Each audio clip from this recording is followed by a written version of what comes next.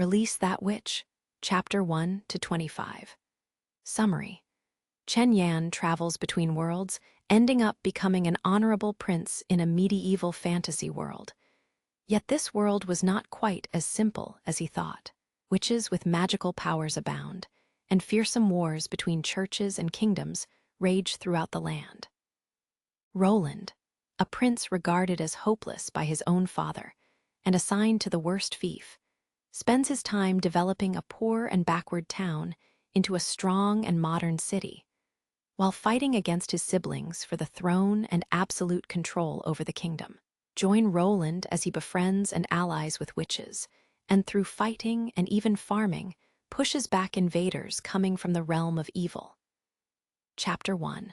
From today onwards, I am a royal prince. Chen Yan could sense that someone was calling him. Your Highness, please wake up. He turned his head away, but the sounds he'd heard didn't disappear.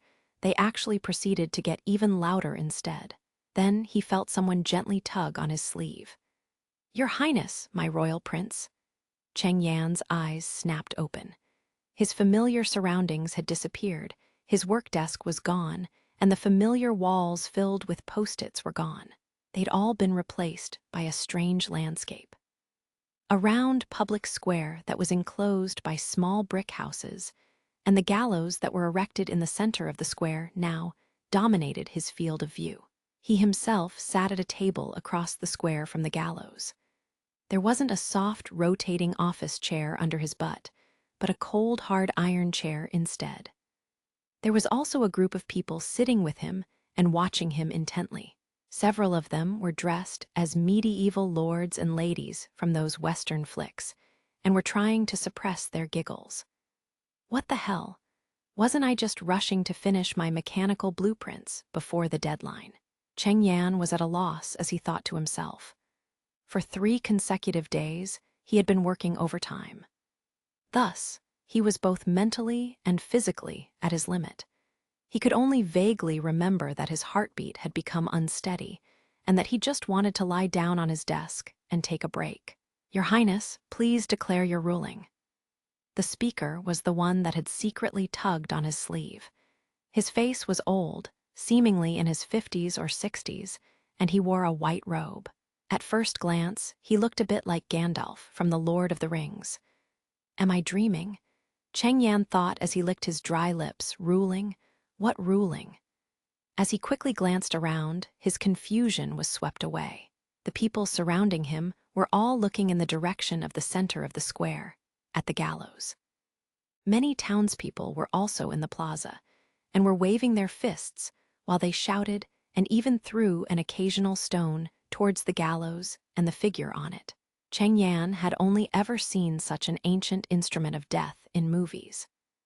The gallows consisted of 2 pillars extending upwards about 4 meters from a raised base, with a crossbeam extending between the 2 pillars, with a thick yellow hemp rope around the middle of the crossbeam.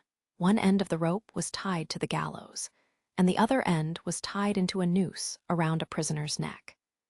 In this strange dream Chen Yan thought he was in, he found that he was able to see everything clearly. Usually, he'd even need to wear his glasses to see the words on a computer screen. But now Chen Yang could see every detail of the gallows, which were 50 meters away, without his glasses. The prisoner atop the gallows had their head completely covered with a hood and had their hands tied behind their back. They wore dirty gray clothes that were little more than rags draped over a frame so thin it seemed you could easily wrap your hand around their exposed ankle. Chen Yan judged the prisoner to be female by her faintly bulging chest, and looked on as she stood there shivering in the chilly wind, but still trying to stand up straight to face her fate on her feet. All right then, Chen Yan thought to himself.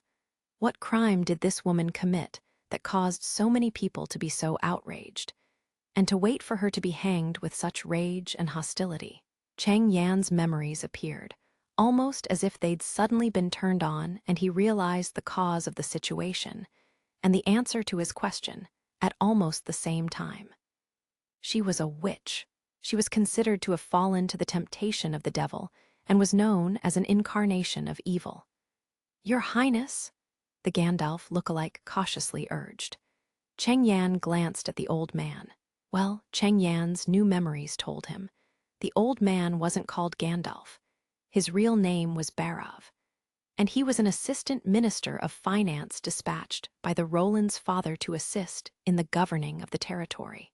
Cheng Yan's identity was that of the fourth prince of the kingdom of Greycastle, Roland, and he had been sent here to govern this region.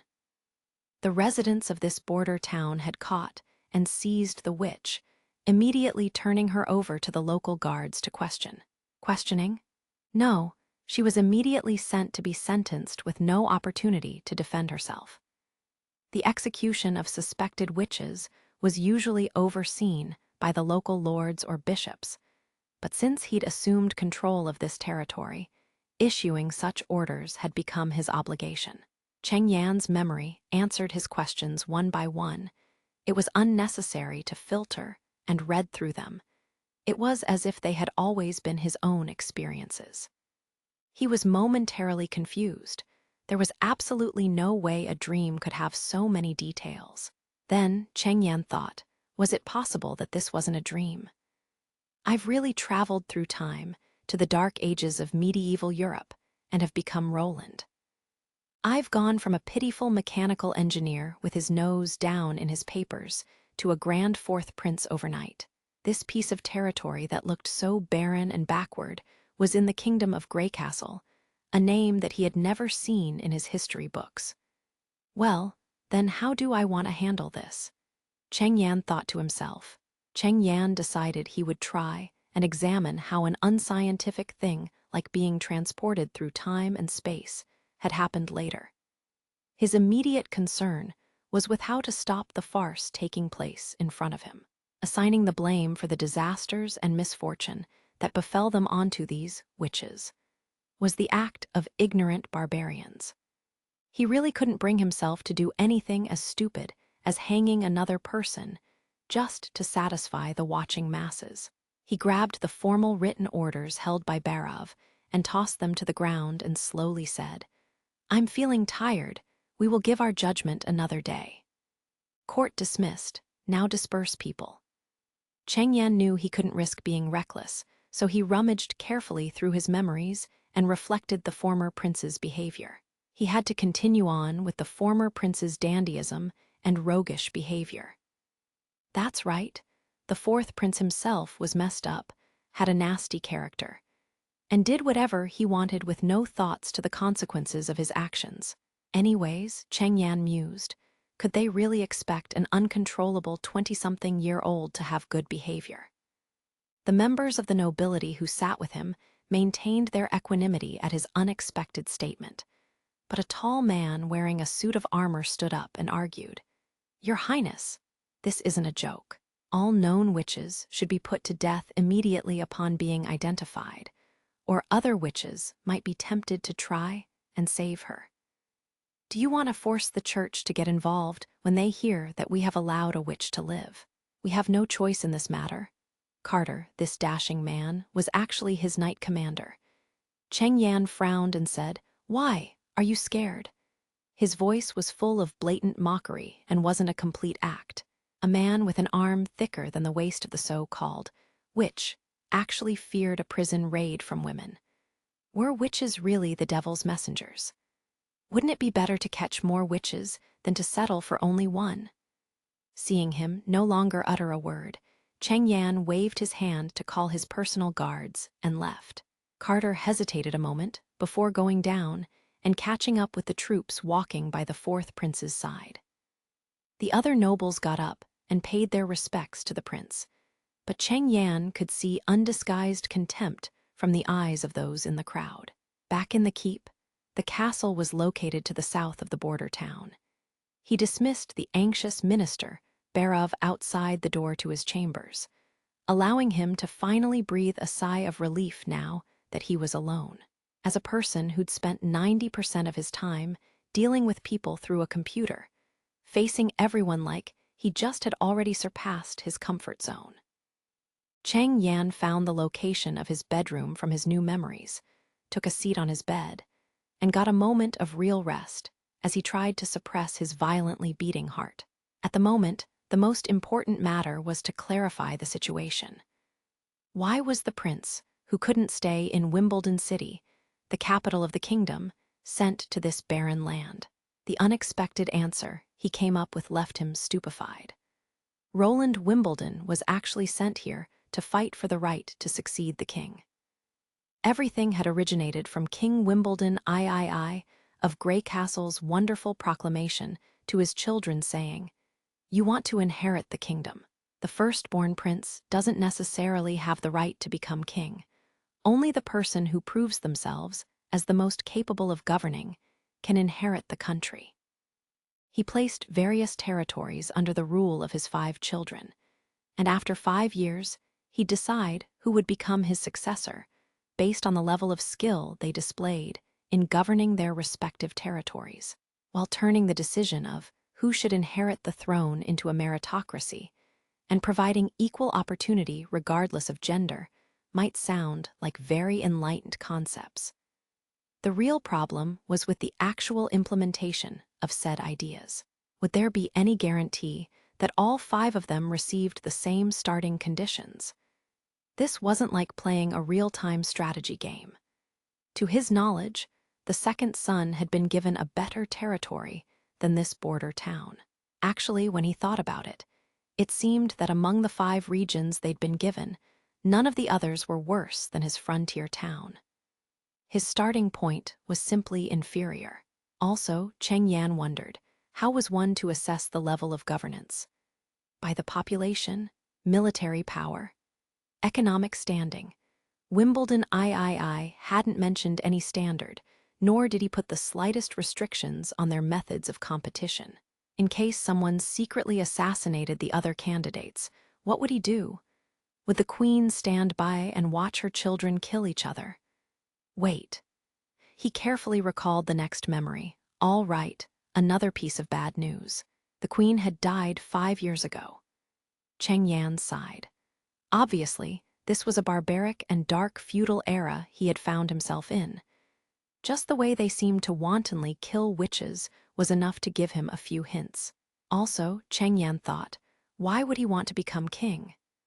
With no internet and none of the comforts of modern civilization, he'd have to live the same life as the native people, burning witches for fun, living in a city where everyone dumped their excrement wherever they wished, and finally dying from the Black Death. Cheng Yan being a prince could already be considered a very high starting point. Even if he didn't become king, he was still of royal blood and had already been knighted. As long as he managed to stay alive, he would be considered as one of the lords of the realm. Cheng Yan suppressed his wandering thoughts and went to his bedroom mirror. The man looking back at him in the mirror had light gray hair, which was the royal family's most distinctive feature. His face was slightly pale, and with his regular facial features, he seemed to be completely without personality traits. He appeared to be lacking in physical exercise, and as for wine and woman, he recalled indulging in both with some regularity. He had had several lovers in the king's city, but all had been willing participants. He hadn't forced anyone. As for the cause of his own crossing over, Cheng Yan guessed that thanks to the company's inhuman urging to progress forward, his boss had arranged for him to work overtime, which in turn actually led to the tragedy that was his sudden death. The victims of cases like these were usually coders, mechanical engineers, and programmers. In the end, no matter what, at least I got the equivalent of an extra life. I really shouldn't complain too much. In the coming days, I might be able to slowly improve this life. But my first task is to play a convincing fourth prince, so that other people don't find something amiss with my behavior and think I'm possessed by the devil, leading to my being burned at the stake. Cheng Yan thought to himself. So, in order to live well, Cheng Yan took a deep breath, looked in the mirror, and whispered, "From now on, I'm Roland." Chapter 2, The Witch Named Anna Part I.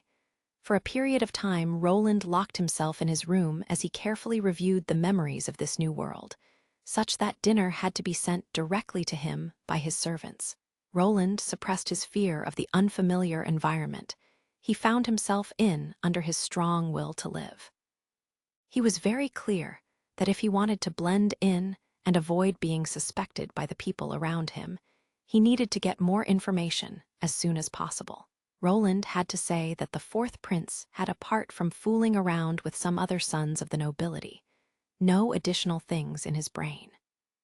Over and over again, Roland was unable to remember any valuable information, such as knowledge of the aristocracy, the political situation in his own country, or the diplomatic situation with his neighbors. As for basic common sense, such as city names or the years of significant events, they were completely different than the history of Europe he knew. It seemed that based on his memories, the old Roland had had absolutely no chance of obtaining the throne. Perhaps the king of Greycastle was aware of this, and because of that, the prince had been thrown into this hellish place. Even if he made a mess of things in this border town, it wouldn't result in much damage to the kingdom. The next memories Roland looked at were of his brothers and sisters, and what he found left him unsure whether he should laugh or cry. Roland's eldest brother, the first prince, had an above-average military power. His second brother was scheming and horridly treacherous. His third sister was afraid of death, and his younger sister was brilliant. This was the entirety of the former fourth prince's impressions of his siblings. Roland felt a little awkward. After more than a decade of living with them, the old Roland's knowledge had been summed up in a few words. What forces they developed, who their competent subordinates were, what they were experts at, what their plans were, and so on. He knew nothing at all. It was only 3 months ago that the fourth prince had come to this frontier town, but the nobility had already stopped hiding their contempt for him. It was obvious that the fourth prince wasn't cut out to be a leader.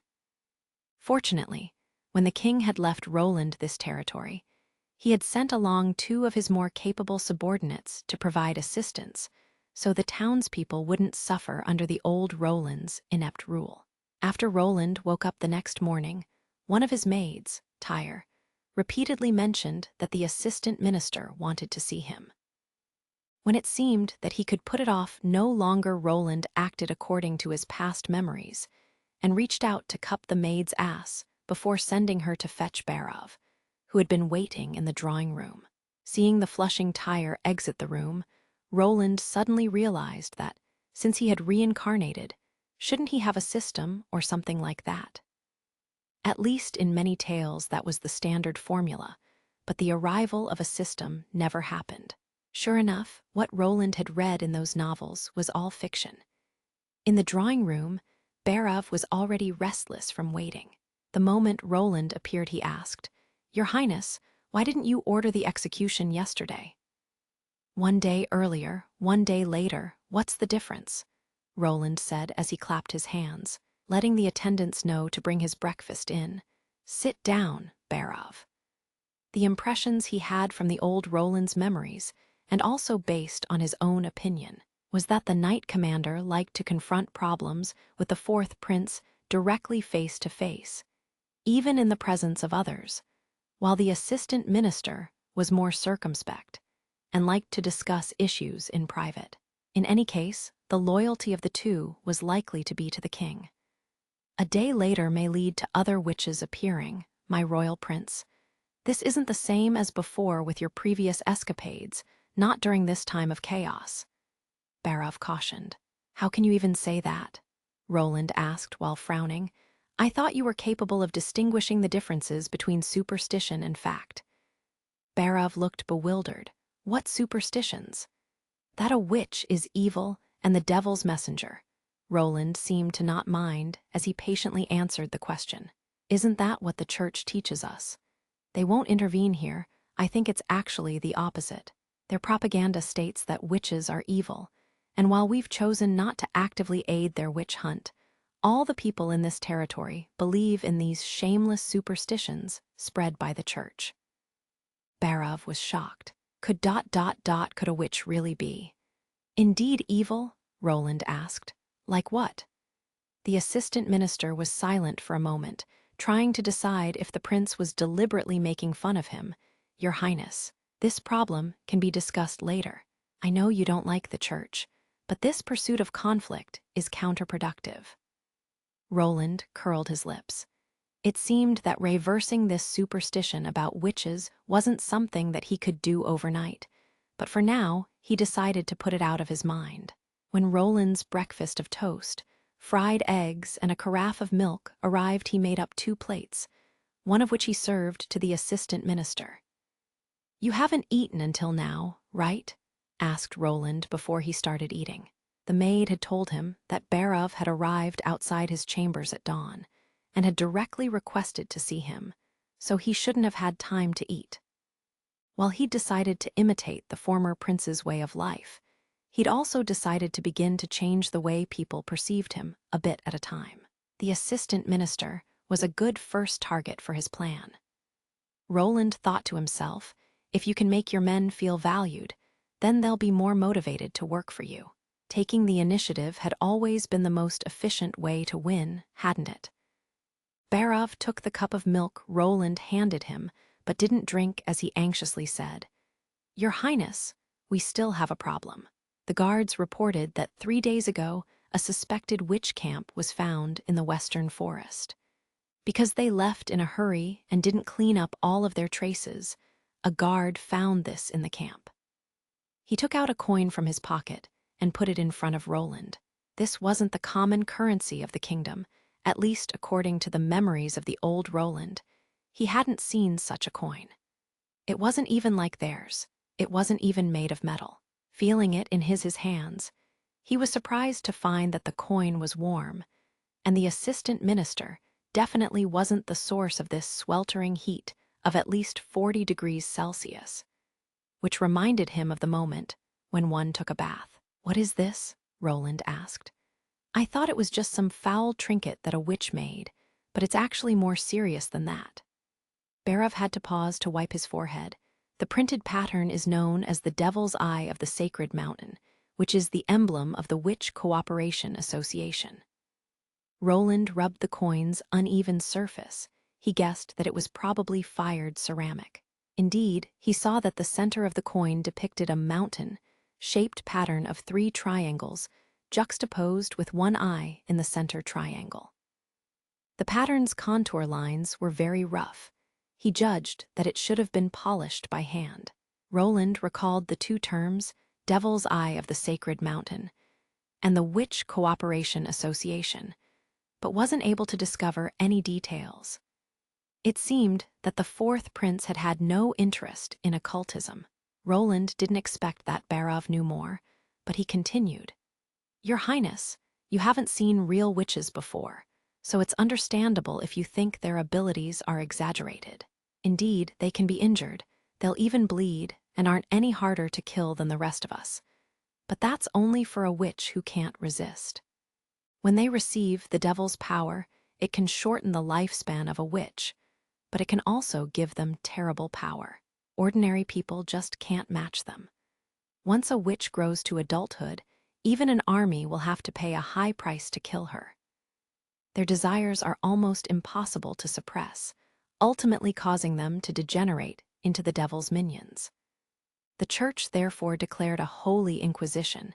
If a woman is found to have even a chance to be a witch, there to be immediately seized and executed. The king has also approved of this decree. And in fact, these measures have been highly effective, and the incidents where witches have wreaked havoc have already greatly declined in comparison to 100 years ago. The Sacred Mountain, or to say the doorway to hell, is only a rumor illustrated in an ancient book from that era. Roland, while gnawing on his bread, sneered again and again as he heard this. Although the histories of this world and the world he knew were very different, their historical trajectories were surprisingly similar. No matter if it was the church in this world or the church he knew from his, he thought that religion itself was the devil's minion, the real source of evil. You don't think sentencing someone to death only because they are different is Neville. Using God's name to kill someone was all kinds of wrong. Unaware of Roland's thoughts, Barov continued with his speech. recorded in ancient books, is that witches can only find real peace at the sacred mountain. They wouldn't have to suffer uncontrollable desires because their magic would have no side effects. There's no doubt that the so-called sacred mountain was certainly the birthplace of evil, an entrance to hell on earth. I think that only hell won't punish those who have fallen for the devil's temptations. The League of Allied Witches. Who are they? What's their relationship with the sacred mountain? Roland asked. Barov explained with a sour face. In the past, everything was good because the witches would run away before the Inquisition arrived and were living in seclusion. But in recent years, the League of Allied Witches appeared and made a difference. They want to gather all of the witches and find the sacred mountain. For this purpose, the Witch Cooperation Association will even take the initiative of luring others into becoming a witch.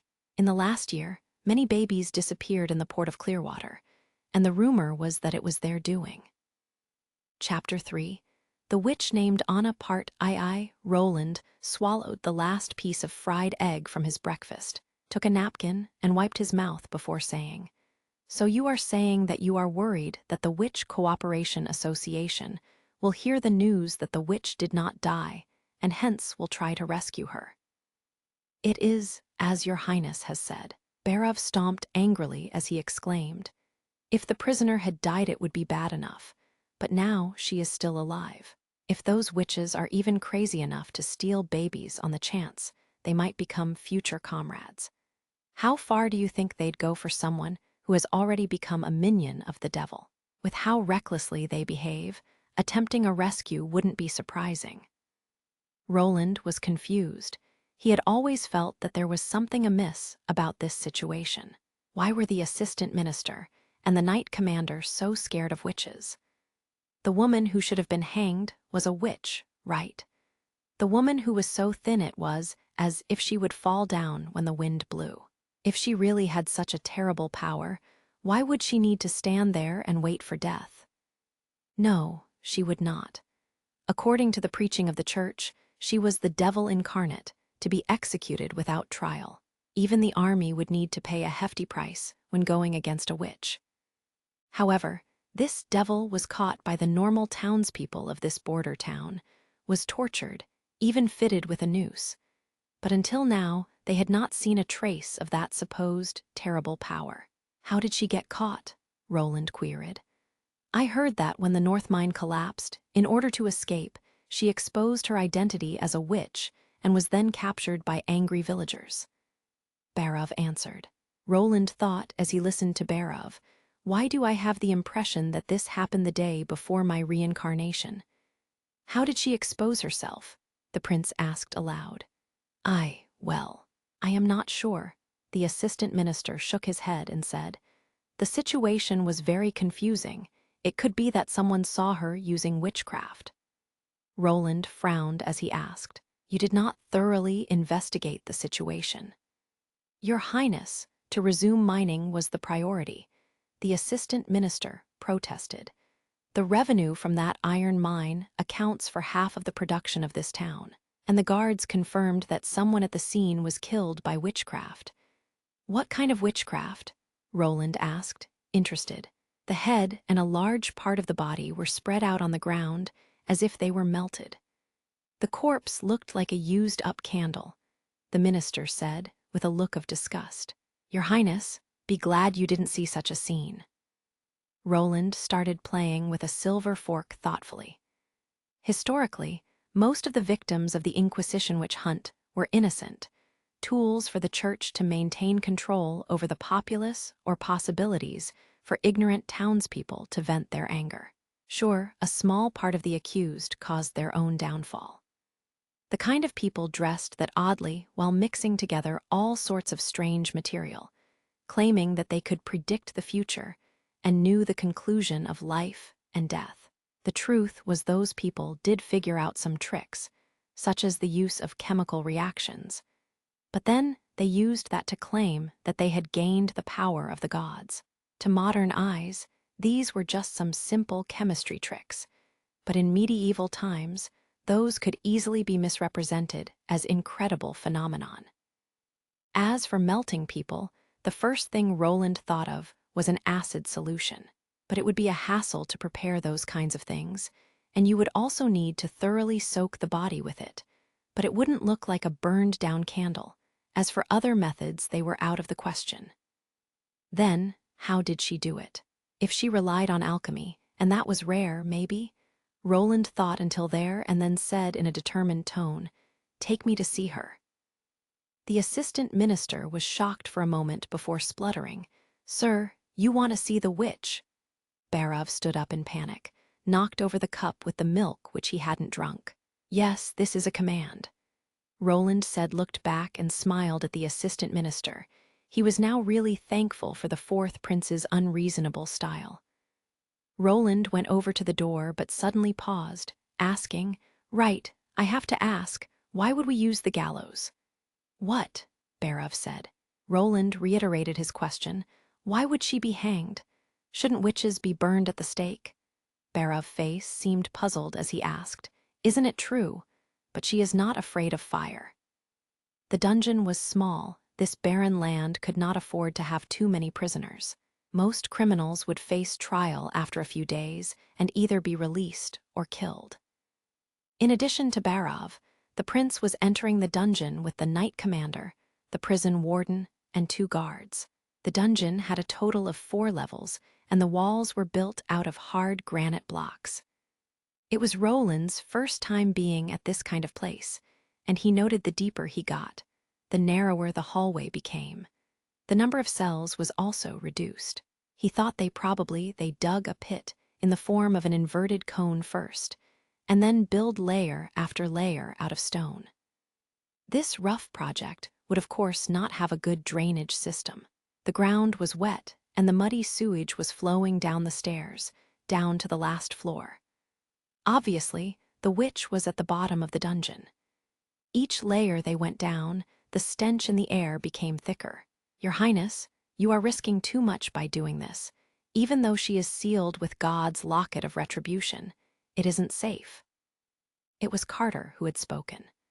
As soon as he knew that the prince was planning on visiting the witch, he immediately went after the prince, advising him all along the road to stop going over. But it was all for naught. Even the repeating the direct command of the king not to engage in any dangerous situations had no effect. Obviously, he wasn't only a pretty face, he was also a chatterbox. After being subjected to this for some time, Roland only wished that someone would sew his mouth up. "You must look evil in the eye before you face it on the battlefield, and stand toe to toe. I thought you knew that," he said. "In addition to fighting the evil with courage, it is also important to assess one's capabilities and act accordingly. Reckless behavior is not considered courageous." Carter rebutted. "You mean to say that if you ran into an enemy weaker than you, you hold justice, but if he is stronger than you will turn a blind eye?" Roland challenged. "No, Your Highness, I mean," Carter stammered. "Before you were already afraid of a witch raid, and now you are even afraid to see a little girl. My knight commander is indeed fearsome." Although the knight was a good speaker, he didn't excel at debate. Encountering a smooth talker like Roland, he completely lost. Taking advantage of this effort, the group reached the bottom of the dungeon. This floor was many times smaller than the one above, with a total of only 2 cells. The warden lit the torches on the walls, and as the darkness faded, Roland saw the hunched-over witch in a corner of her cell. It was already late autumn, and the temperature in the dungeon was low enough to make people see white fog when they took a breath. He wore a fur coat with silk lining inside, so did not feel cold, but the girl only wore coarse linen that couldn't even fully cover her body, with her arms and feet sticking out and turning blue. The suddenly lit-up torches made her cringe away with her eyes closed. But soon, she was able to open her eyes and looked straight at them. It was a pair of pale blue eyes, like a calm lake before the onset of heavy rains. There was no fear on the witch's face, and you couldn't see any anger or hatred. Roland saw a vision. It was as if what he saw in front of him was not a weak little girl. Instead, it appeared as if he was in front of a raging flame. He suddenly felt that the torchlight from the walls was a little dim. The girl tried to stand up while leaning against the wall, in slow motion as if afraid to fall. But in the end, she ultimately stood up and hobbled her way out of the corner, allowing the light to cover her. Already such a simple movement.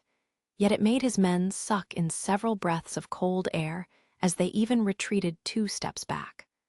Only the Knight Commander could resist and stood in front of Roland. "What is your name?" Roland asked the witch and patted the knight on the shoulder, indicating that he did not need to be so nervous. "Anna," she replied. "Chapter 4, Flame in the End. What happened when the mine collapsed? Can you repeat it for me step by step?" Roland asked. Anna nodded and began to describe it. Roland was a bit surprised. He expected her to stay silent or to angrily curse at him, but instead she just responded with, "Ask whatever you want," and obediently told her tale. It wasn't a complicated story, but a sad one nonetheless. Anna's father was a miner, and when the mine collapsed, he was at work. Immediately after they got the news of the collapse, Anna and the other miners' families went over to help rescue their loved ones. The North Mine was previously rumored to be an underground monster lair with many forks in the road, extending in all directions. Since the rescuers were under no unified command, the volunteers separated after arriving at the mine entry, so that when Anna found her father, only her neighbors, Susan and Ansgar, were by her side. Anna had discovered that her father's leg was crushed under a full ore cart, and he couldn't move. But at his side was another miner patting him down, searching for her father's money. As the looter saw them arrive, he took a pick and rushed at Ansgar and knocked him to the ground. But just at the moment when he was about to strike her, Anna killed him first. Anna's neighbors vowed that they would never say anything about this matter, and with their help, Anna rescued her father. But before dawn, the next day, Anna's father went out on his crutches and reported to the patrolling guards that his daughter was a witch. Why, Roland, when he had heard up until this point, could not help but ask. Barov sighed and answered, probably so he could receive the gold reward. The discovery and reporting of a witch can get you 25 gold royals. For a man with a crippled leg, these 25 gold royals are equivalent to what he could earn for half a lifetime of work. After a moment of silence, Roland asked, "Your opponent was a strong and grown-up man. How were you able to kill him?" At this, Anna laughed, and the flames of the torches shook, just like high waves on a previously calm lake surface. "It was exactly like what you think. I used the power of the devil," Anna said. "Shut up, vile sorceress," shouted the warden, but everyone could hear his voice trembling. "Is that true? I want to see it." The fourth prince was unmoved by their antics as he calmly said, "Your Highness, this is no laughing matter." The Knight Commander interjected as he furrowed his brows. Roland stepped out from behind the protection of his knight, step by step moving closer towards the cell as he said, "Everyone who is too afraid of her can leave. I did not ask you to stay here." "Don't panic. She has a god's locket of retribution around her neck," shouted Barov loudly to comfort everyone, but likely also to reassure himself. No matter how powerful the devil is, he cannot break God's blessing. Standing in front of the prison bars, Roland and Anna were at arm's length, and he could clearly see her dusty and bruised cheek. Her soft facial features showed that she still was a minor, but her expression did not have any traces of childishness. More than that, even anger was hard to find. It was the kind of disharmonious thing Roland had only seen on TV. It was the face of a wandering orphan who had suffered from poverty, hunger, cold, etc. But it was not exactly the same.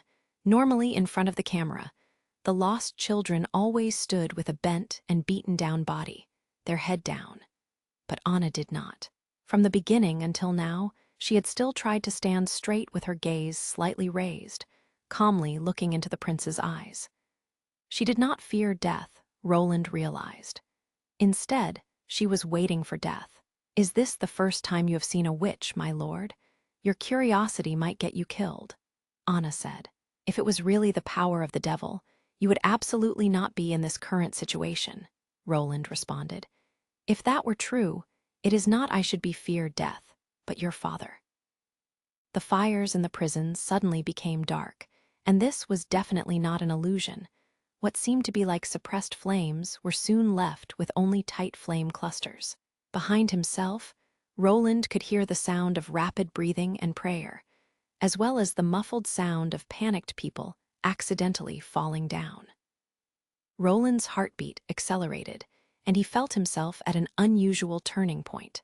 On one side was the world with common sense, which was in accordance with the laws and constants that he knew, not one thread loose.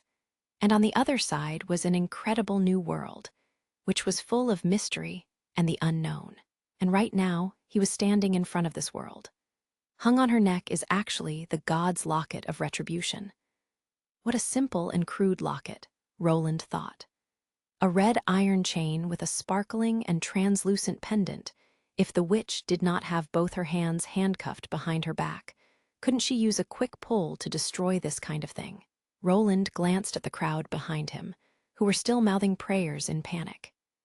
He quickly reached into the cell, grabbed the pendant, and with a little tug the necklace's chains snapped and then crashed down broken. The move startled even Anna. "Come on," Roland whispered. "Are you in the end a liar, some type of alchemist, or are you a real witch?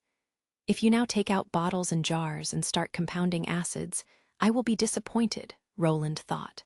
Roland then heard a crackling sound, which was the noise of the thermal expansion of water vapor. Thanks to a dramatic rise in temperature, the water on the ground beneath them had changed to steam. Roland saw a blazing flame rising directly from Anna's foot, and then the ground where she stood was burning up. The torches behind them exploded simultaneously, as if they received pure oxygen in a burst of brilliant light. For a short time, the whole cell was as if it was in daylight, and all this was accompanied by the onlookers' terrified screams. When the witch moved forward, the flames surrounding her moved with her. As she came to the edge of her cell, the dozens of iron bars that made up the wall became pillars of fire. Roland was forced to retreat. The heated air was biting his skin, making him feel pain. In just a few breaths of time, he had escaped from a late autumn summer. No, this was a different kind of heat. This was solely generated by this high-temperature flame, and not a full ambient summer heat. One side of his body was facing the flame's heat, and on the opposite side, Roland felt a chill. He could even feel cold sweat trickling down his back. She really does not fear fire, Roland thought. Roland remembered the words of the assistant minister. Only now could he really understand the meaning of that sentence. She is the flame herself, and how could someone fear oneself?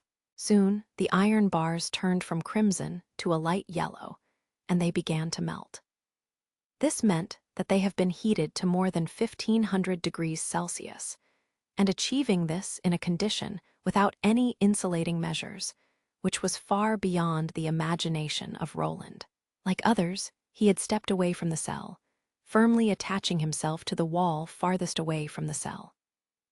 If he had not done this, the heat the molten iron produced was enough to kill him even without direct contact. But it was also enough to clothes to combust, such as Anna's. Her prisoner's smock had burnt to ashes, and her body was now surrounded by a raging fire. Roland didn't know how long it lasted, but in the end, the flame completely faded. The torches were quietly burning on the section of the wall next to them. It seemed like nothing had ever happened. But Anna's burned clothes, the hot air, and the prison bars which looked like as if it was burned by the devil's minions, all this told everyone that this wasn't an illusion. In addition to Roland, only the Knight Commander was still standing. The others had collapsed to the ground. The warden was so scared that his pants smelled of urine. Anna was now standing naked outside the cell. Her arm shackles were gone. She did not block the view at her naked body. Her hands were hanging naturally at her side, and her eyes, which were blue like the sea, were restored to the tranquility from before. "Now I have satisfied your curiosity, sir," she said. "Will you kill me now?" "No." Roland stepped forward and wrapped his coat around her and said with a tone as mild as possible, "Miss Anna, I want to hire you." Chapter 5 Reasons, Second Law of Thermodynamics. Heat can never pass from a colder to a warmer body without some other changes, or it is impossible to convert heat from a single source into useful work without causing other effects. In an irreversible or spontaneous change from one equilibrium state to another, the entropy always increases. Roland carefully copied this law onto paper, writing in the language of this world. At first glance, the text resembled a moving earthworm. He really did not understand how the locals could learn so many varied and complicated characters. If you asked him which of the numerous physical laws would be the one to cause most people to feel depressed, Roland would choose the second law of thermodynamics. It tells everyone that this world's heat will always pass from high to low, replacing the disorder into order, increasing the entropy. Eventually, everything will end in nothingness, and the universe will become deathly silent. And this world had broken away from the ever-increasing entropy problem. It could make magic out of nothing, which was much more impressive than the theorized invention of a perpetual motion machine. The forces of evil. Roland scoffed and thought to himself that the people of this world did not understand the true nature of this power. And it was so enormous that it could even change the entire universe. Of course, for a beginning, he could only start to change this small border town. Roland hummed a tune, tore up the paper he had written, and threw it into the fireplace where it was reduced to ashes, feeling the pleasure of breaking out of a cage. The assistant minister looked askance at the fourth prince's unexplainable actions. But fortunately for Roland, the old fourth prince had always acted in this manner. In the end, Barov decided that the prince's strange whimsy would pass with no need for him to bother about it, and he could see that the prince was enjoying himself. "The killing has been completed. The witch was hanged at noon," reported Barov to Roland. "Good. Did anyone see it?" Roland spoke while writing. "No matter. All of the condemned wear hoods." In order to prevent the Holy Church and the Witch Cooperation Association from knocking at his door, Roland had ordered the dungeon warden to find a woman with a similar build and let her replace Anna on the gallows, in addition to the knight commander and assistant minister. Everyone who was with him in the dungeon hush money, consisting of 20 gold royals. This was an enormous windfall for them. Barov even proposed killing all of the witnesses, or they would never keep their silence forever, but Roland rejected this.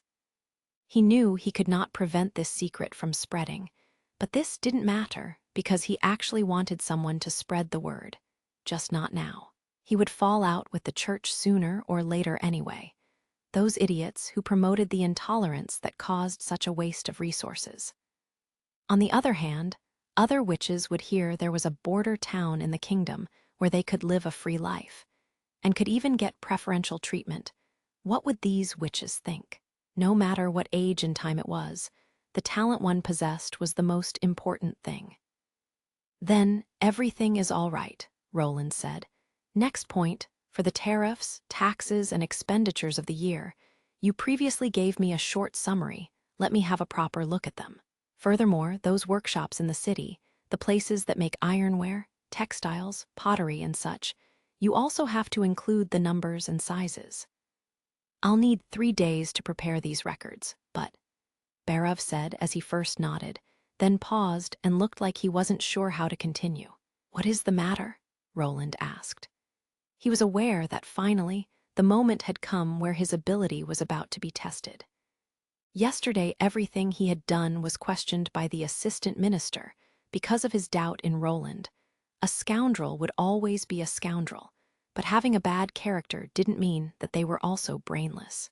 To aid and harbor a witch, in the eyes of the assistant minister, was akin to declaring war on the world.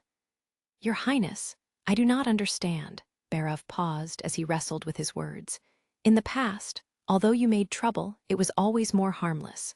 But now, taking such a significant risk only to save a witch, the law to hunt them down was proclaimed by the church, and even your father, His Majesty Wimbledon III, supports it. Roland thought for a moment and then asked, "Do you believe that this border town is a good place to live?" This Barav did not understand what this question had to do with the problem. After some time, he gave his true opinion. No. It is awful, compared to Valencia, the city of golden harvests or the port of Clearwater. What do you feel my chances are of winning the rights to the throne against my siblings? The assistant minister opened his mouth, but didn't answer. Almost zero. So I can only choose to walk another path.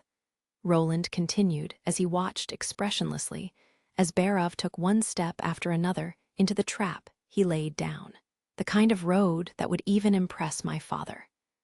He did not state the point that the witches were not inherently evil, because to do so would have little success. Barav had been the assistant minister of finance for 20 years and was regarded as a competent politician. For politicians, their personal gains were usually more important than the moral law of good and evil. Also, taking the emotional route was not suitable for him.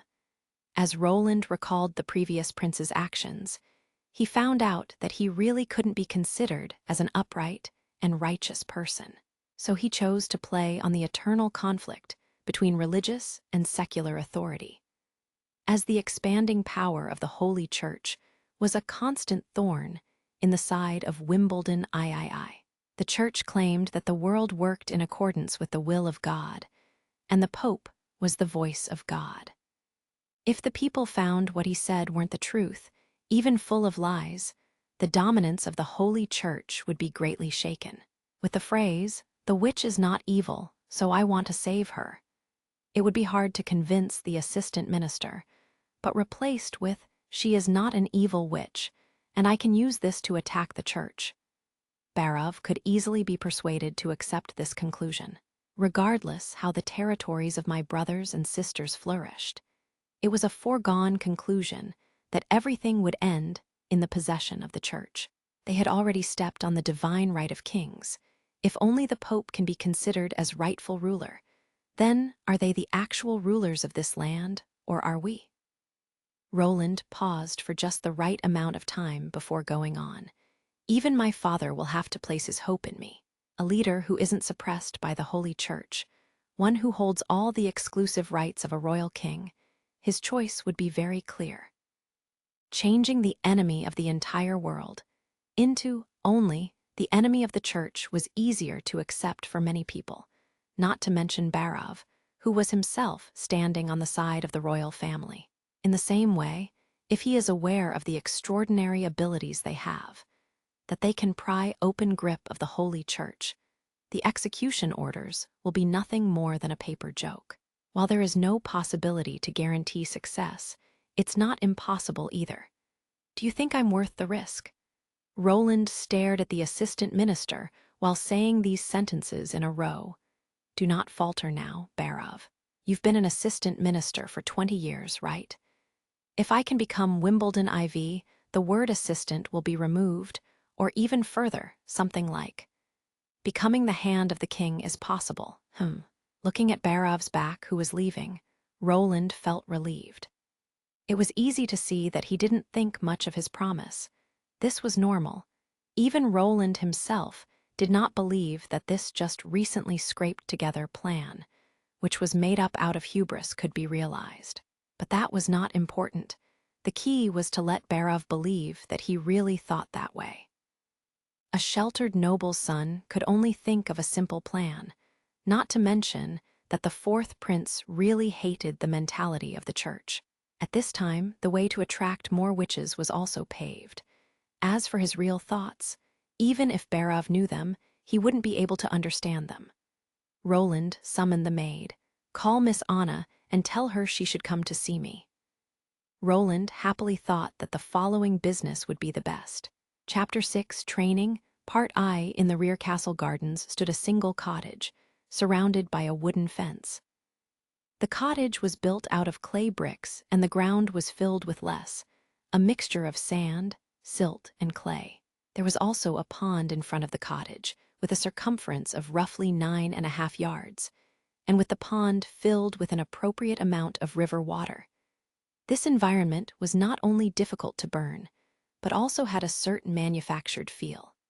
It seemed to be taken right out of a dream. Piled atop the ground were several iron ingots. These came from the blacksmith and were placed there by Carter. The pond was very charming. Roland had immediately taken a fancy to this place. But as for a laboratory, this place was still too crude. Roland shook his head, realizing that using some random materials and having them build a perfect lab was not possible. If he could find a suitable place in the future and collected all the resources, he would get Barov to start making him a workshop. Calling Anna over, who had been resting in the cottage, Roland asked, "How are you? Did you sleep well?" Looking at the bewildered Anna who emerged, Roland smiled. The witch Roland saw now and the witch he saw yesterday looked like two completely different people. After a thorough cleaning, her long flaxen hair draped over her shoulders like a shawl and had a soft and shiny luster. Although her skin hadn't been maintained due to her rough life, as a commoner, her youth made up for it, and the light dusting of freckles, which were on the bridge of her nose, added a youthful vitality to her face. Her body was still thin and looked as if a strong breeze could push her down, but her cheeks, with a rosy color, and the bruises and marks on her neck, were much faded from yesterday. Roland suspected that witches received an improvement of their physical capabilities in addition to their magic. At least Anna's recovery rate had to be much faster than the average person's. Originally, since you experienced so many terrible things, you should be allowed to rest a few days. However, our need at this time is very urgent, so I'll compensate you later, Roland said, before telling the girl to turn around in a circle. This dress, does it fit well? Anna now wore clothes he had carefully selected from a variety of styles, all in order to satisfy his lewd tastes. The full protective clothing that the iron workers wore was too thick and not suitable for her, while the robes many mages wore in games appeared to be elegant and classy. In real life, they restricted the mobility of the wearer and would quickly be turned to ashes. As for maid dresses, hey, is there any better clothing than this? Even if this world had no modern maid outfits, yet it was not a big problem. The usual maid clothes were what the later generations were based on after all. So Roland directly took a set of clothes from Tyre and cut it to Anna's size, shortened the skirt, changed the long sleeves to short sleeves, made the round neck collar become folded, and then tied it into a bow, thereby creating the new witch uniforms. This was matched with a witch hat customized, black boots ready, as well as a knee-length cape ordered. In the past, Roland could only see this type of costume in a movie, but right now one stood in front of him, looking so much like a witch from Earth lore. "Your Highness, what do I need to do for you?" Anna asked. Anna really could not keep up with the ideas of the great man in front of her. She felt that she was losing her ability to judge the situation. Being dragged out of the dungeon with a bag over her head, she believed she would soon be liberated of her cursed life. But after taking off the headgear, Anna found herself not seeing the gallows or the guillotine, but a magnificent room. Then a bunch of people flooded in, undressing and bathing her. From her armpits to toes, nothing was left unpolished. Next, it was the dressing room. Anna did not expect that she would have needed all these dresses to serve someone. She also never knew that clothes could actually be so comfortable. As they laid gently on her body, it was possible to feel the slightest friction. Finally, a white-bearded old man had entered the room, and after he ordered everyone else to step out, he had placed a contract in front of her. At this moment, Anna realized the man who had said he wanted to hire her in the dungeon was actually this kingdom's fourth prince. When he said he wanted to employ her, it was not a joke. The contract clearly stated that if she worked for the prince, she would be paid a gold royal every month. Of course, Anna knew what receiving a gold royal a month meant. Her father, who had worked in the mine all day, had had his pay determined by the amount of ore he was able to mine. But the best haul he ever had was only worth 1 silver royal. 100 silver royals could be converted to a gold royal, and even this depended on the purity of the silver royals. So, was her job to accompany the prince while sleeping. When she was bathing, Anna had heard the maids whispering, but she didn't think she was worth this price. With her blood tainted by the devil, she was a person full of filthiness. After she was exposed, everyone knew her real identity. Even if the prince's curiosity was compelling to this extent, even if he did not fear the devil, he did not need to pay her any remuneration at all. That night, however, no one came, and she fell asleep peacefully. It was the softest bed Anna had ever slept in, so she just laid down and immediately fell asleep. The next day, when she opened her eyes, it was already noon. Lunch had already been served in her room. Delivered were bread with cheese and meats. Before, she had obviously been ready to die. She had even decided to willingly give up her life to atone for her sins. Those were her original thoughts, but after tasting the luxurious meal, Anna could not help it. Tears started running down. Sauces and seasonings were mixed within her mouth. A strong hint of a spicy flavor mingled with a sweet taste, attacking, again and again, her taste buds. Suddenly, she felt that the world was a little bit brighter. Anna felt that if she could eat this food every day, then even if demons attacked her body, she would have more courage to resist, right? Now standing in this garden which resembled an old temple, nothing like her prison cell, Anna secretly made up her mind. Since the other party needed her, so whether it was to wear strange clothes or even using the incredible devil's power, she was willing to try. So she repeated her question, but this time she did not hesitate. "Your Highness, what do you need me for?" "Right now, I want you to learn to control your own strength. Try it over and over until you can send out your flames and receive them back freely." "You mean the—" "No, Miss Anna," Roland interrupted her. "This is your power." The witch blinked with her eyes, her beautiful, big blue eyes. Most people in the world have the misconception that the powers of the witches belong to the devil, that they are incredibly evil, when, in fact, they are wrong. Roland bent his body down and met her eyes with his own on an equal level. "But you already figured that out, right?" Roland remembered Anna's chuckle in the dungeon. Would a person who felt they were evil have laughed with such self-mockery? "I did not use my power to hurt anyone else," she murmured, "except for that looter." "Self-defense is not a sin. You did the right thing. People fear you because they do not understand you. They only know that with training witches can become strong fighters, but they do not know how to become a witch. Unknown power is always scary." "You're not afraid," Anna said. "Because I know your power belongs to you," Roland laughed. "But if that looter had such an incredible strength, I wouldn't calmly stand in front of him." "Well, let's get started," he said. Chapter 7, Training, Part II. The fire rose up from under her feet, but soon faded away. This was already her 23rd attempt, and she had failed again. On Anna's forehead, beads of sweat constantly arose, but she just used the back of her hand to swipe them away.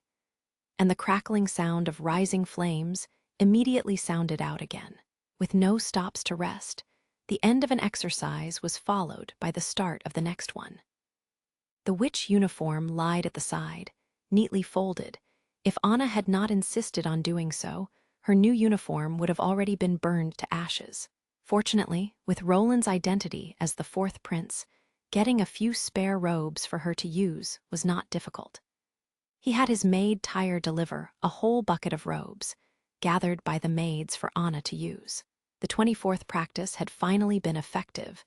The flame was no longer rising from her feet. Instead, it appeared on her hand.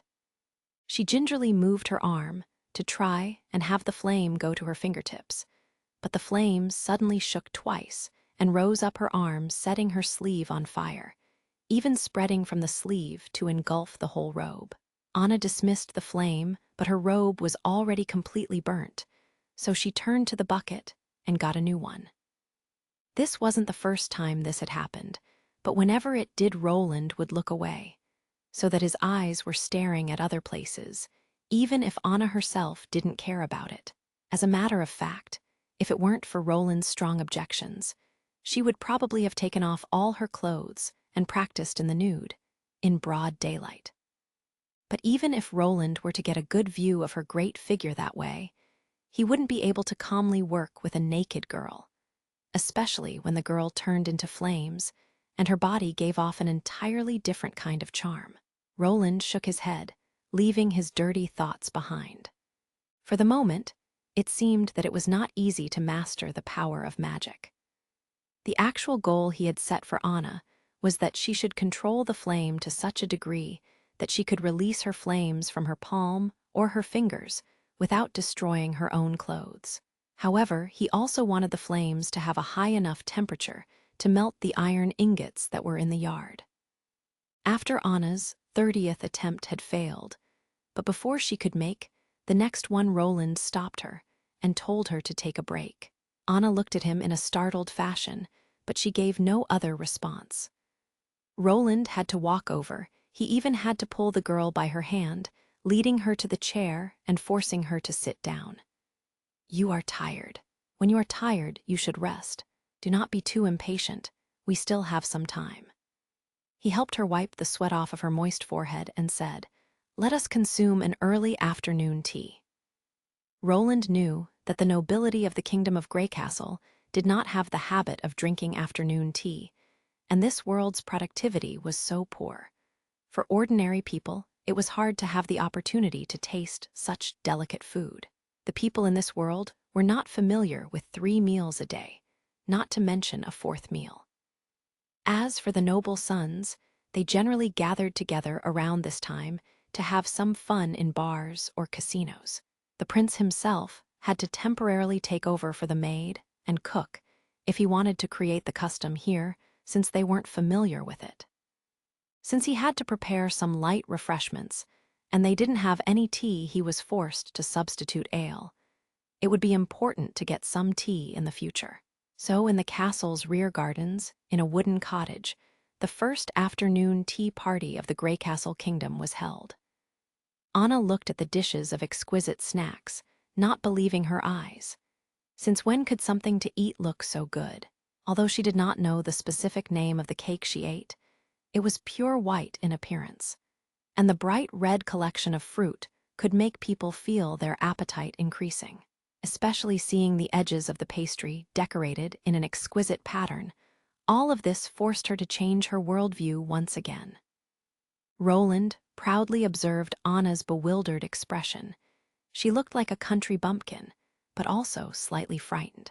Although the strawberries on the cream cake were marinated in sugar and didn't even taste fresh, there was nothing left of the cake. Roland found that appreciating the witch's face while she ate was more satisfying than doing so himself. Roland watched Anna, who was carefully placing the cake into her mouth, her blue eyes almost releasing a ray of light, and her hair gently swaying in the wind. Seeing all this, his heart suddenly nearly burst, and he thought to himself, "It's not good to cook anything worse." Well, the cultivation of feelings as well as talent was also very important. Watching Anna while she practiced and accompanying her to enjoy the afternoon tea became Roland's daily life, not showing any interest in the government affairs. Barov helped him to take care so that everything was clear and orderly. 3 days later, Barov delivered the information of the border town's industry that he had asked for to Roland's office. This was an absolutely unbelievable moment. The former 4th prince actually had never the patience to see such a big pile of complicated reports. As a matter of fact, even now he didn't have it. Roland needed only to read 2 lines of text until he started to feel dizzy, and he directly said to Barov, "You will read it to me." He spent an hour listening to Barov until he found a mistake. Why were the border towns' annual winter taxes and trade revenues 0? Since the winter temperatures were low, the decline in the harvest could be understood. But what was the meaning of directly returning to 0? Had the local people the habit of hibernation? Barov coughed. "Sir, Did you forget? In the winter months, it's the time of the months of the demons. The town has no ability to guard its borders. All the residents must evacuate to Longsong Stronghold. But rest assured, your safety is certainly the first priority. Months of the demons. Roland seemed to recall having heard that phrase before. He didn't take the take of ghosts and the legends of wicked witches seriously. He considered it as part of this uncivilized world's nonsense. But now it seems that the monsters are not a fantasy, since the witches actually do exist. Then, what about the other famous legends like ghosts? When he got his education, as a noble, his history tutor had explained the month of the demons in detail. Every winter, after the first snow fell and the sun had gone behind the mountains, an intense darkness without light would descend. At that moment, the gates of hell would open. The evil spirits from hell would corrupt living creatures and turn them into the slaves of the devil. Some of the animals would change into powerful demon beasts with only one goal: to attack humans. Most witches were born in this season, and their power would be far stronger than usual because of it. Have you seen them? The gates of hell, Roland asked. Your Highness, how can ordinary people go see them? Barav shook his head again and again. Don't say nonsense. The mountains they come from cannot be conquered. Even being close to the mountains, you will be affected by the foul miasma, first getting a mild headache, and then, in severe cases, even losing your mind. Unless what? Unless the person doing it is a witch. Only a witch can go and see the gates of hell because they have fallen from grace and became the devil's minions. Naturally, they don't need to fear the touch of evil. Mentioning witches, Barav glanced in the direction of the garden. The demonic monsters, have you ever seen one? Roland knocked on the table to recapture the assistant minister's attention. Well, I haven't seen them. Like your Highness, this is my first time coming to the kingdom's borders. In the center of the country, in the castle, only a few people would have encountered the real demons. If he needed to evacuate once a year, how would he be able to develop this place? He initially thought that the border town was a barren land, but that it still had the potential for development. But now it seemed to be a pipe dream. When we resist the demonic beasts in Longsong Stronghold, when they aren't invincible and when they can be killed, then why can't we defeat them in this border town as well? Longsong Stronghold has a high wall. Also, the Duke Ryan's elite troops are stationed there.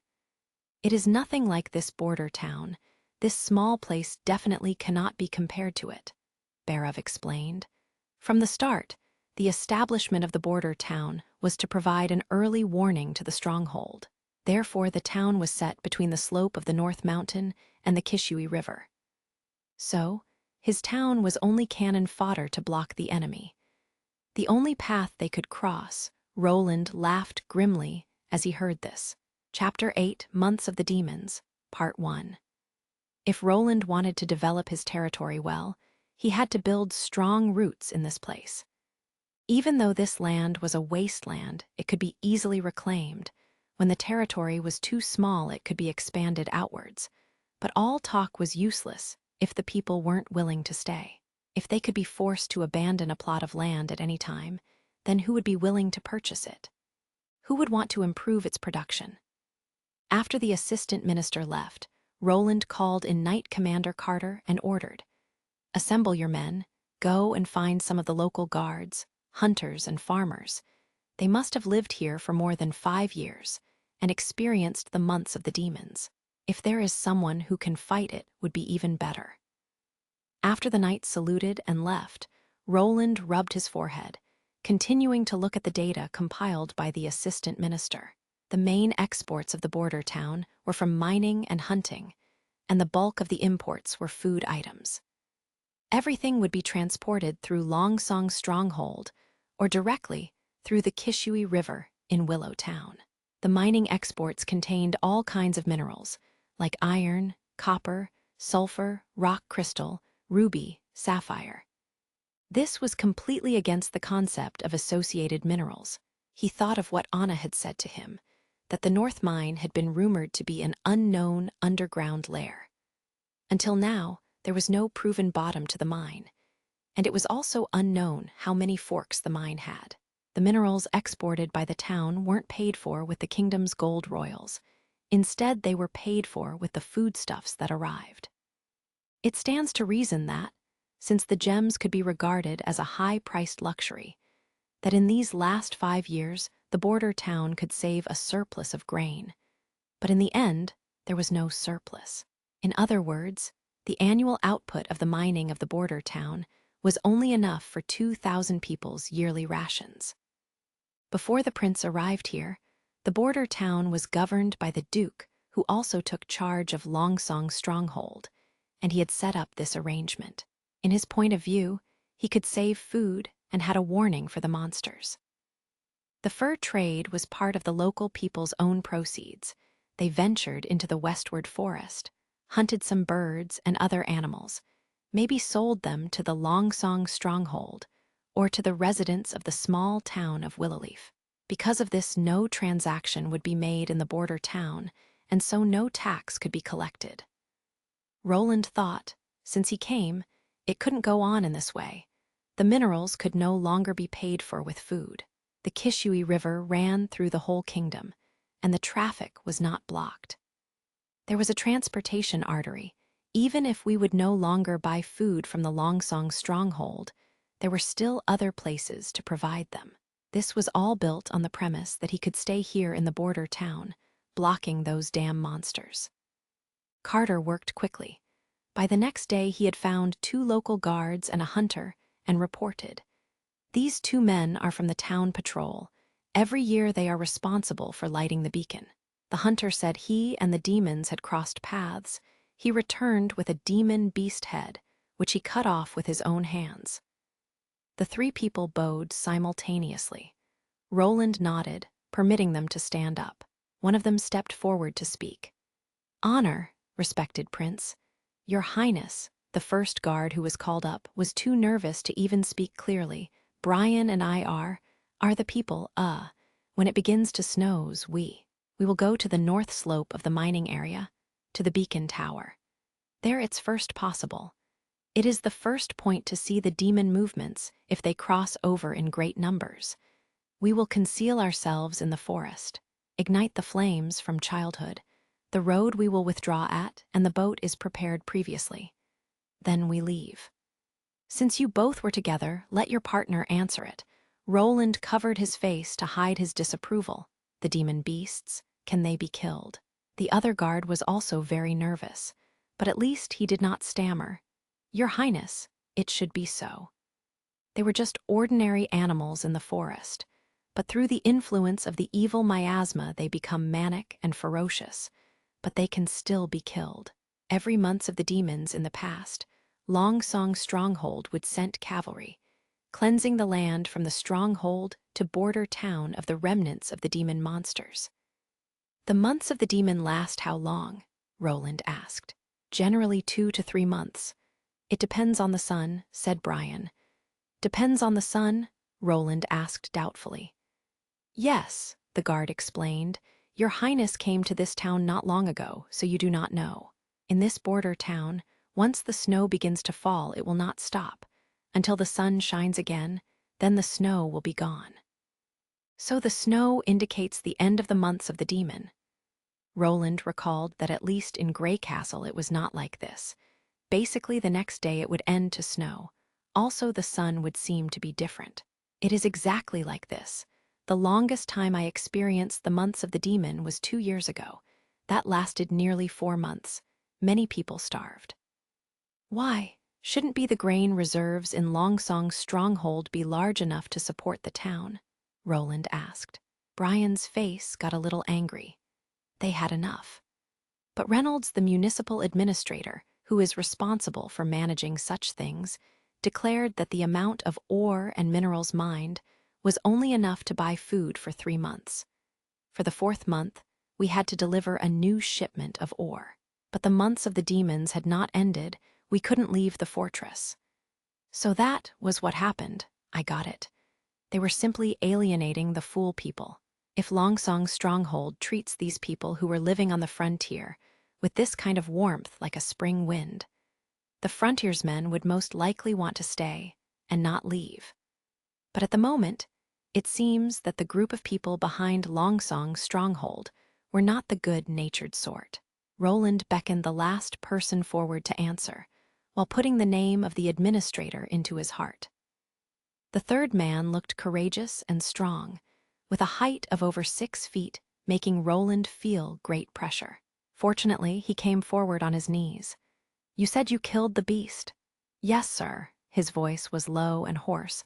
"A wild boar species and a wolf species." "Species?" Roland repeated. "What do you mean?" "This is the name of the demonic beast, Your Highness." The more fierce the variation of the animals was before, the more difficult it would be to deal with variation after. And they will emphasize the advantages of the body. The wild boar, its back fur would become extremely tough. Even within a range of 50 yards, it would be difficult to hurt it with a crossbow. The wolf species becomes more cunning.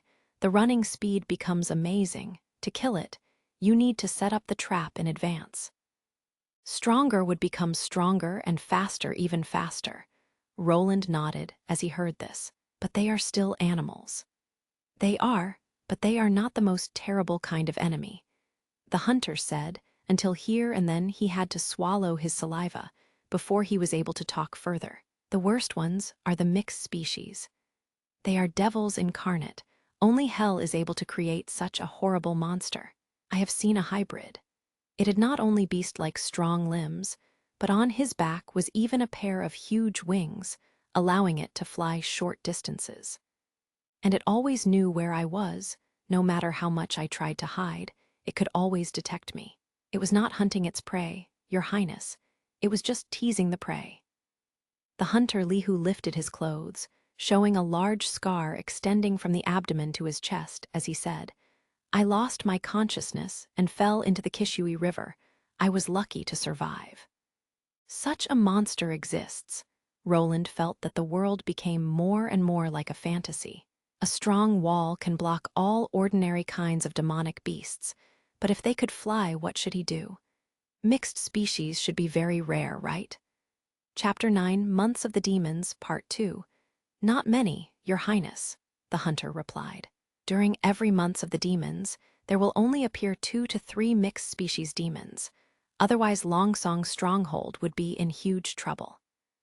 "Well, you seem to be very observant."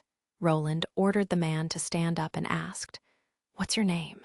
You don't look like a man from my kingdom of Greycastle." "Half of my lineage hails from the Majin clan. The townspeople call me Iron Axe."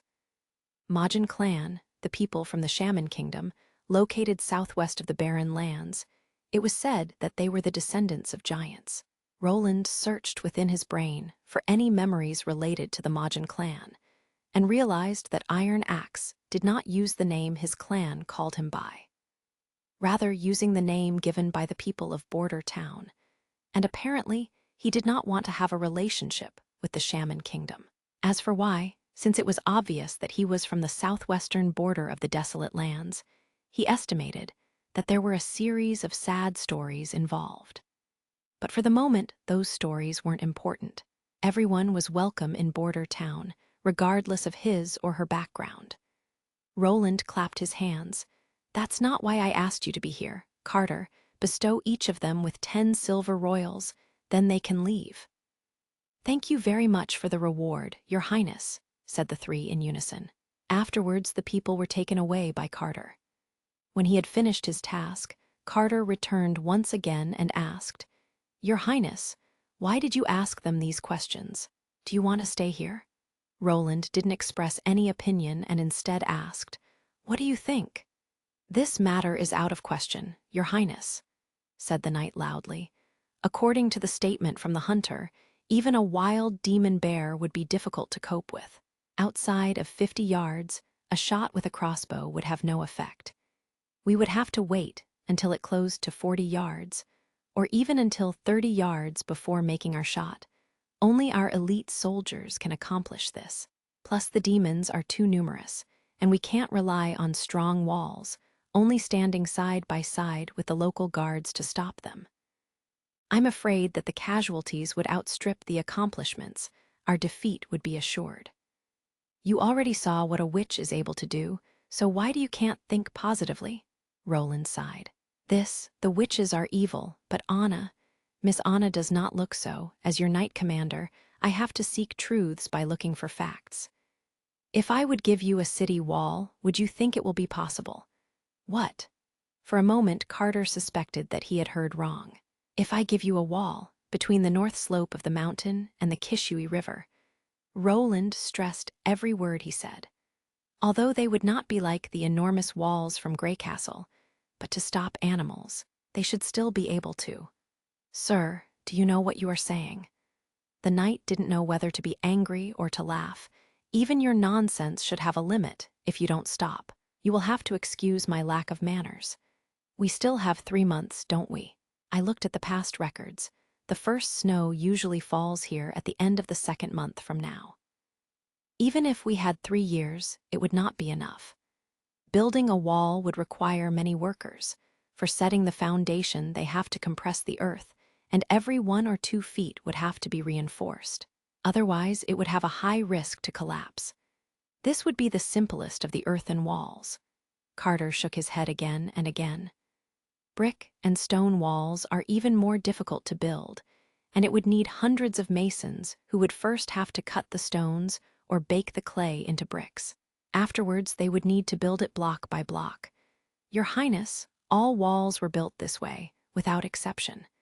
A city being built in the time of a day and a night, that is only the stuff of legends. Roland indicated he had heard enough. I see. You don't need to be so upset. If there is no reliable wall in place, I will evacuate with you to Longsong Stronghold. I'm not going to give away my life in this place. The knight knelt down. I will protect you. Afterwards, in the beautiful castle gardens, Roland nipped at his bitter ale. Looking at Anna, who was intently eating cream cakes, his mood recovered a lot. He had decided to stop the demonic beasts at the border town, joining the elite soldier with the town guards. He would also intensive the farming by expanding the area the guards patrolled. If he wanted to build the wall, connecting the north slope of the mountain and the Kishui River within 3 months, he must use an appropriate technology from the modern times. It was not the case that Roland had suddenly thought of this. Previously, he had checked the edges of the border town. Although he didn't go personally, in his memory remained a clear picture. The northern slope of the mountain and the Kishui River were only separated by 600 yards at their closest point. It was a natural bottleneck, and due to the all-year-round mining in the North Mine, it was surrounded by rock gravel mined from the cave. These gravel cast-offs were ash-gray, containing plenty of calcium carbonates, which could be used as limestone after grinding. With the limestone he had his solution, it would be equal to cement. Yes, this would change the history of mankind, to be able to build with a water-hardening material, with raw materials which were easily to obtain, which were simple to prepare. It truly numbered among one of the most efficient tools for tilling the fields. Roland estimated the needed time, even if he would implement new technology. Even with cement, he wasn't sure if it was possible. The amount of cement they actually needed was too big. He wasn't sure if they could calcine so much cement powder within 3 months, and concrete toughness would be inferior. In the end, they would need to reinforce it with steel. Thus, the probability to succeed in building a concrete city wall was not that great. They had to maximize the usage of the existing materials and save cement, so building a fieldstone wall would be the most appropriate choice. The so-called fieldstone was a stone which had not undergone any grinding. It was just a natural byproduct of mining. This stone, because of the irregular shape of the edges and corners, there was no way to directly using it to build. Instead, it first need to be processed by the stonemason into usable bricks. But building a fieldstone wall while using cement as binder was possible, regardless of how oddly shaped the stone was it could be used. The gap between the stones was filled by the cement, saving cement and using leftover materials. With this, the big direction was set, but the actual implementation, he was afraid he would have to do it by himself, thought Roland. Regardless of whether it was the calcined cement or fieldstone wall, both were new things. Except for himself, no one had seen these things, and also no one knew how to make them. He was afraid he would be very busy for the next 3 months. "You, look here." The sound of Anna's clear voice came from behind him. As Roland turned, he saw a small cluster of flames in her palm quietly burning. There was clearly no wind, but the flame tip was rising up and down, as if it would nod to her. She shook her finger, and the fire was like a toddler, moving slowly towards the tip of the finger.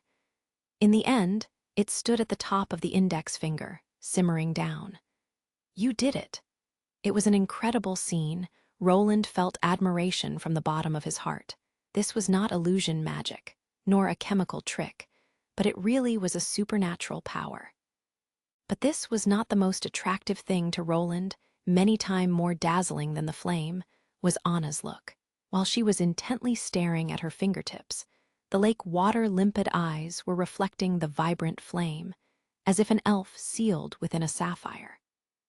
The traces left from the prison torture had already faded, though she rarely smiled, but her face was no longer lifeless. On the young lady's tip of her nose was a speck of sweat. The rosy color on her white checks emitted vitality. Even looked at also can let a person feel cheerful mood. "What happened to you?" "Ah, nothing." Roland noticed he looked at her for too long. He removed his gaze and coughed. "Well then, try using it to melt the iron." In the past few days, except for eating and sleeping, she always repeated her practice. In front of the hardworking enthusiast, Roland could only endlessly blush in shame. Even in the face of the college entrance examination, he did not work so hard. Apparently she will not need long until she completely grasps this power, Roland thought. Following that, his ideas of new projects can be set on the agenda.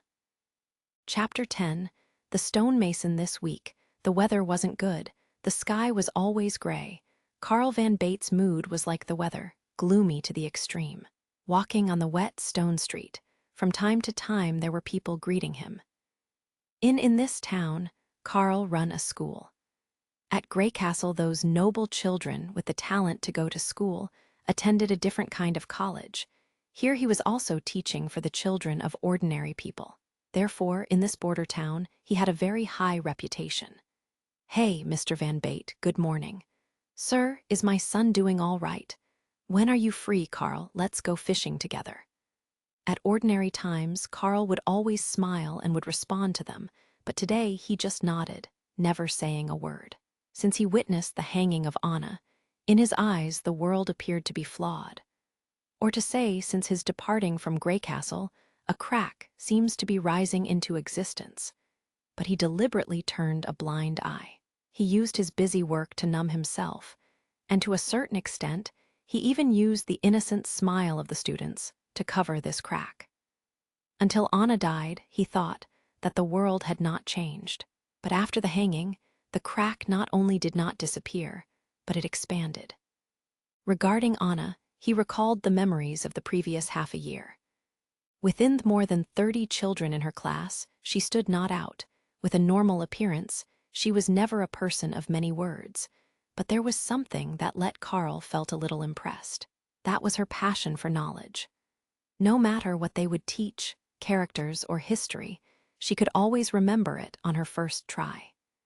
Even if it was the boring history and evolution of the religion, she was always seen holding a book. He had seen the young lady help to take care of her neighbor's sheep, sitting down in the sun. Anna would carefully brush the sheep's hair, gently, like someone would do it with a baby. The picture he could still remember very clearly was the sweet smile of a happy girl.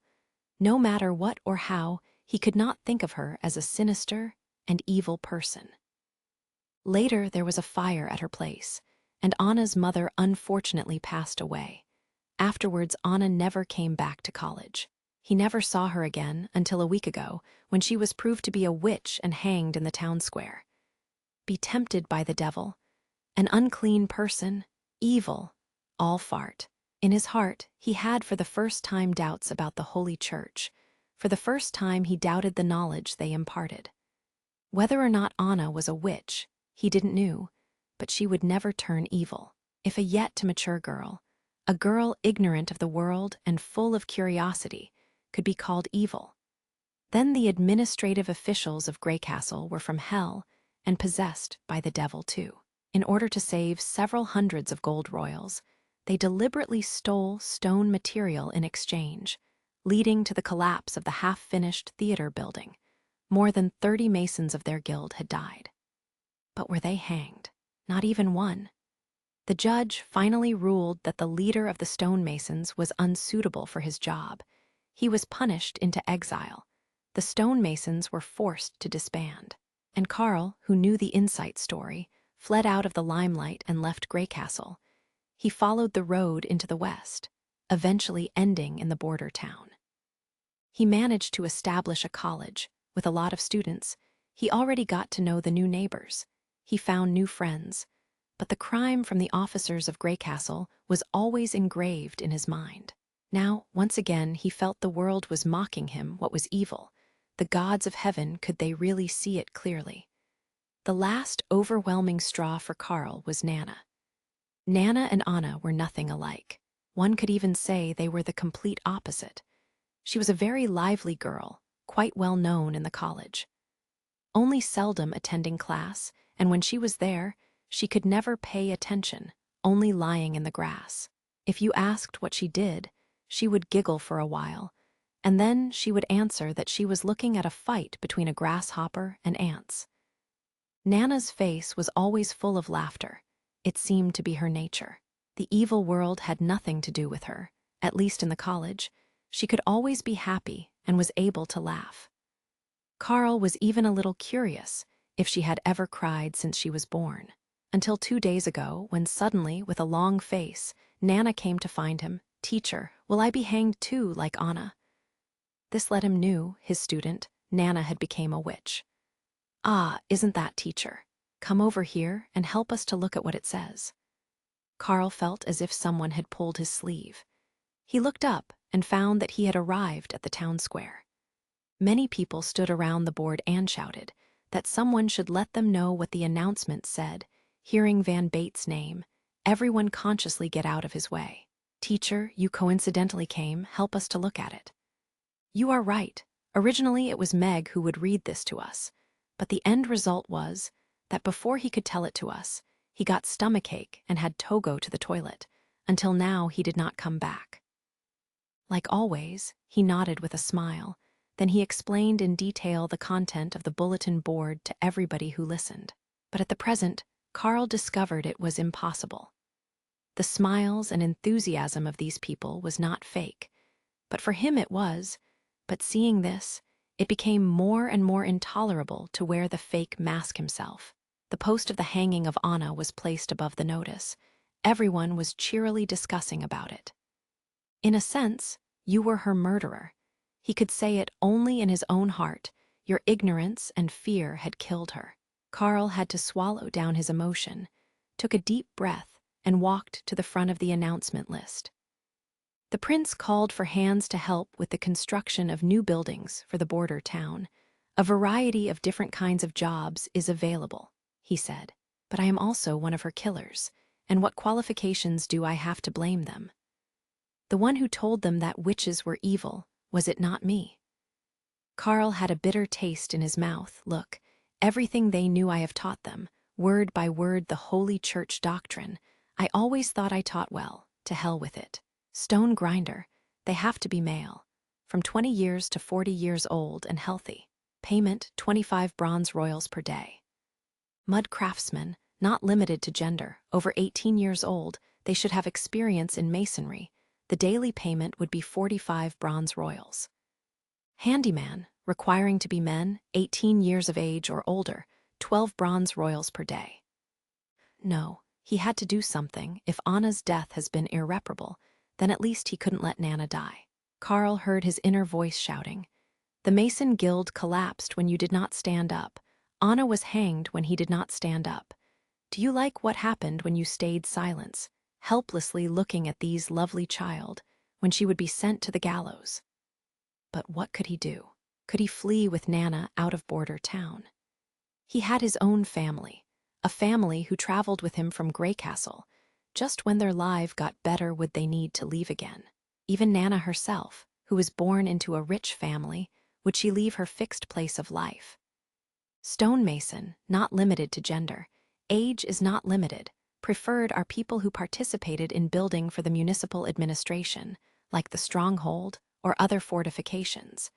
The city hall recruit for long-term, with monthly remuneration of 1 gold royal. Additional term.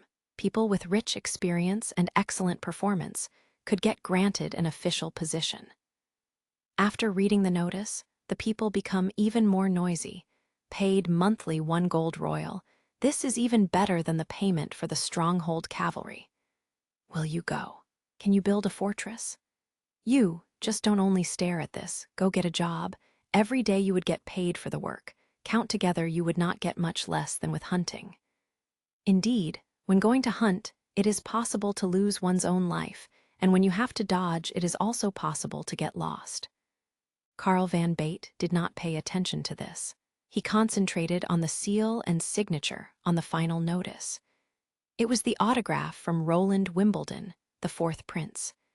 Did the prince not know that the month of the demons was already coming? Whatever he wants to build, at the moment, it's not a good time to start. It seems His Highness knew nothing about constructions, provided that oneself could become the stonemasons. Would he then brought to his attention? Carl had suddenly an idea, perhaps through this recruitment. He could see the prince himself, the highest ruling in border town. This thought let Carl swallow a mouth of saliva. Could he convince the prince that the witches were not evil? There were rumors of His Royal Highness' unique ideas. He should have a character different from ordinary people, but also that he hated the church very much. Maybe he could do it, he thought, although in the end the hanging of Anna was ordered by Prince Roland. But everyone could see he was not willing to do it. The prince himself was still in his early 20s. This should make it easier to understand. Those girls were still in the marriageable age. How will they suddenly become evil and do unforgivable acts? Of course, there was a possibility that Carl would end as a witch helper. He would have to go to the gallows, together with the witch.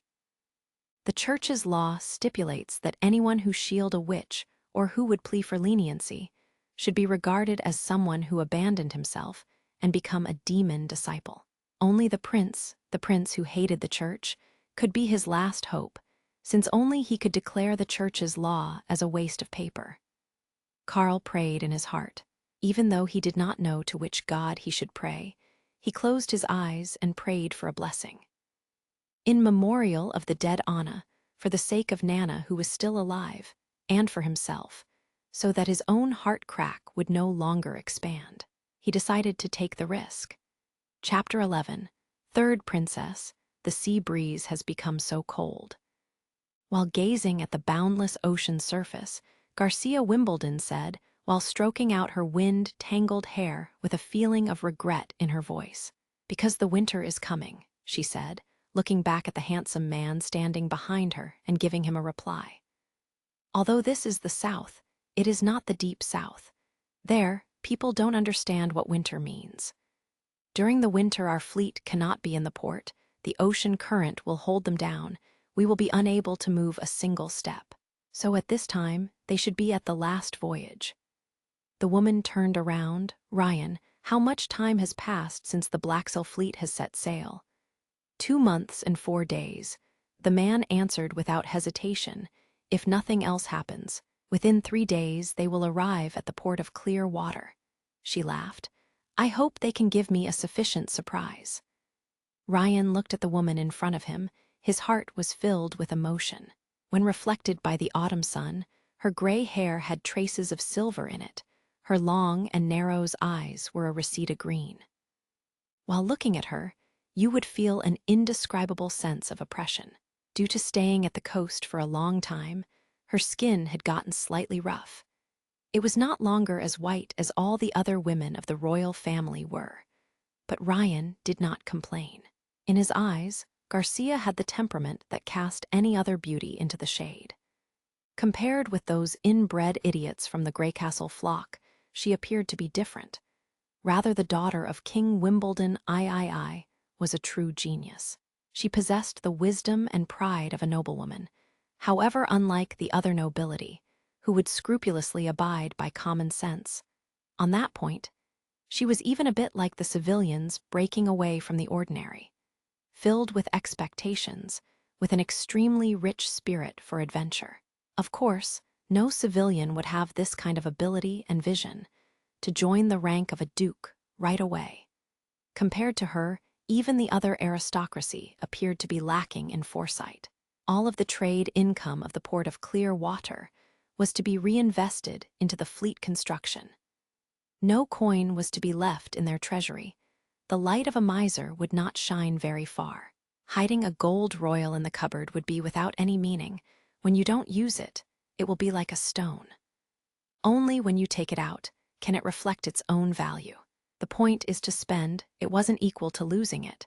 As long as the investment is on the spot, the reward you gain will go far beyond your own investment. This auspicious method, Ryan could still deeply remember her telling it to him. It was almost like she was anointing his head with the purest balm. It easily broke through all the inherited concept of his former teachings, compared to those nobles who spent their whole day saving and trying to increasing the amount of their gold royals.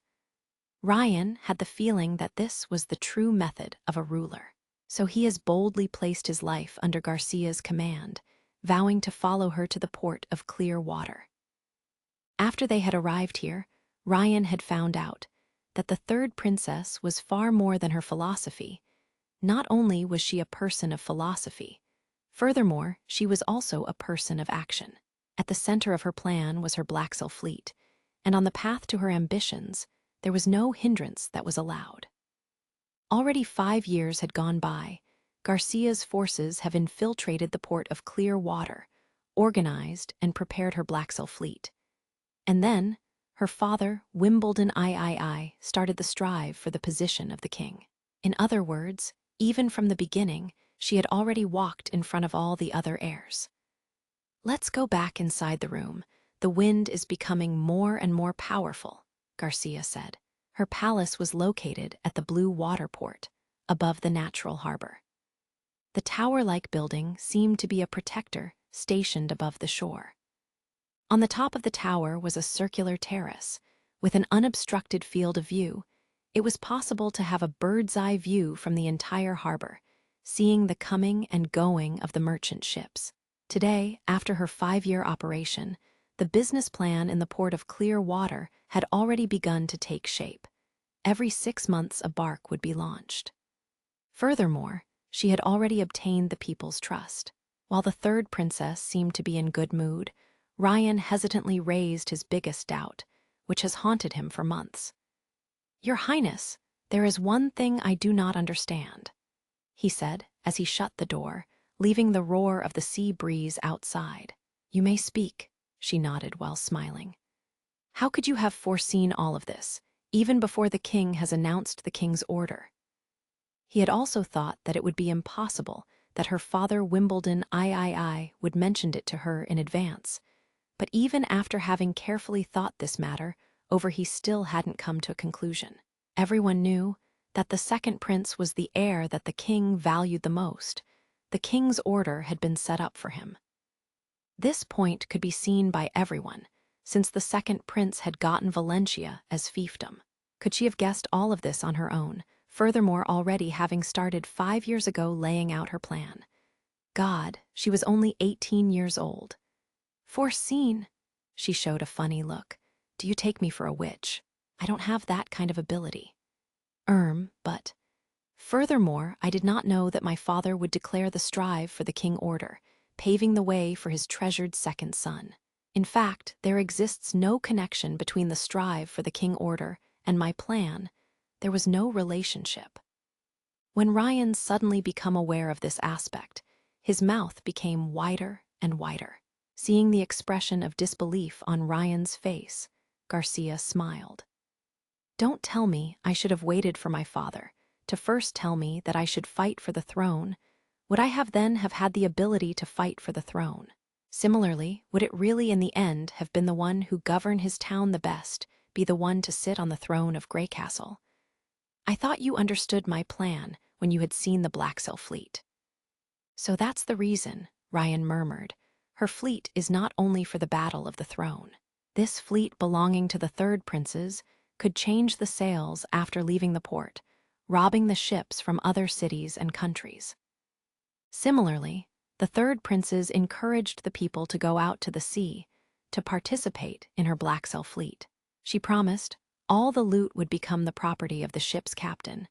The port of Clear Water would never collect any tax toward this profit. This move would bring her huge wealth, so this time she had simply ordered the Black Sail fleet to sail straight south, to plunder any ship which passed the endless cape, as well as the people of the southern Shaman. And these measures were not just for money. She did not take the plundered wealth to build cities or expand the land trade. She just invested it back into the yard and continued to build more ships. In the past few years, she had gained a large number of experienced sailors and fierce warriors, and also embraced the people's hearts and minds. If she couldn't continue to govern, all those who had participated in the plundering of the ships and villages would also be sent to the gallows. The best in governance of his territory would end on the throne of Grey Castle. No, Ryan now knew, to be able to sit on the throne, she would need to possess numerous warships and soldiers. Then she could follow the Sanwin River, even reaching out to pressure the city of Golden Harvest. You knew that you would be assigned to the port of Clear Water. This, contrary to what one might think was unexpected, a deal to increase the business value of this place. Garcia shrugged. Originally, it was a pay back to the church who tried to fool me. Related to the church. Seeing his counterpart haven't said anything more, Ryan also did not dare to question further. But he knew, even if Garcia had not come to port of Clear Water, this place would still have followed her will and moved according to her desired direction. Putting those matters aside, she poured herself a cup of black tea. The little trick from before seems to have failed. Ah, yes, Ryan, who hurriedly recovered his thoughts, replied. There is only news coming from Border Town. They reported that the pills have failed. There is no news from the other places. No news should mean they were killed by my brothers, nothing to be surprised about. Originally, they were chess pieces who had been easily arranged, only to be used in the meanwhile. However, she changed the subject. For other pieces to fail is normal, but I would not think even my fourth brother would still be safe and sound. To tell the truth, I'm a little disappointed. Kingfisher said in the secret message that the prince certainly ate it, but a failure is still a failure. I don't want to hear any excuses, Garcia interrupted. Soon it will be the time of the months of the demons. Our lovely brother will have to go searching for refuge in Longsong's stronghold. Right. When the moment arrives that the demon beasts invade, I am afraid that he will need to stay for a long while inside of the stronghold. Write to her, tell her to take hold of this opportunity. I would like to see whether the goddess of fortune will stay by the side of fourth brother once again. Yes, Your Highness. You go ahead, Garcia waved her hand. When Ryan was about to leave, the princess called to him once more. Ah, yes. I seem to recall that the pill had been bought from an alchemist master, wasn't it? Ryan nodded. What did he say back then? The pill will be colorless, tasteless, and will melt inside water. If it enters the mouth, it will be incurable, a guaranteed death. It was his latest alchemical achievements, right? Garcia yawned. Hang him. Chapter 12. Firing Roland stood by the kiln in the backyard, waiting for the first batch of cement being released. The brick house he had designed for the cement production was 15 meters long and 4 meters wide. The front and back had each a door. The front door was as spacious as possible, so that people could easily transport materials into the house. Instead, the back door was only 1 person wide. The only use was to let Anna secretly into the firing room. Therefore, he also built a wall halfway around the house. The import and export arrangements were guarded by knights. They were Carter's men. Loyalty was beyond doubt. The cement production process was very simple. First, the limestone would be grinded into powder. Afterwards, mix it with clay, iron powder, and then it would be calcined with a dry or wet method. It can be used after the final grinding with plaster. The raw materials were very common. Only iron could be difficult to obtain and hold in a large number.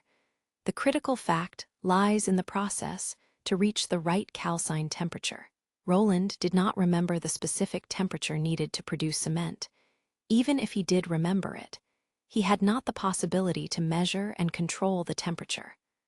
Whether it was an infrared thermodetector or a thermocouple temperature measuring gun, both were not available. This made the production of the cement countless times more complex.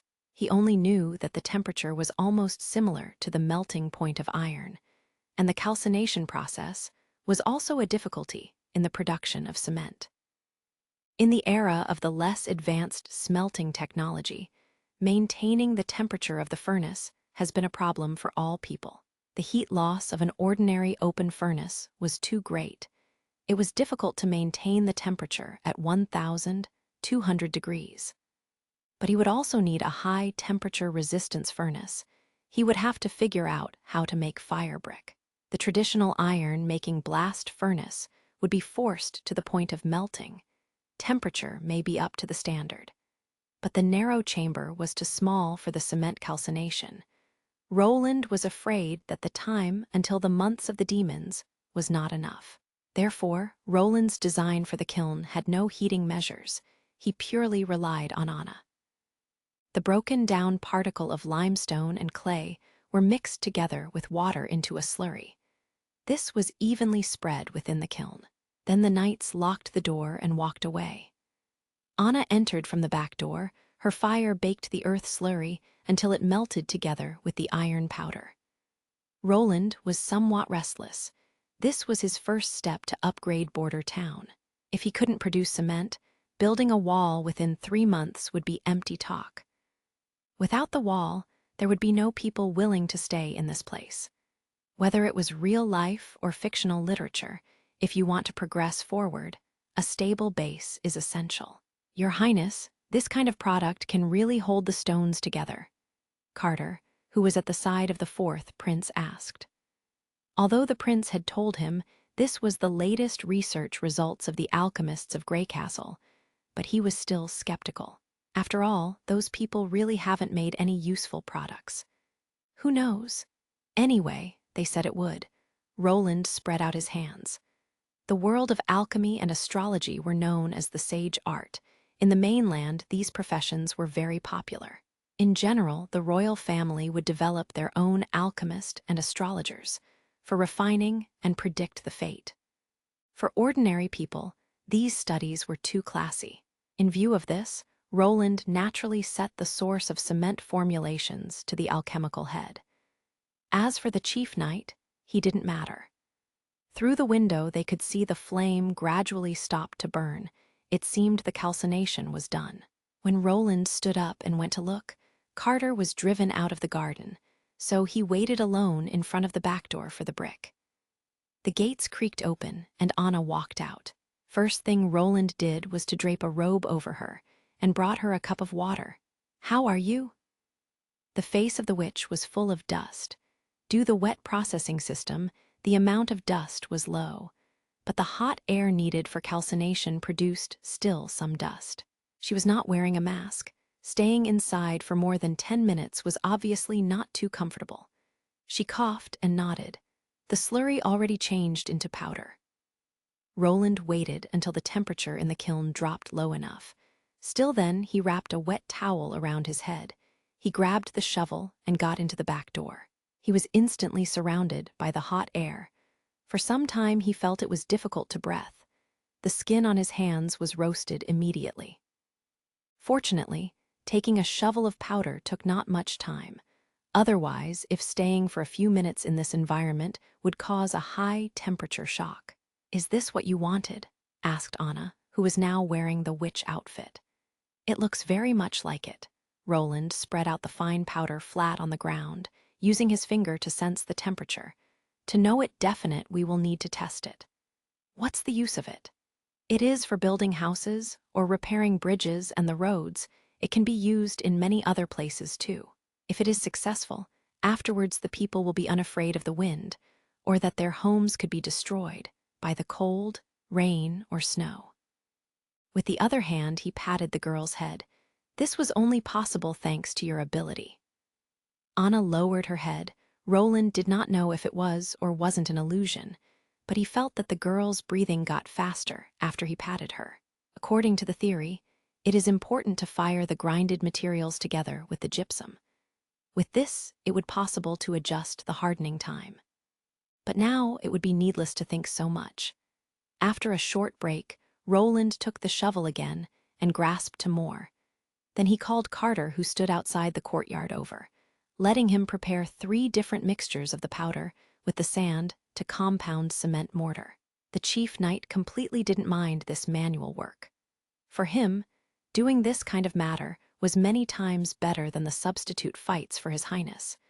When he got into a brawl with other young lords, while he was on an outing with young ladies prostitutes in Greycastle, because in the raw material was not added any iron powder, the color and luster that came out were lighter than the average, appearing to be ash gray. Roland spread the grout on a brick, and then putting down another brick upon it.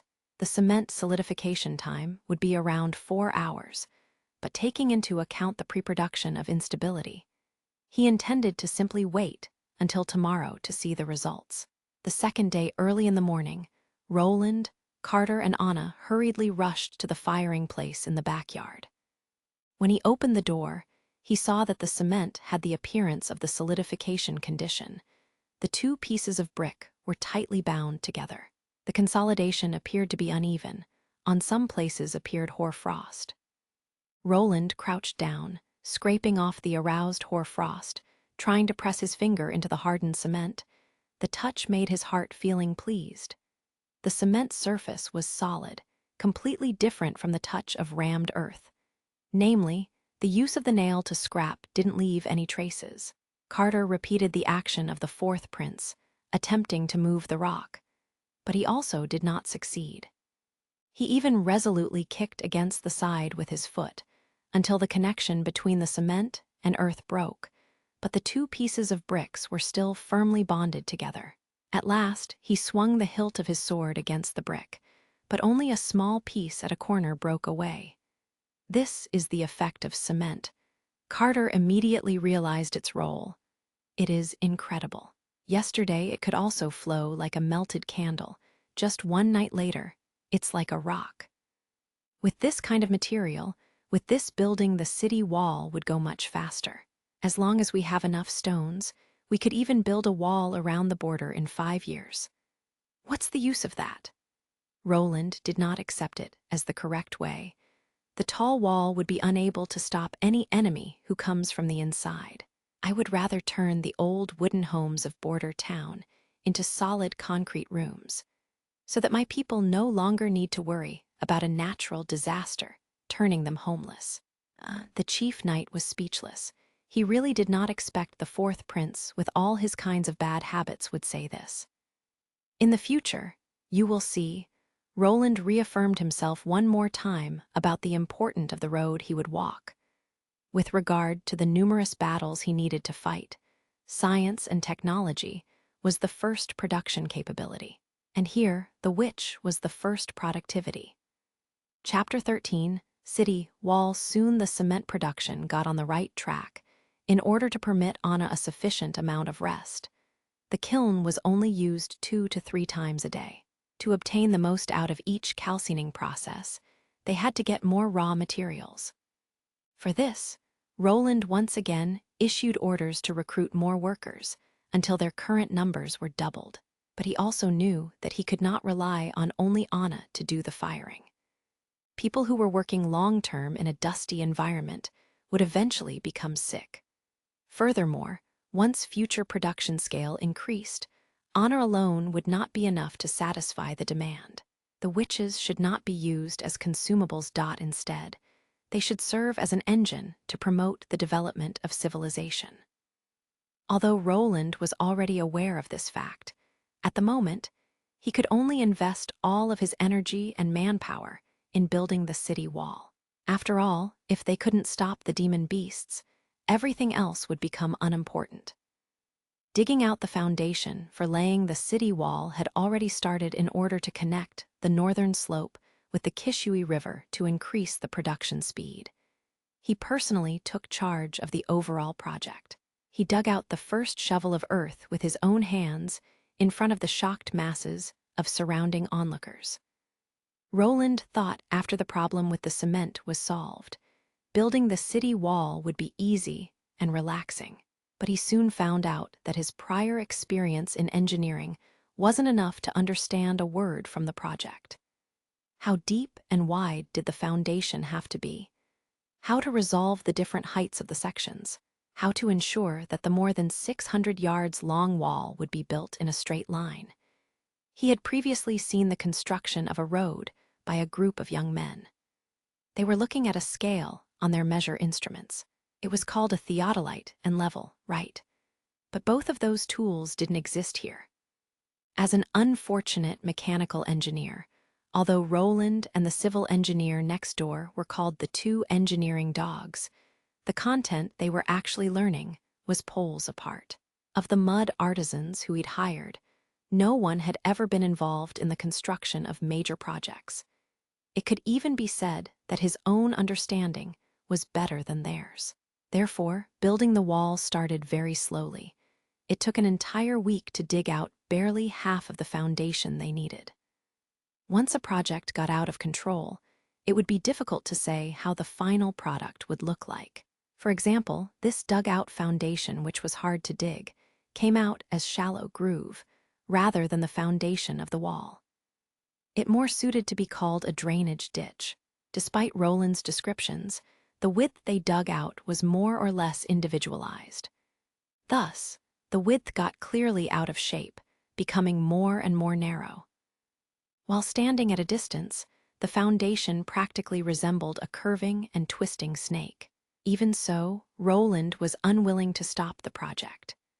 With little else than the digging on his mind, as long as it was not the time of the firing, which was Anna's job, he would stay at the northern slope for the rest of the day, adjusting the direction of the pit's extension with the naked eye, slowly moving forward. Simultaneously, he also doubled the reward for enlisting stone craftsmen. Fortunately, this predicament did not last long. When Roland was preparing the 6th cement calcining, Barav, the assistant minister, reported that a stonemason responded to the recruitment. It was said he was a former member of the Mason Guild. The people who were waiting for an audience had been already taken to the outside of the hall. When he got this information, he nearly burst for joy. In his memories, the Grey Castle Mason Guild was a famous organization. Even the 4th prince had heard their name. But in the end, because of a construction error, they were ordered to disband. But how can we finish this without help from stonemasons? Take him in. Roland put on a calm expression and nodded. He originally wanted to tell Anna she should leave, but then he thought it wouldn't be a problem. Border Town had more than 2,000 people. Very few had seen the true face of the witch.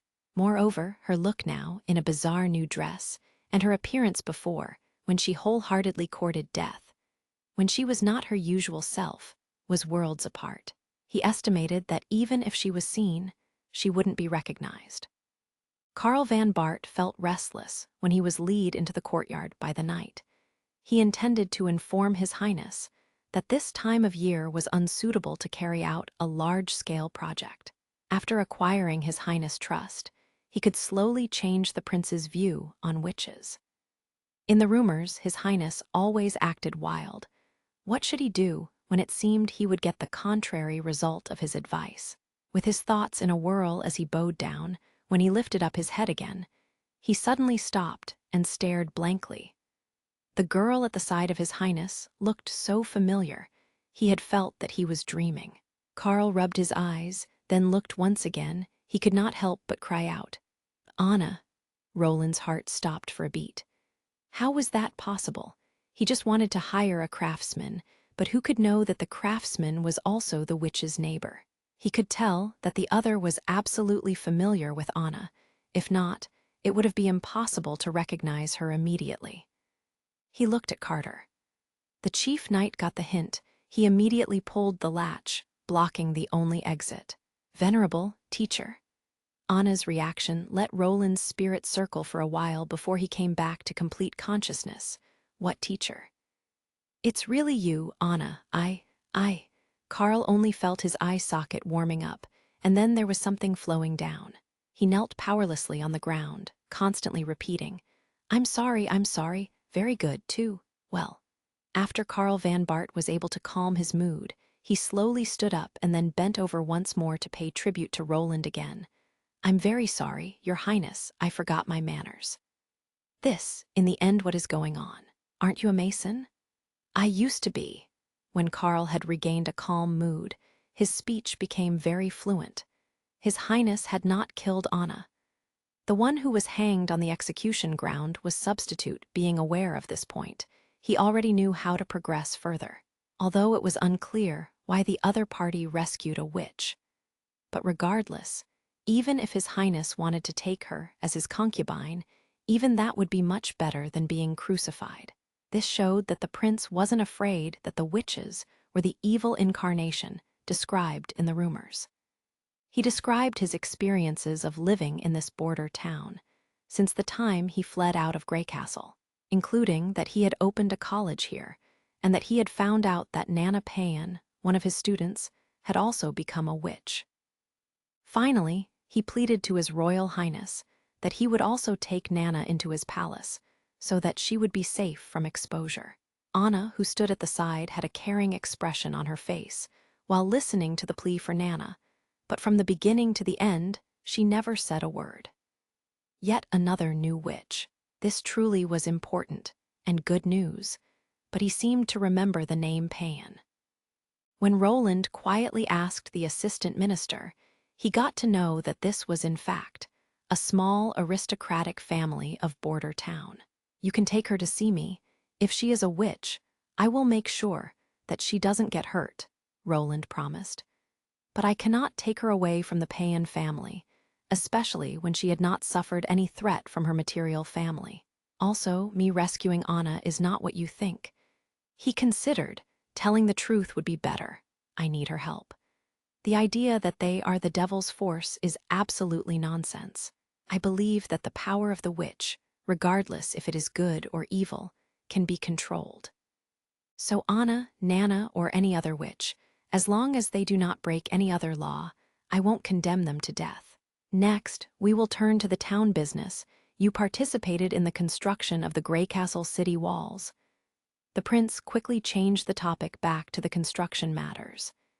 Yes, Carl nodded, although His Highness the Fourth Prince did not resemble his prior knowledge of the prince. He did not expect that the prince would need a witch's assistance. However, his wish to protect Nana was accepted. That was enough. Well, I'm going to build a wall from the Kishui River to the foot of the northern slope. The goal is to ward off the demon beast invasion. From now on, this project is your responsibility. Chapter 14 Ability, Your Highness. How tall and wide should the city wall that you're planning to build be? It should be at least 15 feet high, 6 feet wide, allowing 4 men to advance side by side. Roland had to nod inwardly. Professionals truly weren't the same. They would first ask about the technical parameters and then determine the construction program. So it would require us to dig a trench 1 man deep to stabilize the upper part of the wall. In addition, for a 6-foot wide top of a 15-foot high wall, the width at the base needs to be at least doubled. Carl replied quickly. Thus just digging the trench will consume a lot of manpower. Your Highness, if you give me 150 people, I should be able to dig this trench in the months prior to the demon's arrival. A trench cannot stop the evil beasts, Roland answered noncommittally. That's true, but if we build the upper section of the city wall with stone masonry, it would take 3 years. In order to only stop the evil beasts, You needn't build the wall so high. Approximately 12 feet high should be enough. The width can also be reduced by a third, resulting in a 6-foot wide foundation. With the simultaneous digging of the trenches and building of the wall, as well as an increase of the workers to 200. That way, I could finish it by January next year, before the arrival of the demons. Carl paused, then said, "Please forgive me, Your Highness, this really isn't a good time to start. In case the construction of the wall is not on time, even if the trenches were dug well, they will lose their original form after the soaking rain and snow throughout the winter.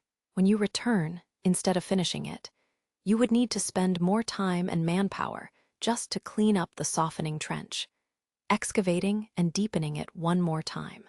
Say, in case we only build the wall 12 feet high and 4 feet wide, how long would you need to dig the trenches?" "It should be finished within 1.5 months, Carl replied. "Then do it according to this plan, trenching and masoning at the same time, so that we succeed a month prior to the arrival of the demonic beasts." Roland waved his hand, interrupting Carl. "I know what concerns you, but take a look at this. This is the latest work from the Grey Castle Alchemical Workshop." Naturally, he had no time to allow the stonemason to see the gluing process. Instead, he showed him 2 bricks, glued together from before. Fortunately, when the prince spoke, almost no one dared to question him. When Carl heard that this alchemical adhesive cement can turn from a liquid into a solid form overnight, furthermore, it came with a sky-high adhesion effect, his face exposed his incredible shock. As a stonemason who had dedicated half a lifetime into his work, he could naturally recognize how great this invention was. Apart from stone binding, the most important fact was that it was possible to freely shape its figure. Wouldn't that be equivalent to no longer needing a second cutting and polishing process, being suitable for any loosely shaped stone? The time-consuming processing stage could be abandoned, and the construction rate of any building would be raised to a whole new level. This alone was exciting enough. Roland looked at the expression on Carl's face with satisfaction, and once again asked, "What do you think? Will 3 months be enough?"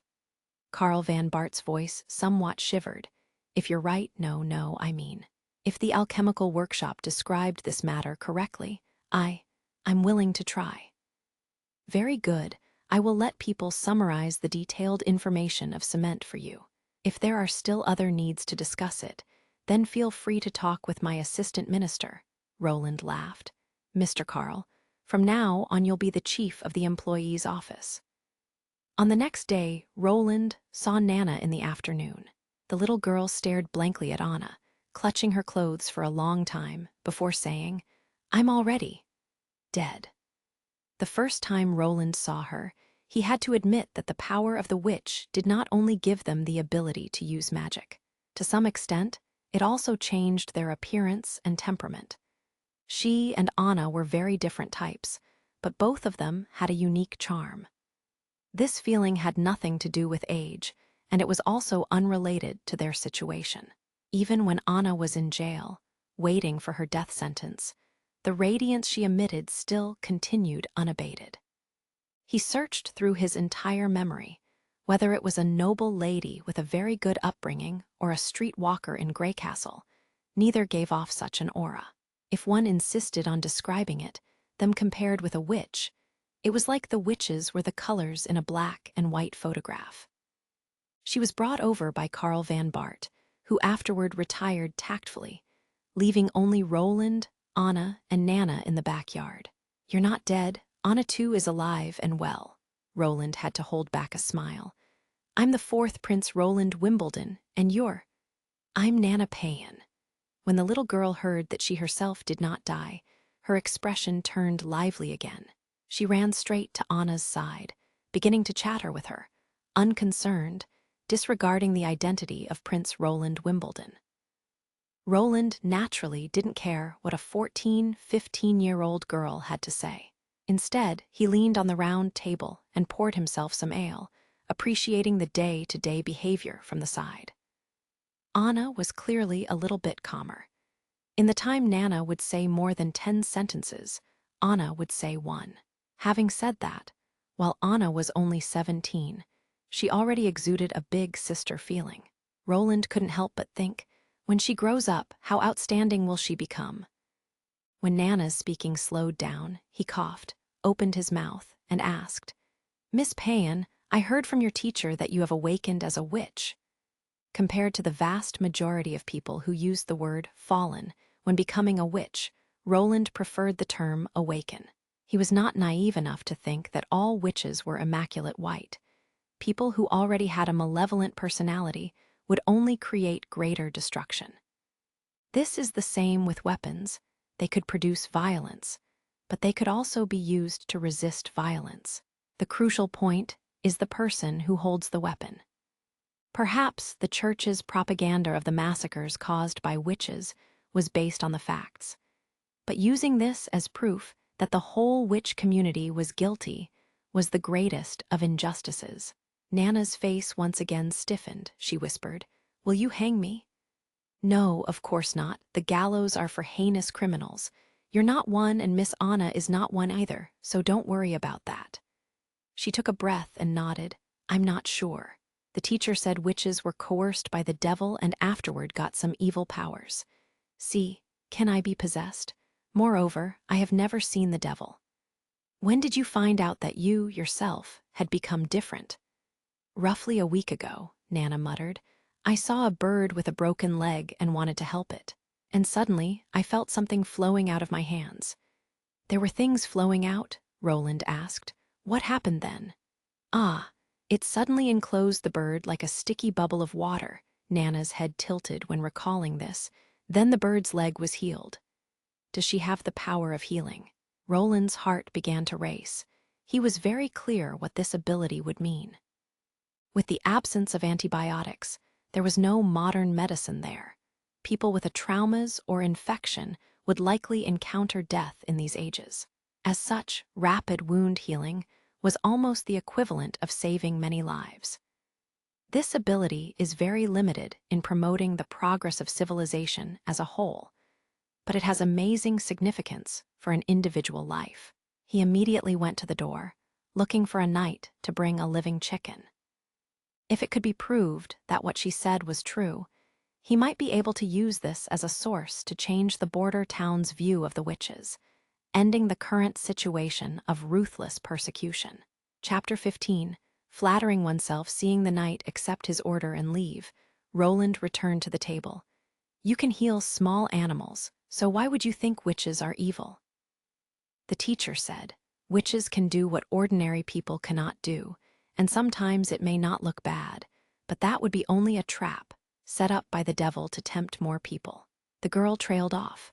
"I really have not seen the devil, I swear." "Of course you haven't seen him. That's merely the church's lie. Your teacher was also deceived by them," Roland soothed. "The church lies?" Nana's jaw dropped down. "Why?" Roland shook his head, giving no explanation. Even if he explained it, they wouldn't understand it. Before a civilization develops to a certain extent, these kind of outlandish things always happened, even when no one benefited from it. People would automatically contribute natural disasters, man-made disasters, or incomprehensible phenomenons as a product controlled by someone behind the curtains. From historical point of view, this was a boulder which in majority women had to carry on their back. And in this world, witches who owned a feasible power of unknown origin became an easy target for the church. Thinking about it, it was absolutely impossible for the church to ignore this kind of extraordinary appearances, no matter what. They would have to confer all witches as saints, naming their powers as the gift of God, or kill all of the witches, stating they were the devil's spokesperson. However, once you choose the former, the majesty of monotheism would receive a heavy blow, as soon as a witch not belonging to the church emerges. In the case of all religions believing in other gods labeling the witches as saints, they would all be people chosen by God, and so whose God would be the only true God. Polytheism could only exist on the premise that all gods truly exist, capable of restricting each other. Since God was non-existent, this was all symbolic crap that someone had created by running off their mouth. So why permit the opposite side to exist and share this world with them? So anyone would claim their God as the true God and believe in monotheism. And when it come to a member of another religion, there was only one way to go: liquidation. In the end, they could only choose the latter option, to spare no effort in killing all the witches. There was absolutely no relation to the devil. It was only for their own benefits. A living chicken was prepared by the castle kitchen right away, and then the knight carried it by the wings, while it still fluttered and kicked in confusion. The next thing made Nana dumbfounded. Roland took the silver knife from his waist and had the knight grab it so that he could stab the chicken's body. When the chicken was wounded, Roland allowed Nana to come up and treat it. After curing it, another stab followed. This way they proceeded over and over again. After half a day, when the chicken finally took its last breath, Roland had a general understanding of Nana's ability. She could restore damaged parts, including cuts, tears, fractures, and bruises. In case a part was missing, such as a cut-off chicken leg, she could not make it grow new one. However, under full use of her ability, the broken claw could be reconnected again, allowing the cut to be healed. Ultimately, she could not reverse death. Once the chickens died, her treatment was ineffective. During the entire course of treatment, Roland did not see any trace of the sticky water. Instead, she simply put her hand on the chicken's wound, and the wounds would heal at a rate visible to the naked eye. After these series of tests, Nana's physical exertion was not large. She was at least not sweating like Anna after her training. Only Nana herself was dissatisfied. She felt that the treatment of the chicken was unfair, to such an extent that at the end of the experiment she widened her eyes and pouted at Roland. "Well, don't just stare there. Come and have something to eat." Upon seeing her, Roland, without any better option, had to summon the afternoon tea to shift her attention. This move was already tested against Anna. He thought that very few girls of their age could resist the temptation of delicious desserts.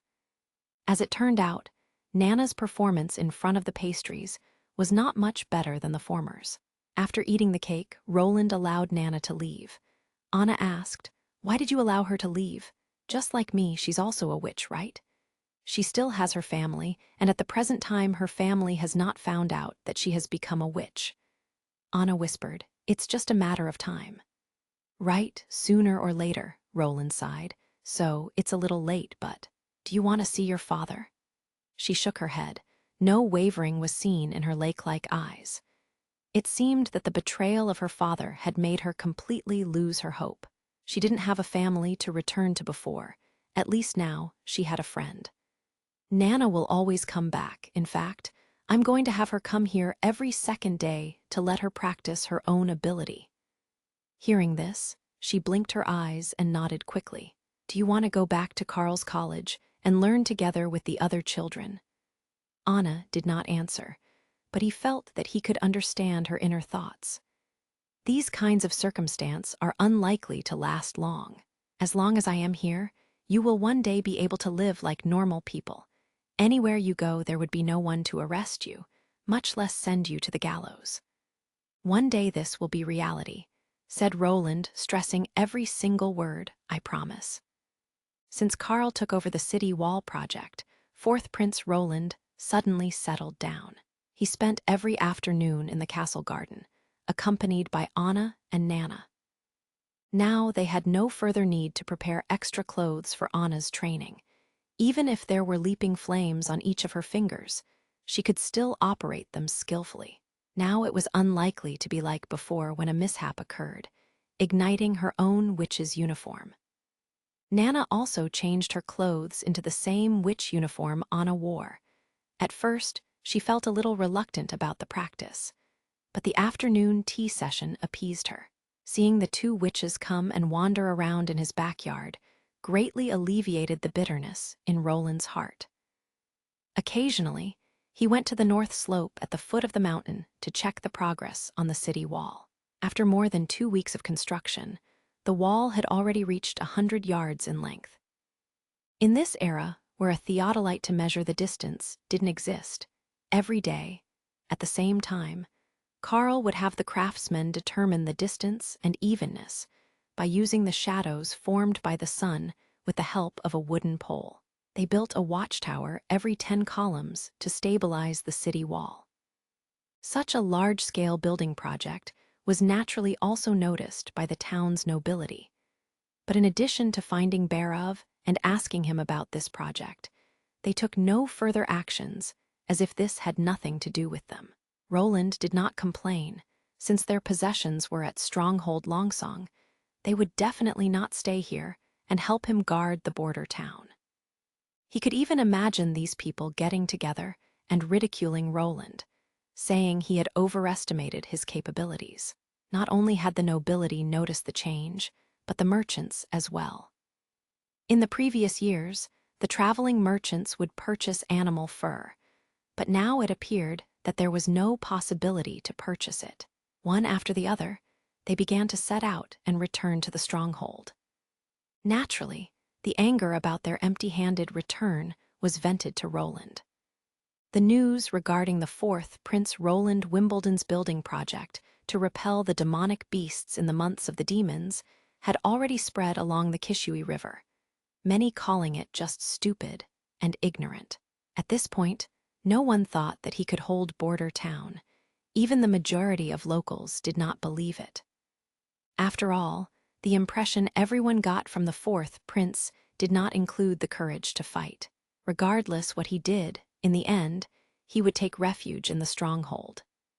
In this manner, while everyone was discussing him, Roland welcomed his first winter after crossing over. Chapter 16, Future Root. The flames in the fireplace were in full bloom, dispersing the chill which penetrated through the doors and windows. Above the huge fireplace hung the skull of a deer with long horns. In the glow of the fire, the shadows reflections of the horns on the back wall appeared to be huge claws and teeth companions of skull.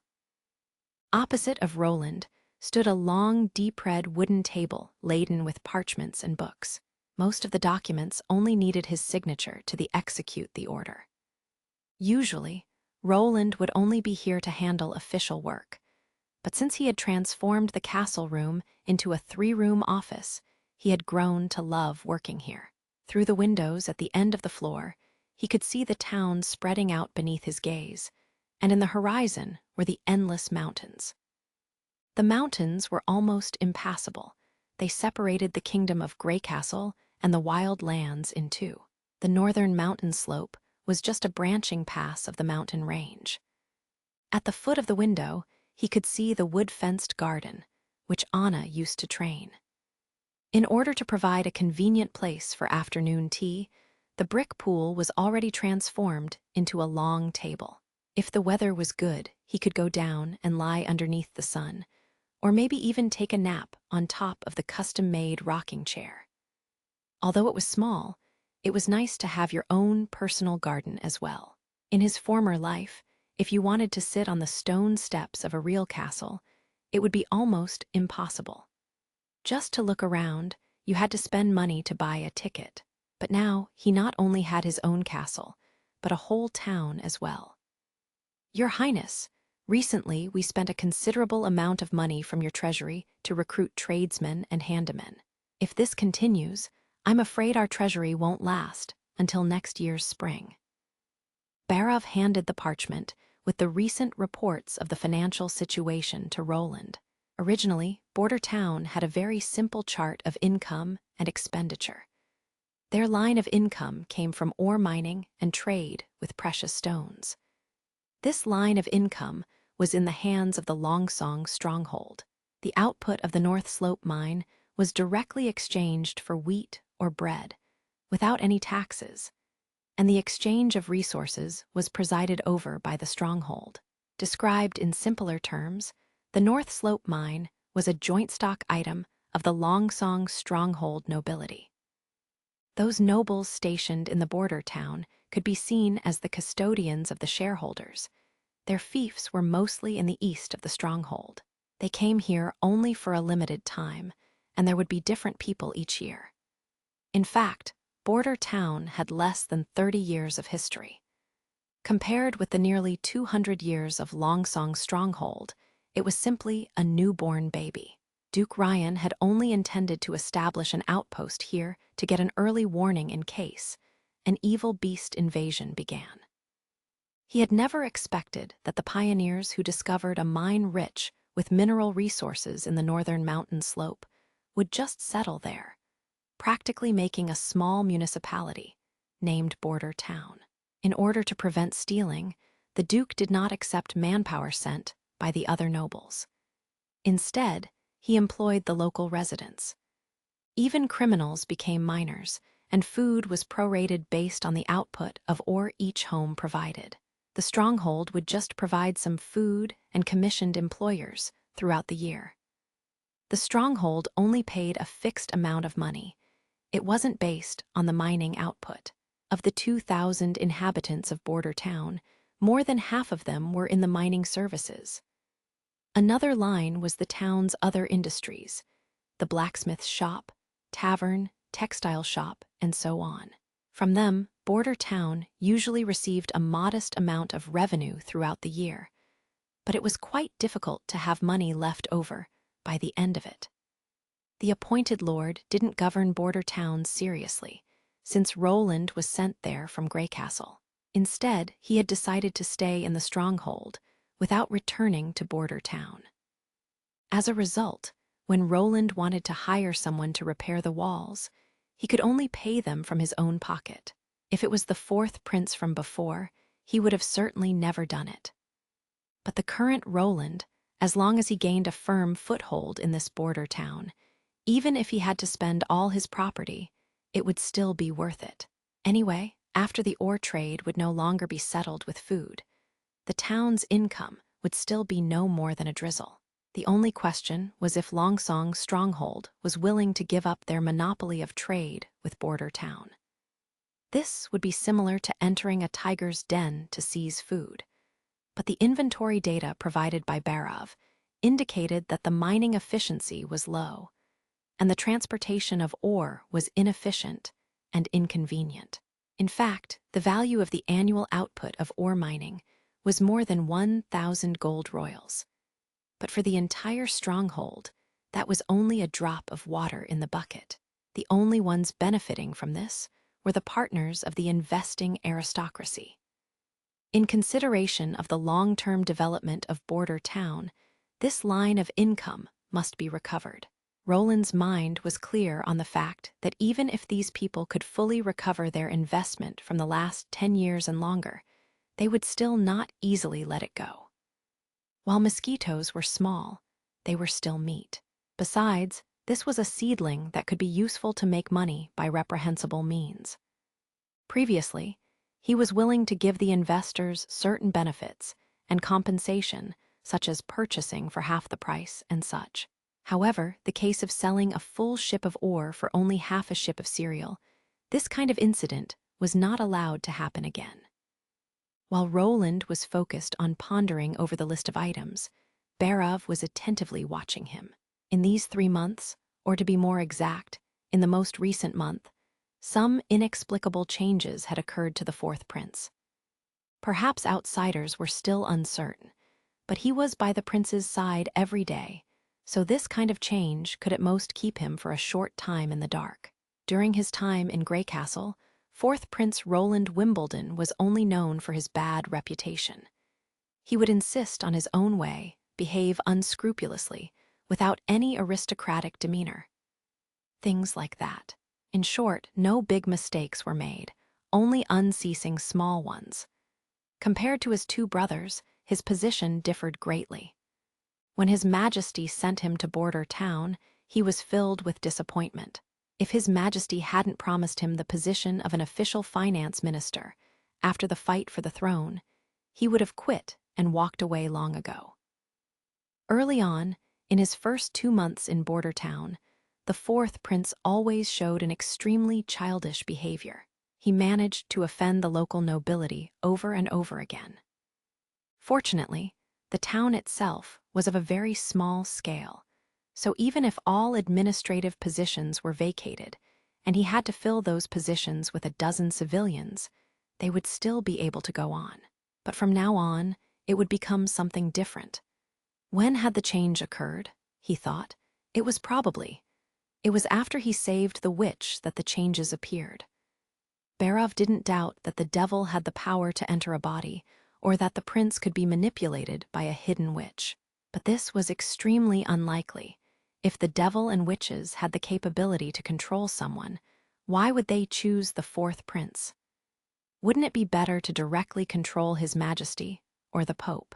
Another point which dispelled his doubts was that he had witnessed the prince holding the God punishment lock. This was the church's trump card to handle the witches.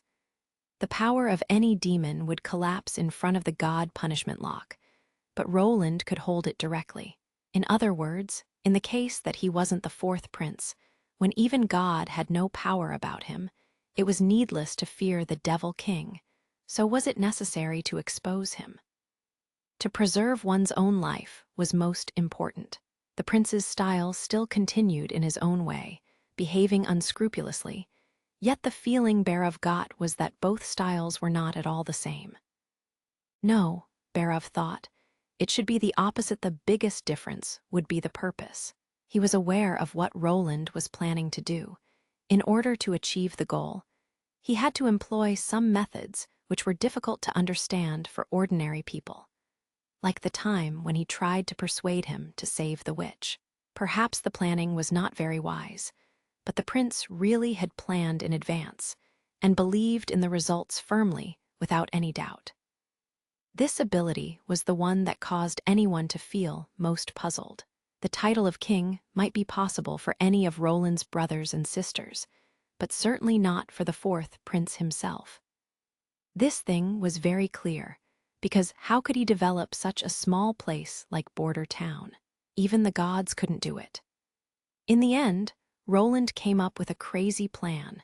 The crazy plan to set up a defensive line outside of Border Town, so that they can develop better than the city of Golden Harvest. Was he really thoroughly convinced that this project would be successful? If he was merely a madman, it would be bad enough. But for Roland, who vigorously built the city wall, that did not seem to be the case. He really planned to defend this place, merely with the help of the alchemical product, cement, to build a wall, which is, for the common sense, almost impossible. Within Barov's family, there was also an alchemist, but he had never heard of an alchemical workshop refining such a thing. The solution for the construction of the wall was based on something no one had seen before. In the end, was he only confident in himself? Or was it just his reckless behavior? To what extent did Roland's plan go, and in the end, how much do I know of Roland's scheme? Barov found himself interested in the approaching days. Chapter 17, Ambassador, Part 1. This is such a rotten place. When Stronghold emissary Petrov stepped out of his cabin, the smell of decayed wood hit him in the face. The surrounding air was damp and oppressive, causing people to feel entirely uncomfortable. He lifted his head up and inhaled through the nose. The sky was completely overcast, and it seemed that heavy rain was incoming. "The last time you came here was a year ago," said the assistant to the ambassador while he graciously put a wool coat on the ambassador's shoulders. "There is nothing here except stone." "It was a year and a half," Petrov corrected. "Every season the Duke chose a different person to come around. The last time I was in Border Town, it was summer. But in addition to ore they have more, like a good variety of furs and—" "What?" His assistant had a blank look on his face. Petrov shook his head and did not answer. He crossed over the side of the ship, stepping on the pier covered with moss, and a plank gave off a creaking sound from under his foot. The wood would probably continue to support the dock for a few years, but then it would break down, he thought. Border Town not only had stone and fur, but even land. But speaking about this hadn't any meaning. The assistant was only an unknown city hall officer. He was unable to see this point. Between Longsong's stronghold and border town was a large area of wild land, which still needed to be cleared for cultivation. On one side was the impassable mountain range, while on the other side was the Kishui River, long and narrow like a corridor. As an outpost for the stronghold, if they assumed responsibility of the defensive line, it would also bring the wide expanse of land into the possession of the stronghold. The land had not been cultivated, so it didn't require any recuperation before plowing. Instead, many circles of crops could be planted, and on top of that, it had a natural line of defense on both sides. In the end, to produce enough for everyone to eat, it was not required to expend much effort. The food shortage in border town was just a way to relieve the stronghold of the problems caused by a growing population. In the future, border town and the stronghold should become one territory, rather than the two separated territories they are now. The only drawback was that it would need a 3 to 5 year-long operation, as well as large sums of money in advance. Unfortunately, when talking about the foresight of investment, most of the nobility were bad businessmen. "Hey, how can it be that the yard is empty?" The assistant pointed to a distant piece of land. "Shouldn't they have the ore ready?" Petrov sighed softly. "We will go to the castle and have an audience with His Royal Highness." "Wait, Mr. Ambassador, do you know if he will receive you?" He didn't know if His Majesty would, but in his heart he didn't want to say it. "Let's go, the stables are just in front." Trouble came now that the stronghold and border town were divided into two separate territories. Because of the king's order to fight for the throne, the fourth prince was left in solitude. How would a normal aristocratic or royal member ever be here? Of course, they would take all of this land for themselves, selling minerals and jewelry in exchange for food and bread. I am afraid that the prince's eyes only can see gold royals.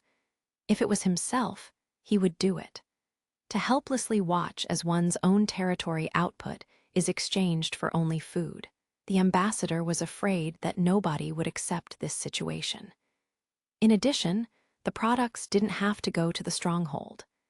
Most of the nobility forgets the fact that the Kishui River didn't end at the Longsong stronghold.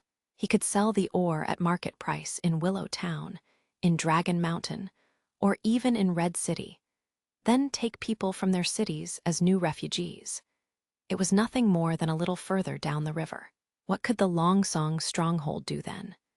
Block the river and cut off the prince and his party. It would simply be a defiance of the royal family of Greycastle. Everyone knew that the fourth prince was least likely to become the king, but without a doubt, it would still not be good to defy him because he was still of the king's blood. The ambassador and his assistant rode on rented horses, coming slowly forward on the stone road along the river. The stables only had old horses of mixed colors. Even if they rode slowly, the horses would still tremble. And for these two stupid horses, he had still to pay a deposit of 2 gold royals. "You see, sir, is that a boat from Willow Town?" Hearing his aide shout, he looked in the direction he pointed, only to see a ship with a willow leaf on their green banner, hanging on their single pole, slowly sailing down the river. The hull waterline was very high, indicating that it was loaded with cargo. Petrov blankly nodded, but his heart sank. The prince moved faster than he had expected. If the prince had begun to contact those towns and cities downstream, the bargaining chips in his own hands lost value. He originally intended to acquire the ore for 30% lower than the normal price, so that he would still earn something. Not to mention, after the stones were turned into polished jewelry, the price of luxury goods were several times higher. Unfortunately, this was not a monopoly, nor was it only his family who had the final say. Participating in the mining project in Border Town were 6 noble families. If they lacked majority consent, then there would be no resolution. However, they were slow in reacting, thinking that the situation was the same as before. or they thought the mining project was not worth that much attention. Anyway, the remaining 5 were indifferent. Even his own father confidently rejected him. In fact, they were wrong. The low reward of the mining output was mainly due to few other trading possibilities. If they transitioned to the normal trade, they could earn more. And if you earn more, you will be likely to produce more ore next year. Could they achieve the monopoly scheme they thought out before? In all likelihood, no, it certainly couldn't be realized. Petrov thought, since he could see the empty yard, the prince did not intend to let these minerals be exchanged for poor quality wheat. He had to contact the other buyers. If they still wanted to hold this line of business, a 30% discount was his best bargaining chip. Since the distance between Willow Town and Border Town was further, this would end in an increase of the transportation costs. But Willow Town had more than one source of ore. The first price they would offer would likely be lower than the market price by half.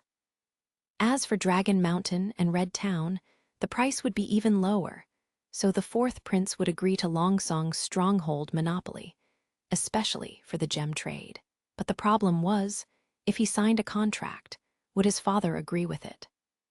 The other 5 families believed that it would be a simple matter to let Border Town surrender, should he dismiss the interests of the family to get the contract.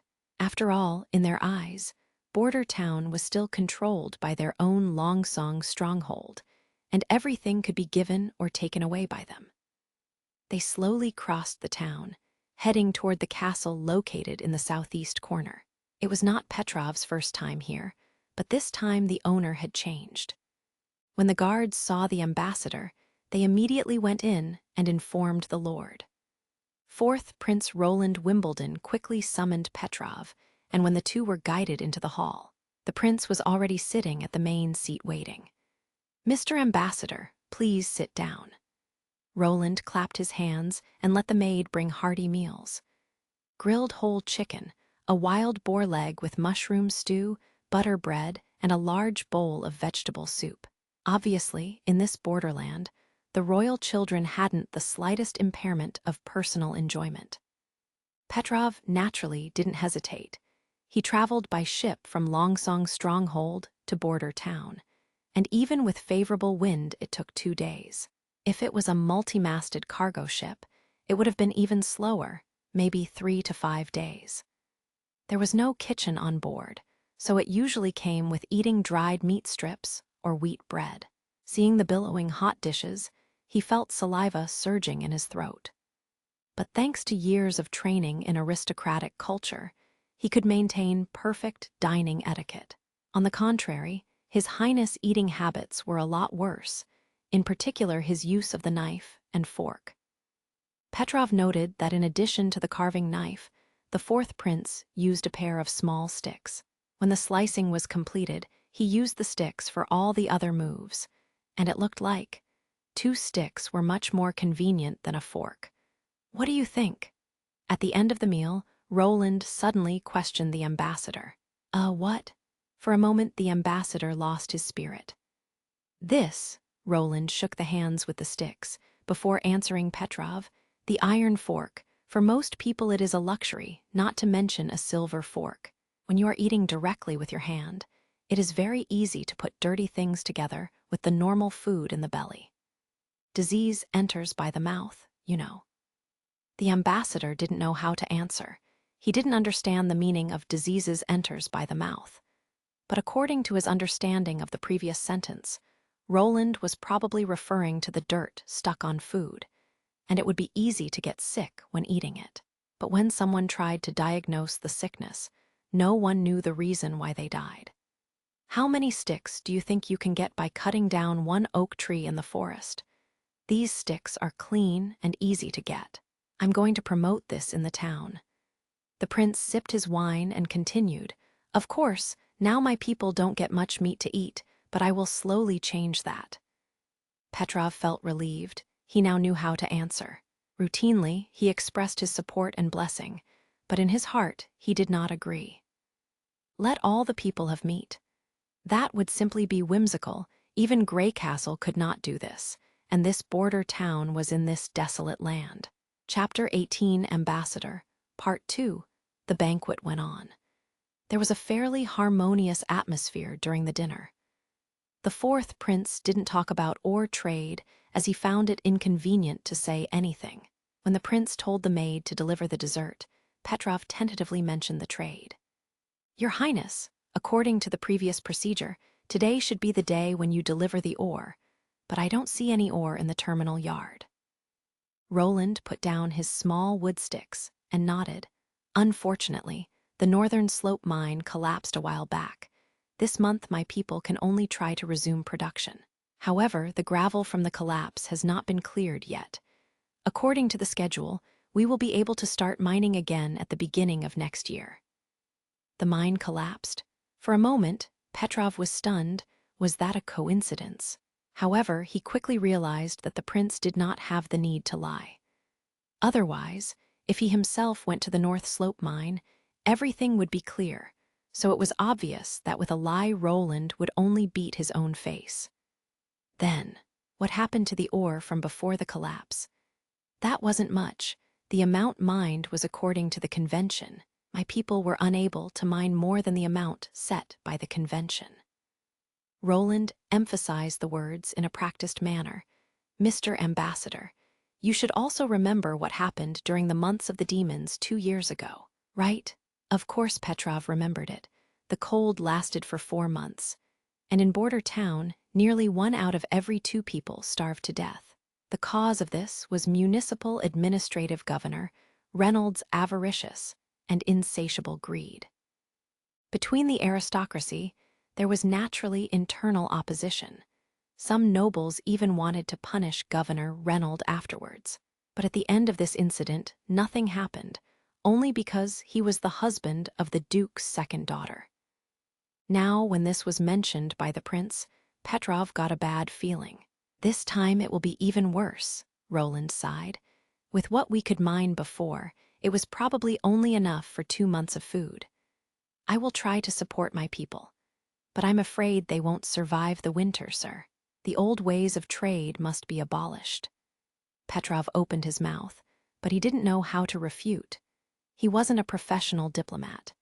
In face of such a good reason, he really couldn't point out any problems, so he could only delay the matter for the time being. "Your Highness, I have to express my regret. This time will not be a repeat of the tragedy before. I can afford to loan you a month of food, and when your people are able to resume production next year, they can slowly repay the debt. I already sold the ore to Willowtown. We can slowly repay you with their money."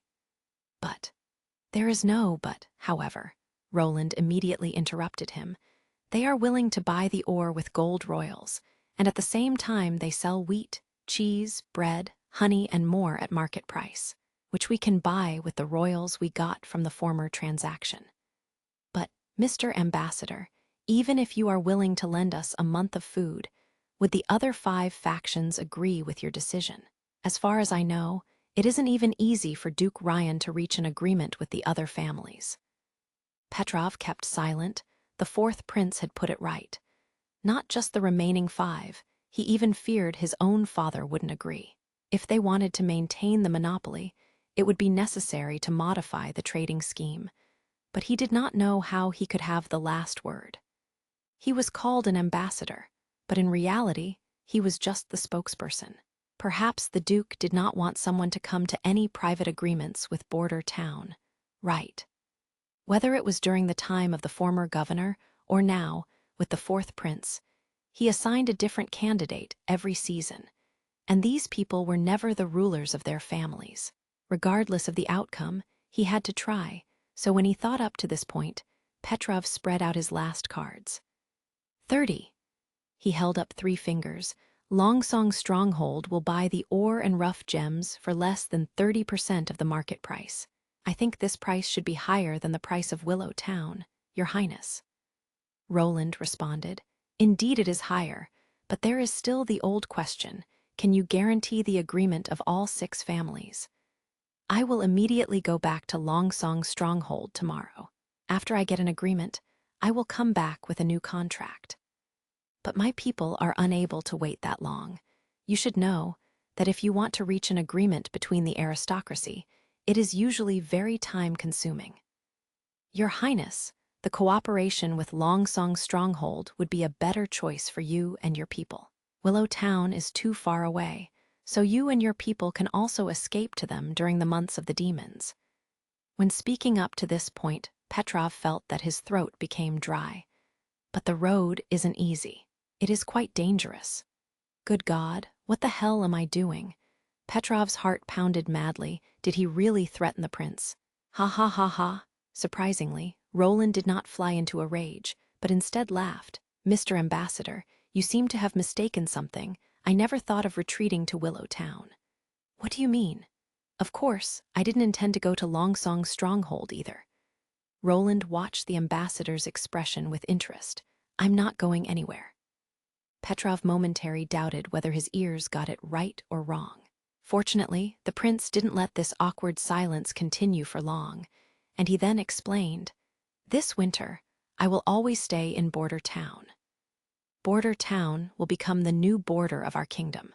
Do not be so surprised, my friend. I'm not spouting nonsense. I can show you the new masonry walls at the northern mountain slope." City. Wall. Yes, connecting the North Slope Mountain and Chinshui River is a 12-foot high and 4-foot wide stone wall. With this, we can defeat the demonic beasts here at Border Town. Petrov felt his brain power wasn't enough. When the former ambassador got back last season, he did not mention any city walls. No, at that time, the Lord of Border Town and the people were at Longsong Stronghold. How could they build the wall with the limited manpower they had? In other words, when the fourth prince arrived, he immediately began to build the city walls. Even so, until now it had only been 3 months, so how could they have built something in this short amount of time? Also, what was it His Highness just said? 12 feet high and 4 feet wide, connecting the North Slope Mountain and Shishui River. Petrov estimated this in his heart. Building a wall of this size wasn't something possible to be done in less than 3 to 5 years. And first of all, he did not even have enough stone masons for cutting and grinding so many stones. Even more, Border Town was only a mining town. Most of the people living here were only common people. When he hadn't even digested this news, Roland's next sentence also shocked him incomparably. As for the ore sales, starting next year, I will be willing to reduce the price by half, sir. But we will not only sell to Longsong Stronghold, because you don't really need that much ore. I think compared to the low profits of ore, you would prefer some more metal products, such as spades, shovels, and the like. Here again he paused, waiting until it seemed like Petrov understood the meaning of his words. As for rough gems, we will sell them in the form of an auction. The businessman with the highest bid will be able to buy them. I would prefer to polish the stones myself, but unfortunately in the current Border Town, there is no one with such an ability. But you're saying you have the ability to build the wall in this few months. Petrov's heart nearly burst from anger. And what does he mean? That Longsong Stronghold doesn't require so much ore. It's a mere output of 1,000 gold royals. Even if the production would be increased, Longsong Stronghold could double it. 2,000 gold royals cannot be handled by Longsong Stronghold. That is a bit too arrogant. He forced back the grievances of his heart and tried to maintain a composed look. Everything you said I have remembered, Your Highness. I will immediately go back and negotiate with the 6 families. But the city walls you mentioned before, I first want to have a look. Of course, Roland smiled, but do not be into too much of a rush. Let us first enjoy and finish these kingly flavored pastries. After that, it wouldn't be too late to start, right, Mr. Ambassador? Chapter 19 Lessons. After entering winter, the first rain finally fell. The rain had already lasted for 2 days without stopping. Roland leaned over his desk and looked out of the window. The rain was blown upwards by the wind, hitting against the glass again and again, creating bursts of ripples. Under the refraction of the ripples, the image of the small town became distorted. The houses and the streets were bent in deformation, without any regular form. Due to the lack of any effective drainage measures, the stone roads were interlocked with streams of flowing water. From afar, it resembled many brooks of clear and crystalline water. The distant mountains and forests were obscured by mist and were faintly discernible, just like the border to the human world. If such a landscape was placed into modern times, it would certainly be a tourist attraction. But what Roland wanted to see was a jungle made of concrete and steel. Because of the rain, the city wall construction also had to stop.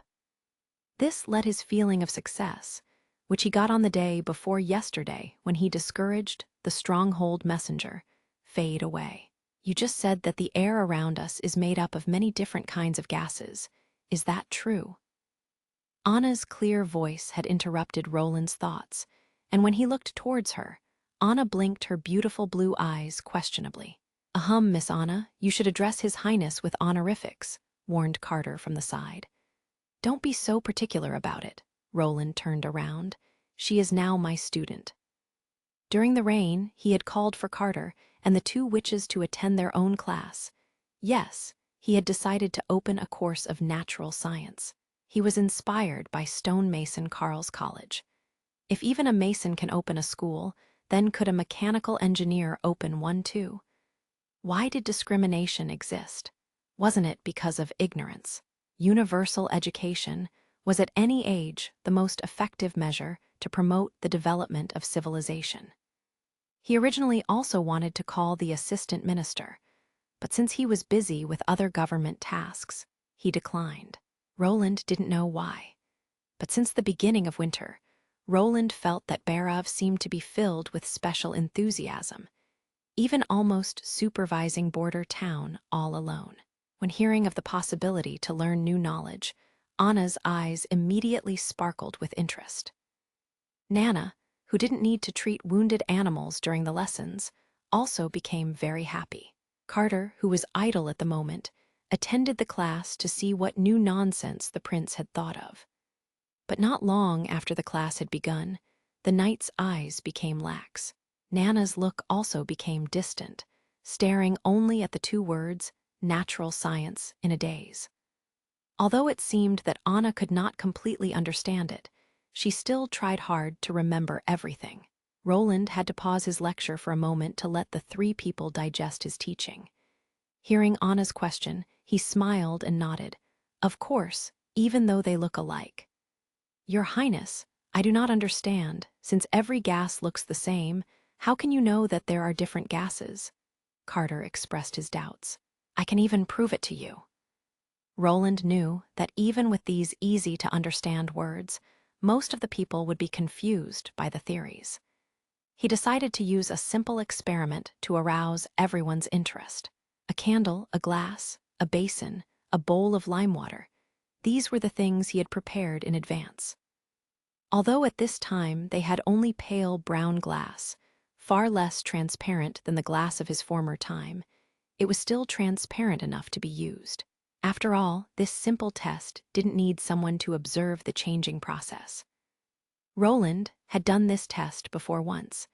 The test results showed that although there was magic in this world, the rules of nature were still the same as on Earth. He asked Anna to light the candles, and then he put it in the basin. When something is burning, it needs to consume gas. This gas is also closely linked with every living organism. If we stop breathing, we will be like this candle. Watch. Roland put the glass on the candle, and after the flame shook 2 times, it soon went out. It exhausts the air, sir. This is not surprising. The chief knight spoke in a disapproving way. Of course we will die without air. For example, if we fall into water. Nana also nodded. So, do you think that there in the glass is nothing at all? Roland asked. Then he poured the lime water into the basin. The lime water soon flooded into the glass, but it finally stopped when only half was filled. This experiment was so classic that most elementary school teachers liked to use it as an experiment to increase the interest of the children in natural science. Roland could still remember the shock he felt when his own teacher had demonstrated it. From then on, he embarked on the road of science and engineering, with no way to return. He gently lifted a corner of the glass, and after a few moments, bubbles of air could be seen rising out of the limewater. Then, the clear limewater appeared to be a little bit cloudy, and a little white cloud slowly spread within the glass. If there was nothing in the glass, we wouldn't have seen the changes in the limewater and the air bubbles. This shows that the air contains at least 2 different kinds of gases. In fact, burning a candle consumes only a part of the air, while the other part is unable to burn. Though it is colorless and odorless like the former gas, its nature is the complete opposite. Well, that seems to be the case. Carter thought for a long time to figure out the relationship between the two. But to know this, what is the use of it? If you can get the former gas, you can let the flame burn longer, and when you obtain the other gas, you can quickly extinguish the flames. Anna suddenly said. She was simply a genius. Roland praised her in his heart. Even though there was a small fallacy, when hearing of the different properties of the gases, she could immediately think of several uses. This idea was definitely genius level.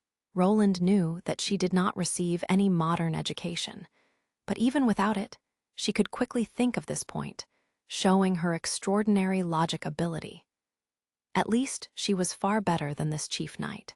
Right, it is possible to say that since humans learned to use fire, they were separated from the animals, even though obtaining fire was just a coincidence. Perhaps the lightning hit the trees and lit them. Perhaps a rock hit another rock and released a spark. But if no one had noticed it, no one could have tried using it. We would still be the same as the animals. Roland guided them patiently and systematically in the direction he wanted. The goal of this experiment was to show you that curiosity and thinking were the driving forces of human progress. There are many of similar potential forces in nature, only waiting for us to discover and use them. After his speech, Carter still had a doubtful look. Nana was one of those types where it was unknown if they were asleep or awake, and she only looked at Roland with open, unfocused eyes. Only Anna bowed her head, as if she was thinking about something. Well, Roland sighed, indeed, teaching too far ahead of the ideas that they understand will not bring enlightenment. It will only make people feel perplexed. The height of their knowledge determined that they couldn't understand the powerful force of nature unless it was physically in front of them. Then, they would understand how amazing the nature of the hidden forces in the world were. At this moment, the kettle hanging from the mantel gave off a clanging sound. It was the sound of a steam pinging against the lid. Ah, the water is boiling. Carter walked over to remove the kettle with a fork, and soon the sound stopped. He took a piece of cloth and wrapped it around the handle, then filled everyone's cups with water. For example, when Roland reached out with his hand to hold the cup, he could feel the temperature of the cup wall. From the first day of using fire, the principle of boiling water was known. Boiling water. Hundreds of thousands of people had witnessed this and used it, but no one thought that the gently curling and rising water vapor could also contain such a tremendous amount of energy. In a few hundred years, this would become the driving force behind humankind's development. In a very short period of time, it would change the history of mankind. Although the principle was simple, the problem was not the limited technology. No, the problem was that the first choice for most people was to farm. But Roland was different from them, he thought. This world also had witches, using magic to fight in a battle. That was only the way of barbarians. With magic someone could create, it could replace some of the key technologies to hasten the process of human development. This was the correct way to use magic. They talked until the sun went down, and after they had eaten dinner together, Roland went to his bedroom. There was no nightlife to speak of in this day and age. People didn't even have a word for it, and everyone went to sleep early. He also considered using his right as the prince to recruit a maid to do the sport. But in the end, he couldn't because he was too thin-skinned to speak out. Just as he had lit the candle in his room, he could hear behind himself the sound of applause. Then someone spoke to Roland.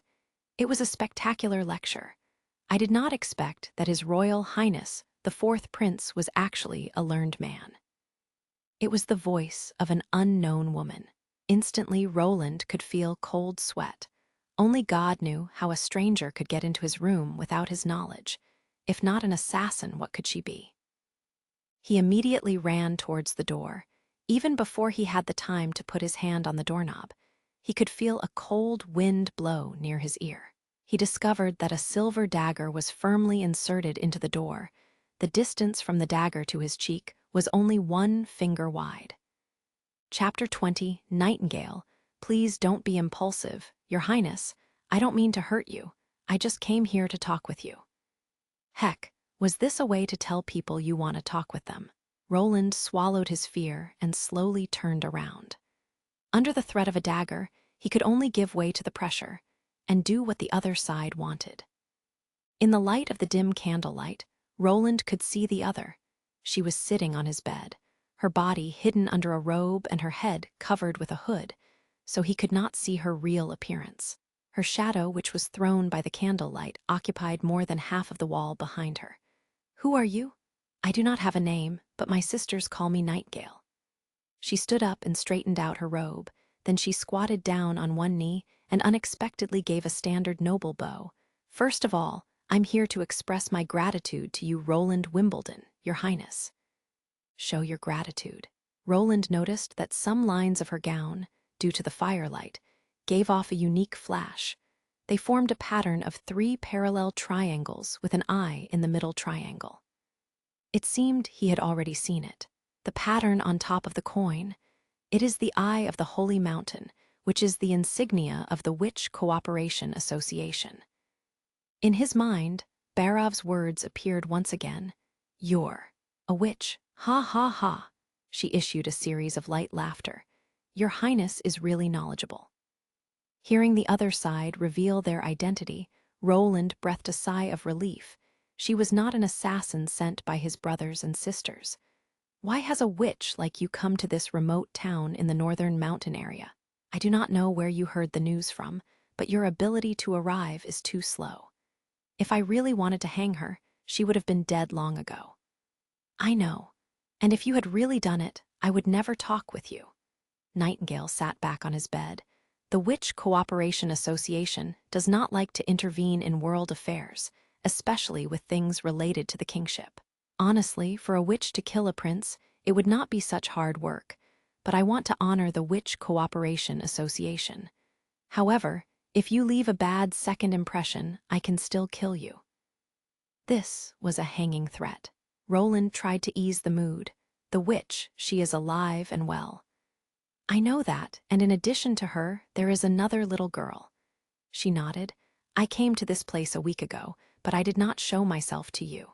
But I have seen everything you have done. Although I do not quite understand why you are not showing the usual malice against witches. No matter what, on behalf of the Witch Cooperation Association, I have to thank you. Since a week ago," Roland rubbed his forehead, "but also everything he had done was seen by her." This implied that she was always following him, but he and his guards were completely unaware of her. "Well, stop. Saying that you wanted to talk with me wasn't only for saying thank you, right? Are you already tired of talking with me?" asked Nightingale while taking off her hood. "See, I do not look that awful. I will not scare you away, Your Highness." She was far more than not that awful. You could simply only call her beautiful. As her hood fell, her golden hair instantly cascaded down like a waterfall. The candlelight reflected by her hair made him feel dizzy. With her aquiline nose and her sparkling eyes, instead of Anna's and Nana's slightly childlike look, her features revealed a more mature charm.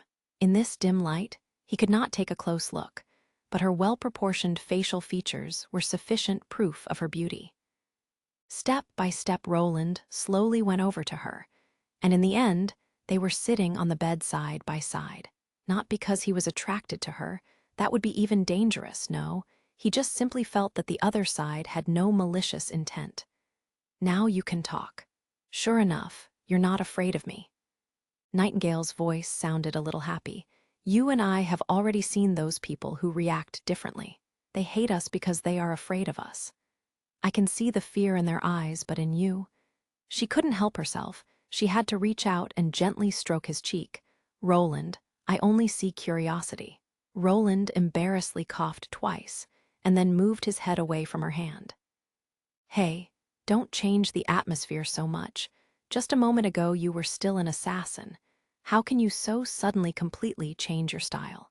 Fortunately, the other quickly restrained her emotions. "I came here to tell you that I want to take Anna and Nana with me." "No."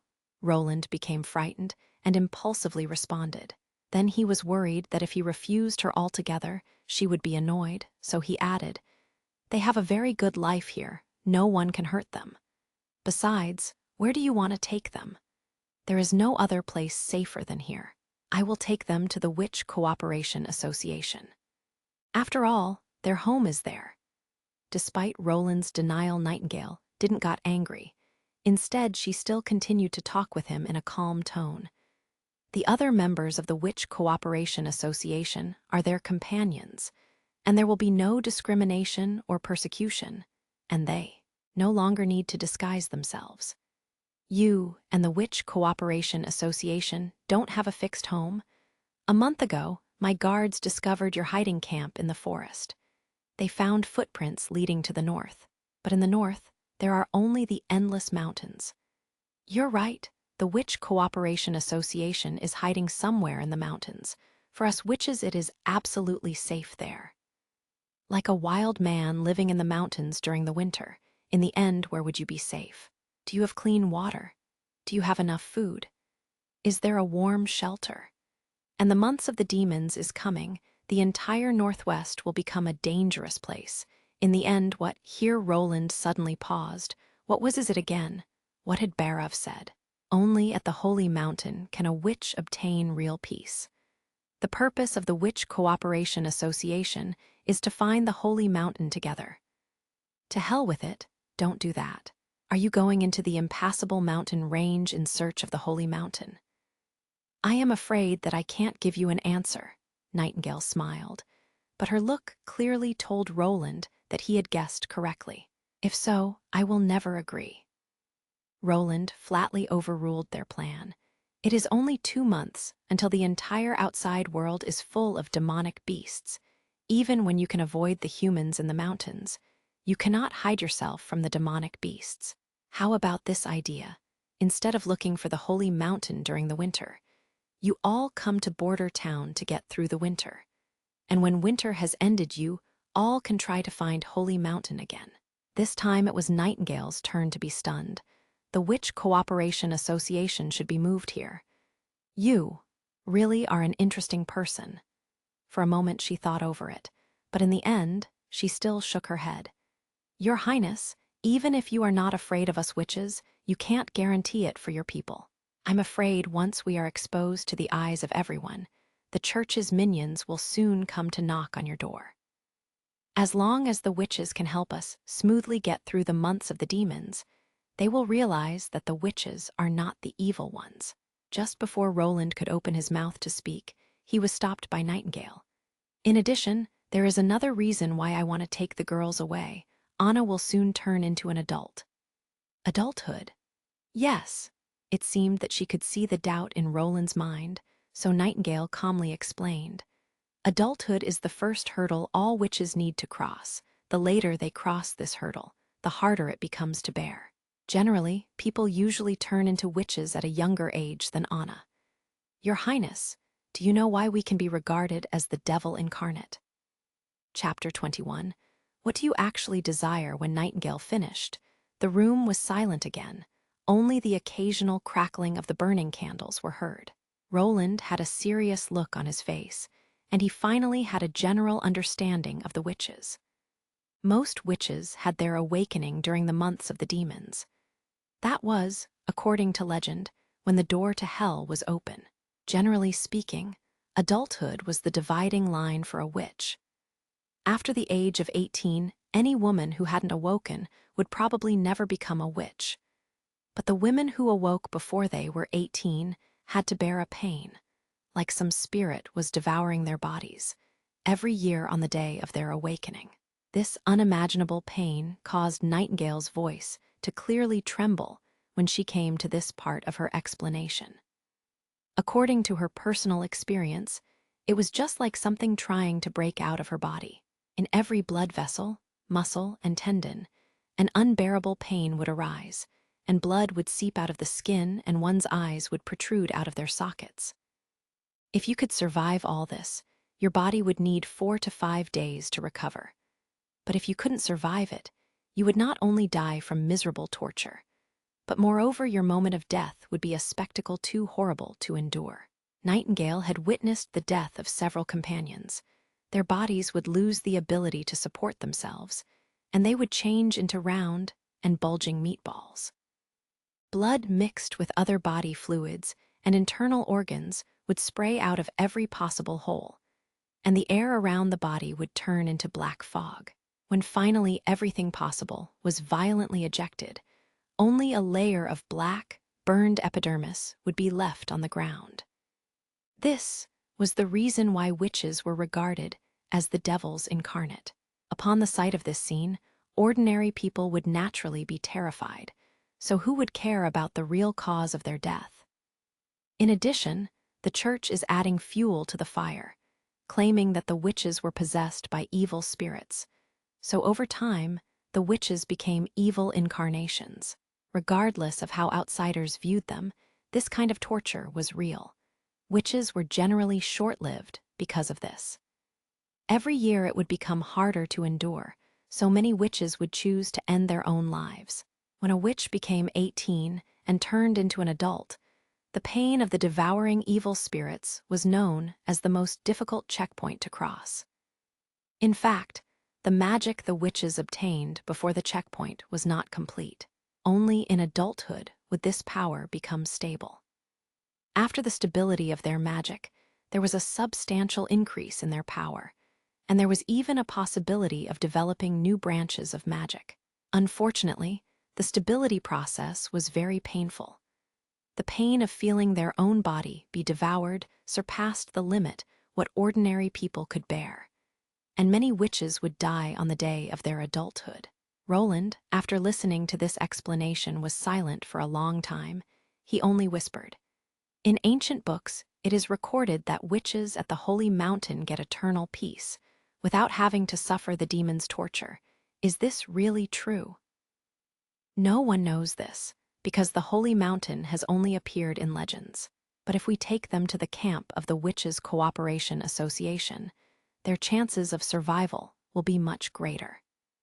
If the witches didn't need to hide ourselves, if we could live freely, then the devouring pain of the evil spirits would be much weaker compared to the past. For a moment, Roland was terribly upset. His plan would not work without Anna's and Nana's help, but because of his plan, they would need to bear an enormous risk. He really couldn't help it. In the end, he weakly said, "Anna is downstairs. I'll ask her to come over. If she is willing to, you can take her and leave. As for Nana, I will have to see her tomorrow." "Thank you for your understanding. I really had the right impression of you." Nightingale stood up to express her gratitude. At this time, Anna had yet to fall asleep, so when Roland went to get her, she was sitting properly at the table copying something. She looked surprised to see Roland. When she heard she had to go to the prince's room, Anna did not ask any questions and obediently followed him to his room. When she entered the room to find that there was a person there, the young girl was truly frightened. Roland took her hand and briefly introduced them to each other, and the three encircled a round table and sat down. Then Nightingale repeated the words they had said before. "In the camp, and there are a lot of people like you, they are your partners. This should roughly summarize your case, Miss Anna, though you and I have signed an employment contract. In the case of such a potentially life-threatening situation, I have to respect your opinion. In case you agree, I won't go."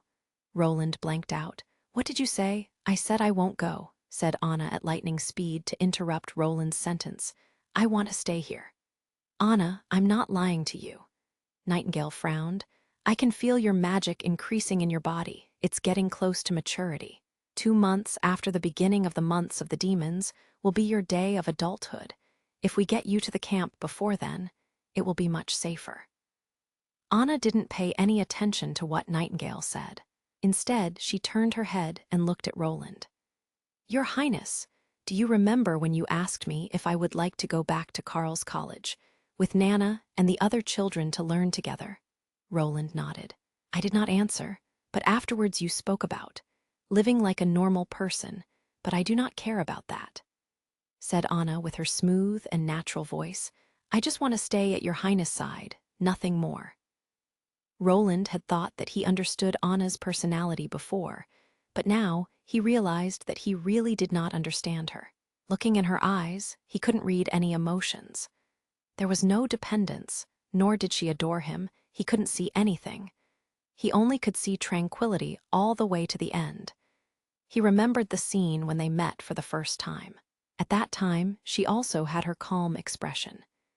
The difference now was that in this moment, her face was full of life, just like a budding flower. She still didn't fear death, but right now she wasn't waiting for her execution like last time. "The devouring by evil spirits will not kill me," said Anna with confidence. "I'll beat it." Nightingale closed her eyes and took a deep breath.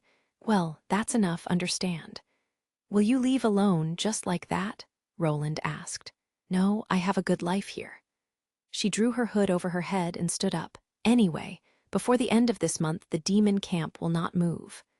"Why?" Roland had a surprise. Did she also want to monitor them throughout the winter? "I think people who have not experienced the process of adulthood can't understand how dangerous it is. I myself was on the edge of death again and again. I also witnessed the death of my companions. When that day comes, I may be able to help her." If Nightingale shrugged her shoulders, "If she cannot make it, I also have experience in handling the funeral." She went to the door and retrieved her own dagger. Then she turned to Roland and curtsied once again. "In that way, I have to say goodbye."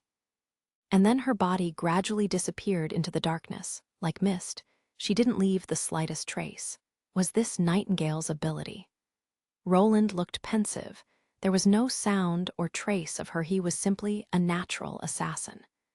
And from the first-hand view he got of her dagger-throwing technique, he concluded that she definitely had received training in it. Was the Witch Cooperation Association not only gathering witches, but also developing their own force? Or had Nightingale already mastered these skills before she entered the Witch Cooperation Association? Roland could not find any useful information from the relevant information of their organization and the memories of the former Roland. But he had the premonition that he would absolutely meet this organization again, as long as he stuck to his path of recruiting witches. "It's already late. You should quickly go back to sleep." Roland patted the girl's head.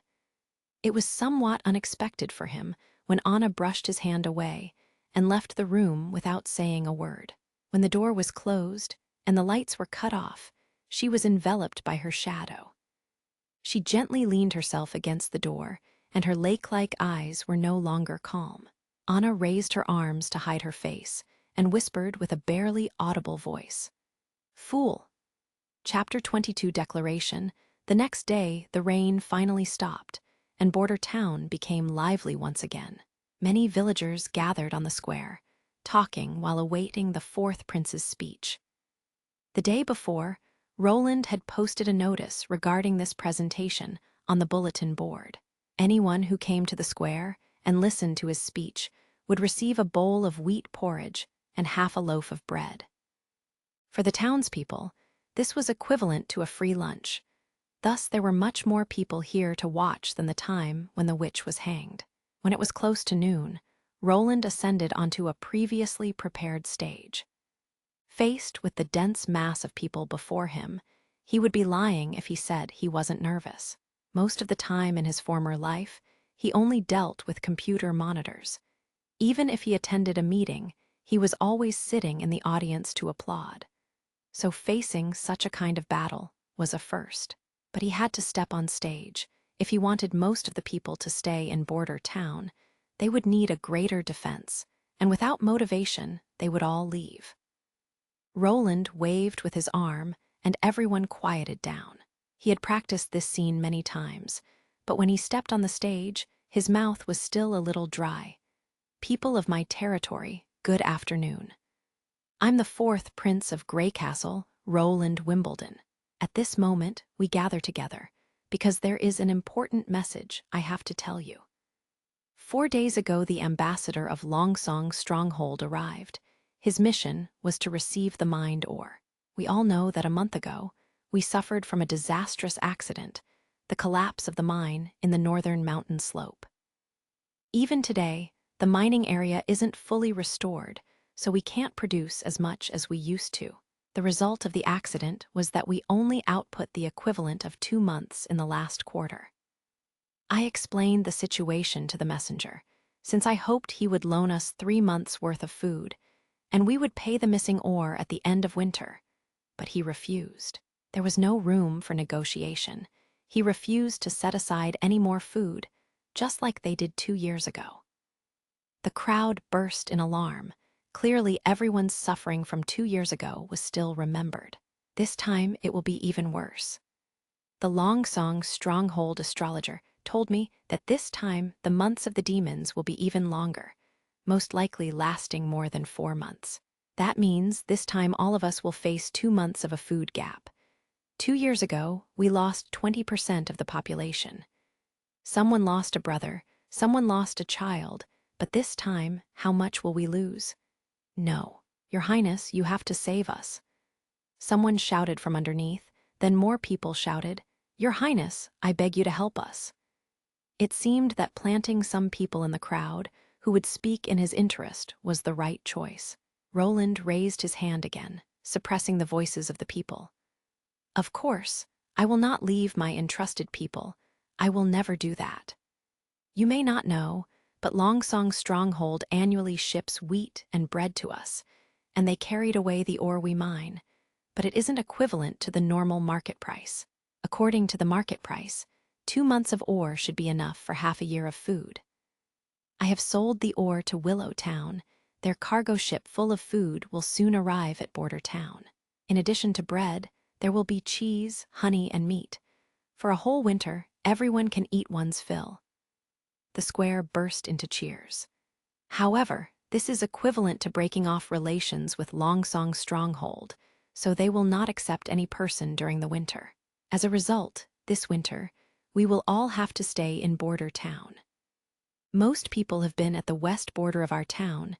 There, we are currently establishing a strong wall. I know many people are anxious of the invasion from the demonic beasts, but we can block them. I want to tell you that the demonic beasts are not much more powerful than normal forest beasts. Although they have rough skin and thick meat, they cannot climb walls and they also cannot eat stones. They have a thick skin, but they are just a group of easy-to-aim-at targets. Tell me, my beloved people, are you willing to hide in Longsong's stronghold, living in shacks and starving to a useless death? Or under my leadership will you protect your loved ones and children, guarding Border Town until the last minute? I promise, everyone who stays until the end of the months of the demons and protects the other townspeople on the city wall will get a reward of 25 silver royals. If someone sacrifices himself while defending the town, his family will receive a compensation of 5 gold royals. Your Highness, we want to fight with you. Under the guidance of his own people placed in the crowd, more and more people swore to wage war. Seeing the atmosphere surge up, Roland timely ordered to issue lunch. He did not expect that everyone would stay in Border Town. As long as half of the people were willing to stay, he would have a chance to obstruct the demonic beasts from moving forward. While Petrov was bringing back the message to the 6 noble families, only to be met with laughter. He naturally did not know that the 4th prince was inciting the townspeople. You said that the incompetent prince actually wants to throw off the demonic beasts alone. Daring to build walls before winter, I don't know, should I praise him for his courage or mock him for overestimating himself? His Royal Highness' lack of courage is a known fact. When did the 4th prince find his guts? He is just stupid and nothing more. Yes, he did not even have a stonemason. He is only leaning on piling up unpolished stones and pasting wet mud between it. I'm afraid this piled up stone wall will collapse immediately. Anyway, it's a good thing.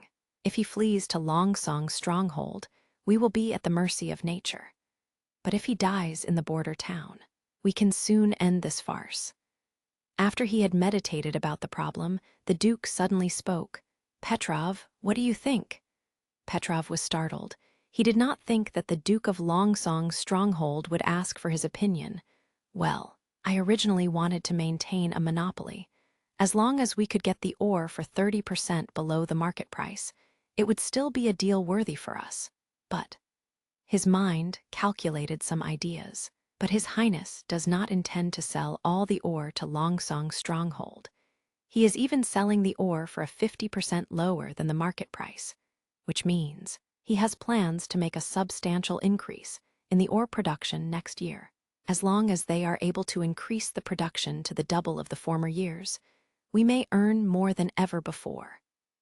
But he also intends to sell their own production of iron.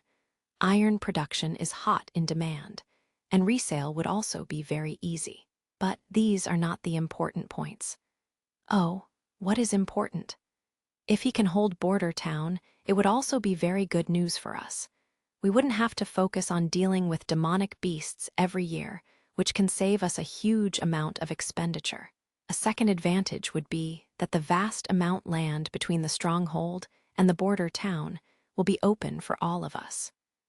Whether it be cultivating the land or using it to settle new people, both choices would be good.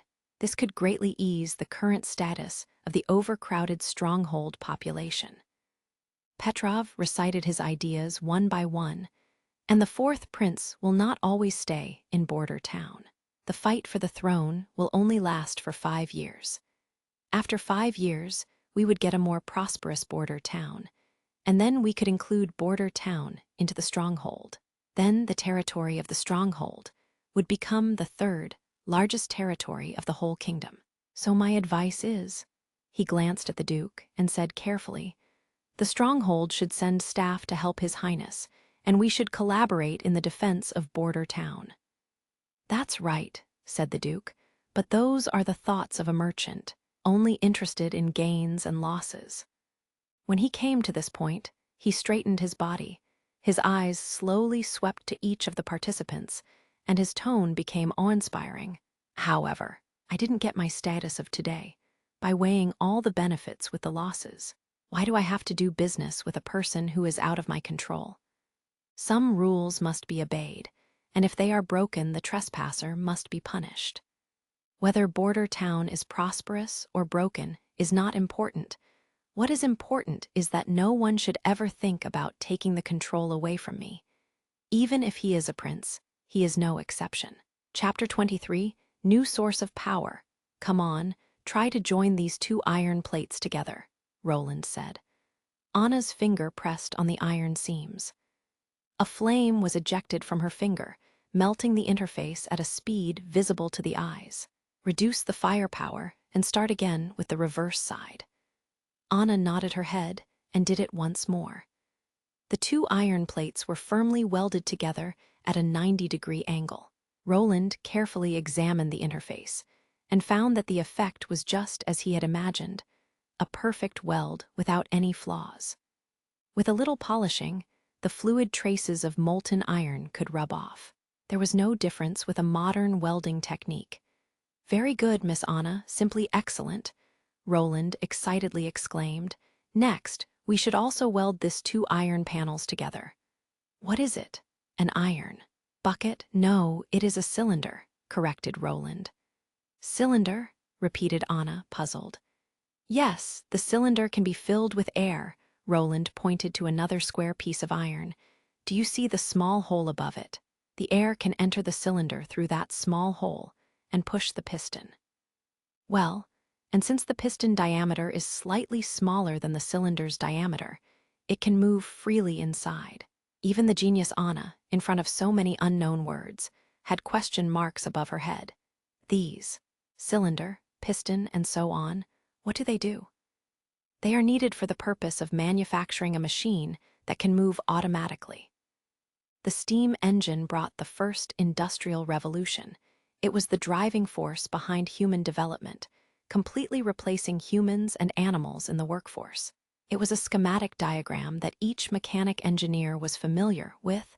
To describe it in simple words, it was a larger version of a kettle. After boiling the water, the produced steam would be induced into the cylinder.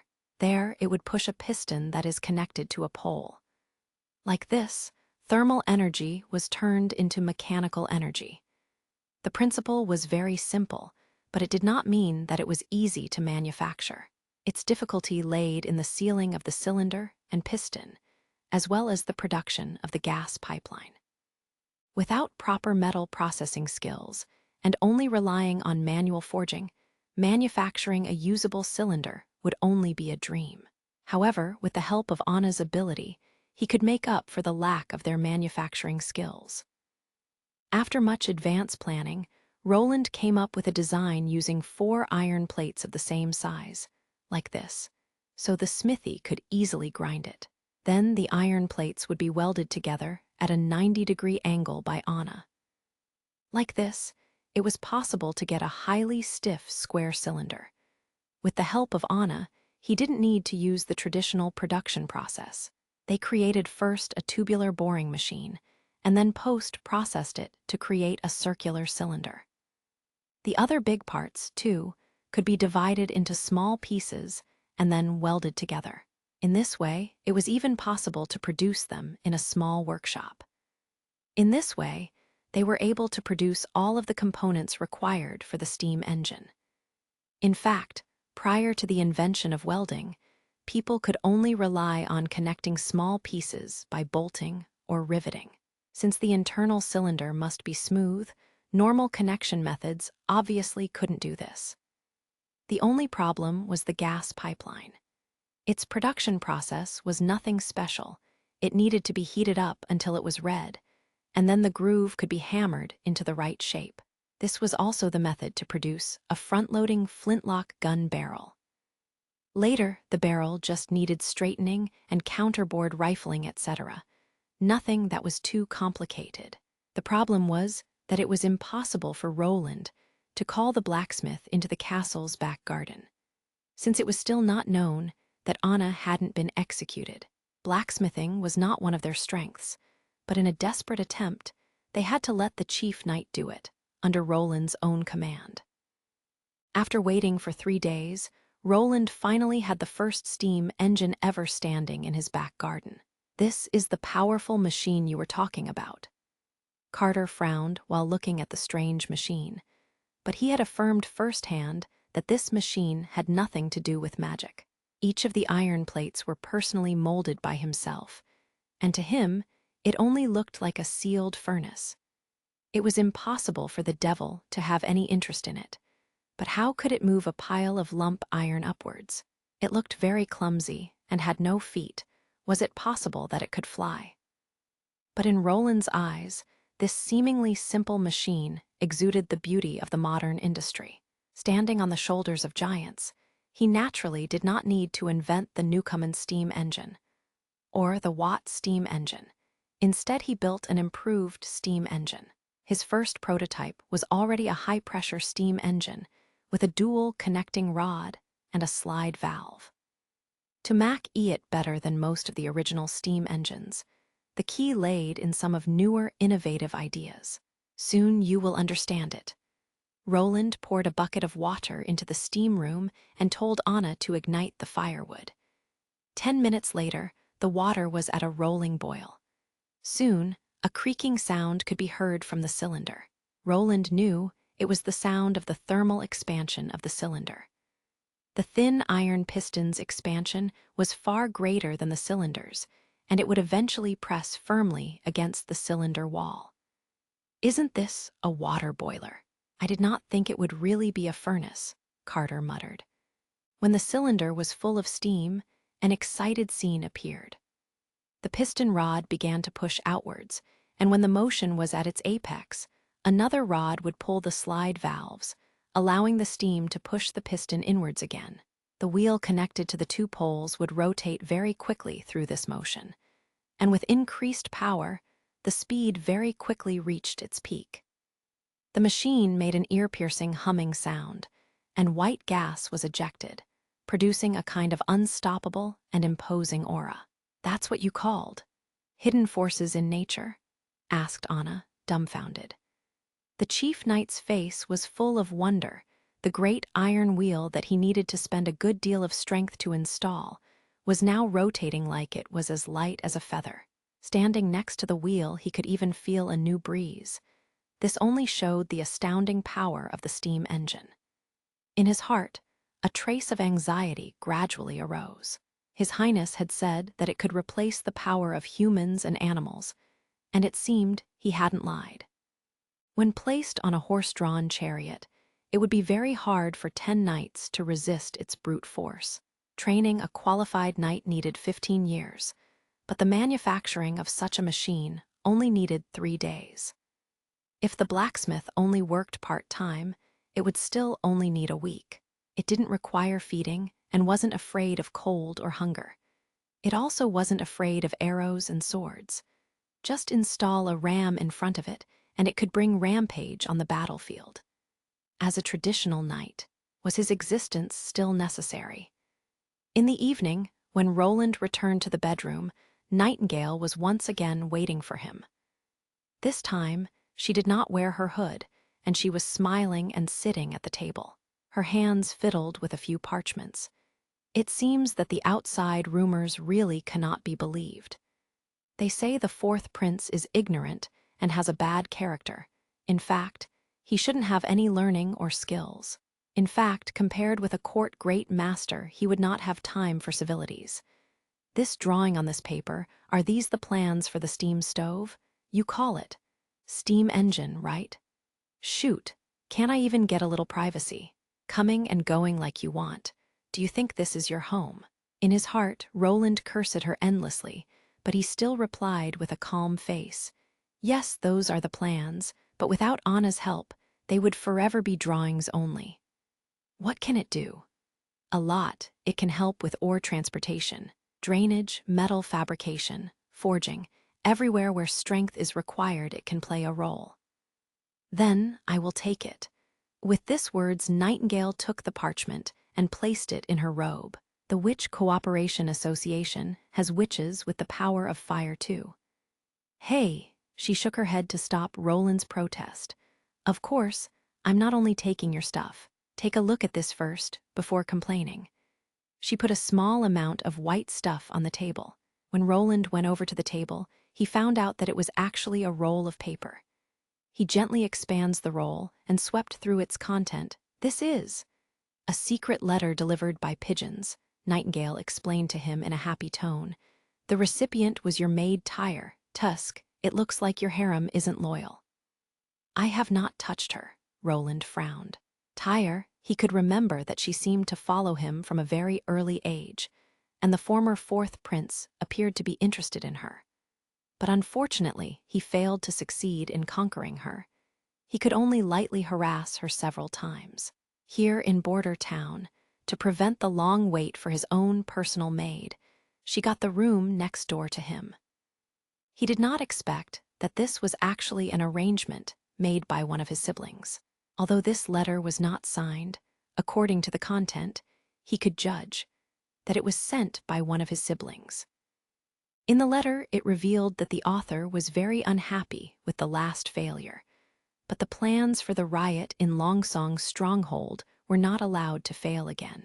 Well, in fact, the first plan must have succeeded, he thought, or else he would have never become Roland Wimbledon.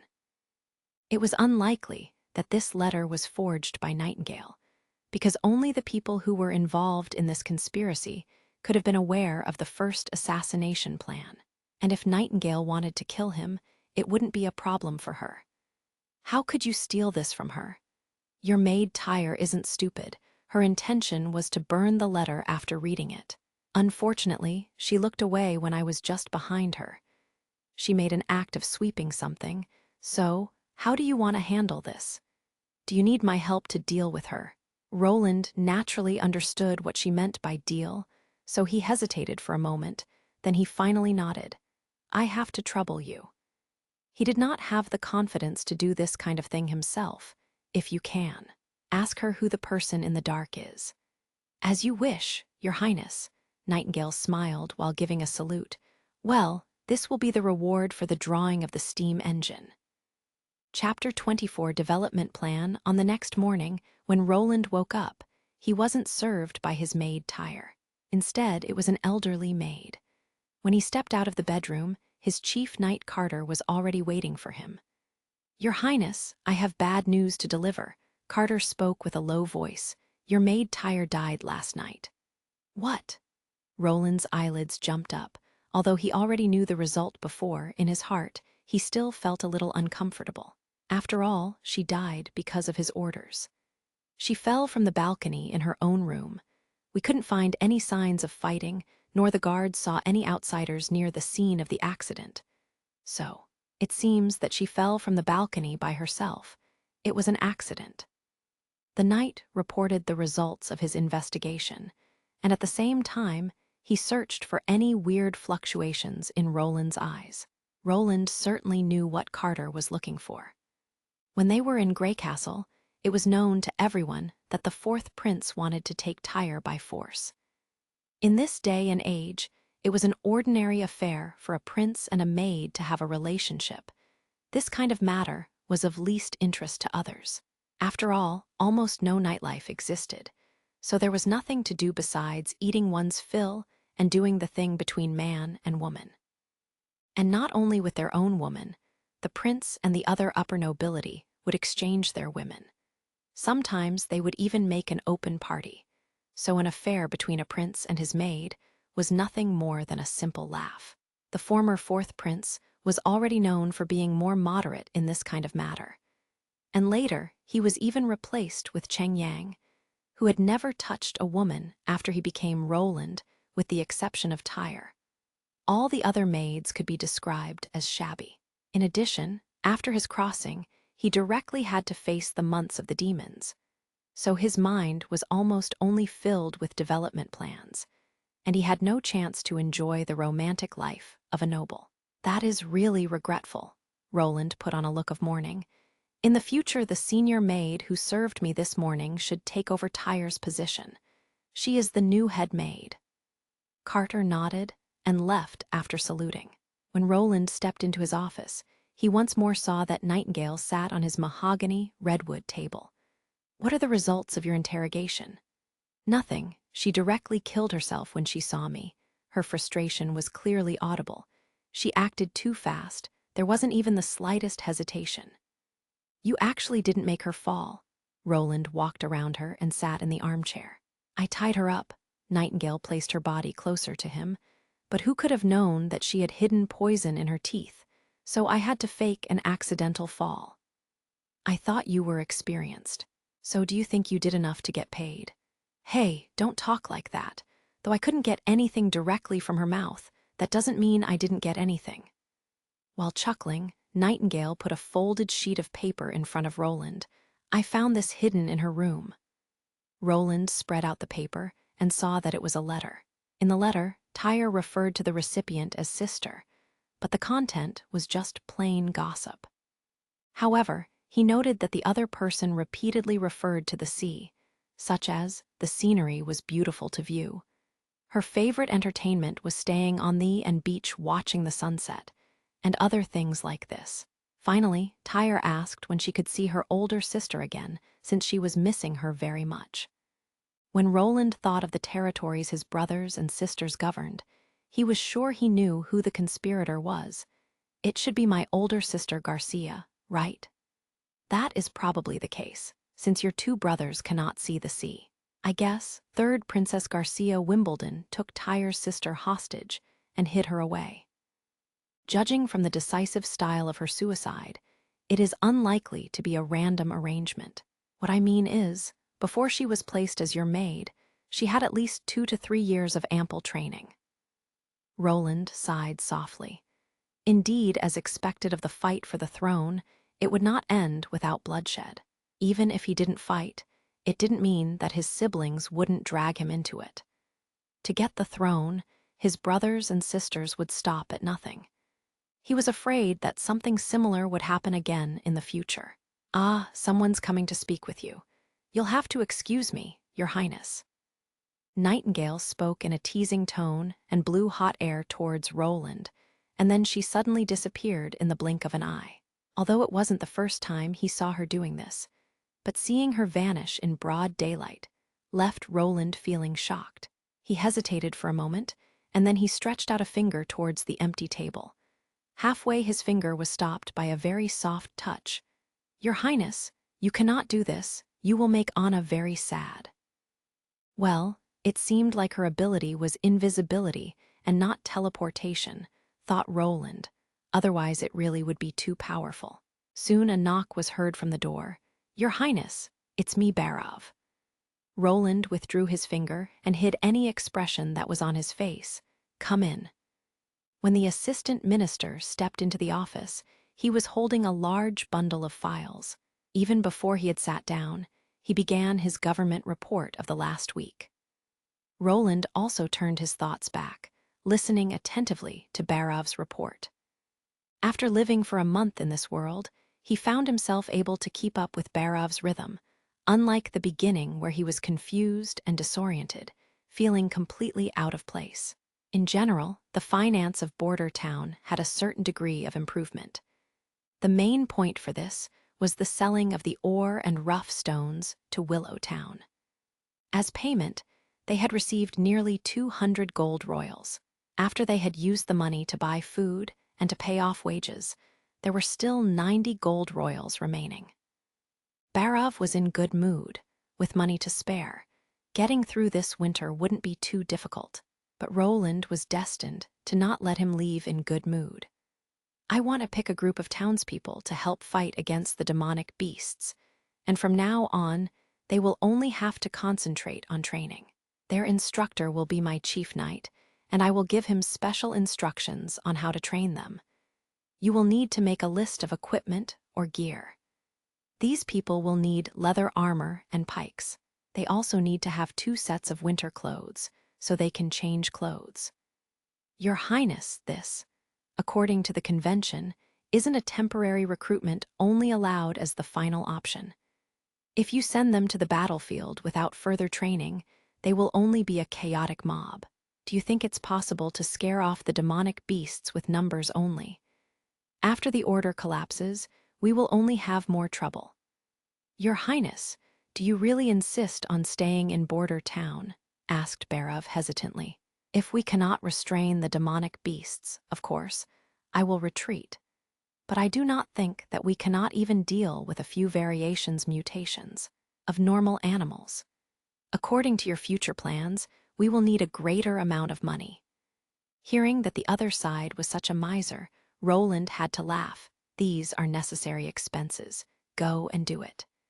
In his own treasury were more than 300 gold royals, which were mainly used to pay for the construction of walls. The required steam engine materials and components ordered from the blacksmith shop were also paid for from his own pockets. For the first steam engine, he had to spend almost 20 gold royals, and he would need at least 3 engines. The invention of the steam engine was a key component of the Industrial Revolution. This was true. But it didn't mean that the steam engine was equivalent to the Industrial Revolution. In history, the United Kingdom was looking for a possibility to replace the people and livestock involved in order to increase the productivity in mining operations. When Watt improved the steam engine, he immediately received a huge amount of orders. This new power was also spread to various industries in a very short period of time. At this point of time, there was no basis for the Industrial Revolution in a small border town. It could even be said that industry did not exist. So Roland did not expect to make a pot of gold by selling the steam engine. He just wanted to put this machine in the northern mining area to pull ore and gravel. And when the mining production was increased, he would expand the scale of use of the steam engines. It would be the equivalent of the promotion of the industrial development from top to bottom. Chapter 25, Militia. These are the people you selected." When Roland looked at the group of civilians dressed in shabby clothes, all his courage flew away immediately. "Your Highness, these are the people who fulfilled your requirements," said Carter. He began to count them with his fingers. Male, no criminal records, between 18 and 40 years of age, no disabilities. I carefully inspected all of them. Well, he knew he shouldn't have expected too much. After all, this world's productivity was much too low. Having enough to eat was already a difficult task, so wearing shabby clothes was just normal. As a prince, he had ignored such things. Just leaving his castle, he could see many people who only wore clothes that did not cover the whole body, begging for something to eat. In fact, in the capital of the Kingdom of Greycastle, there existed a job as a corpse carrier. The only thing they would do was to collect the people who starved to death, and then burn their bodies every day. So what was the general fighting power in this world? Roland closed his eyes and reviewed his plan carefully again. Probably a little stronger than a high-level street fighter. Generally, when the lords decided to wage war, or more precisely fight, Roland thought naming their little fights as war would be overstating it. They would summon all the aristocracy placed under their jurisdiction in their territory.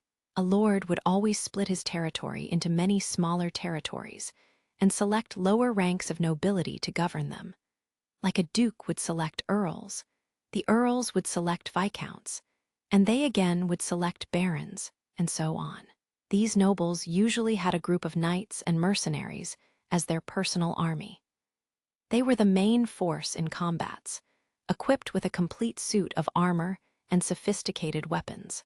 At the same time, they would recruit civilians and farmers who worked on their territory to help out during combat. In fact, they were used to deliver food supplies to the troops, and when needed, they would even fill up the holes in the front lines as cannon fodder. The most people who died on the battlefield were the people used as cannon fodder. Fighting between nobles would rarely result in someone's death. They generally would be caught and later exchanged for ransom.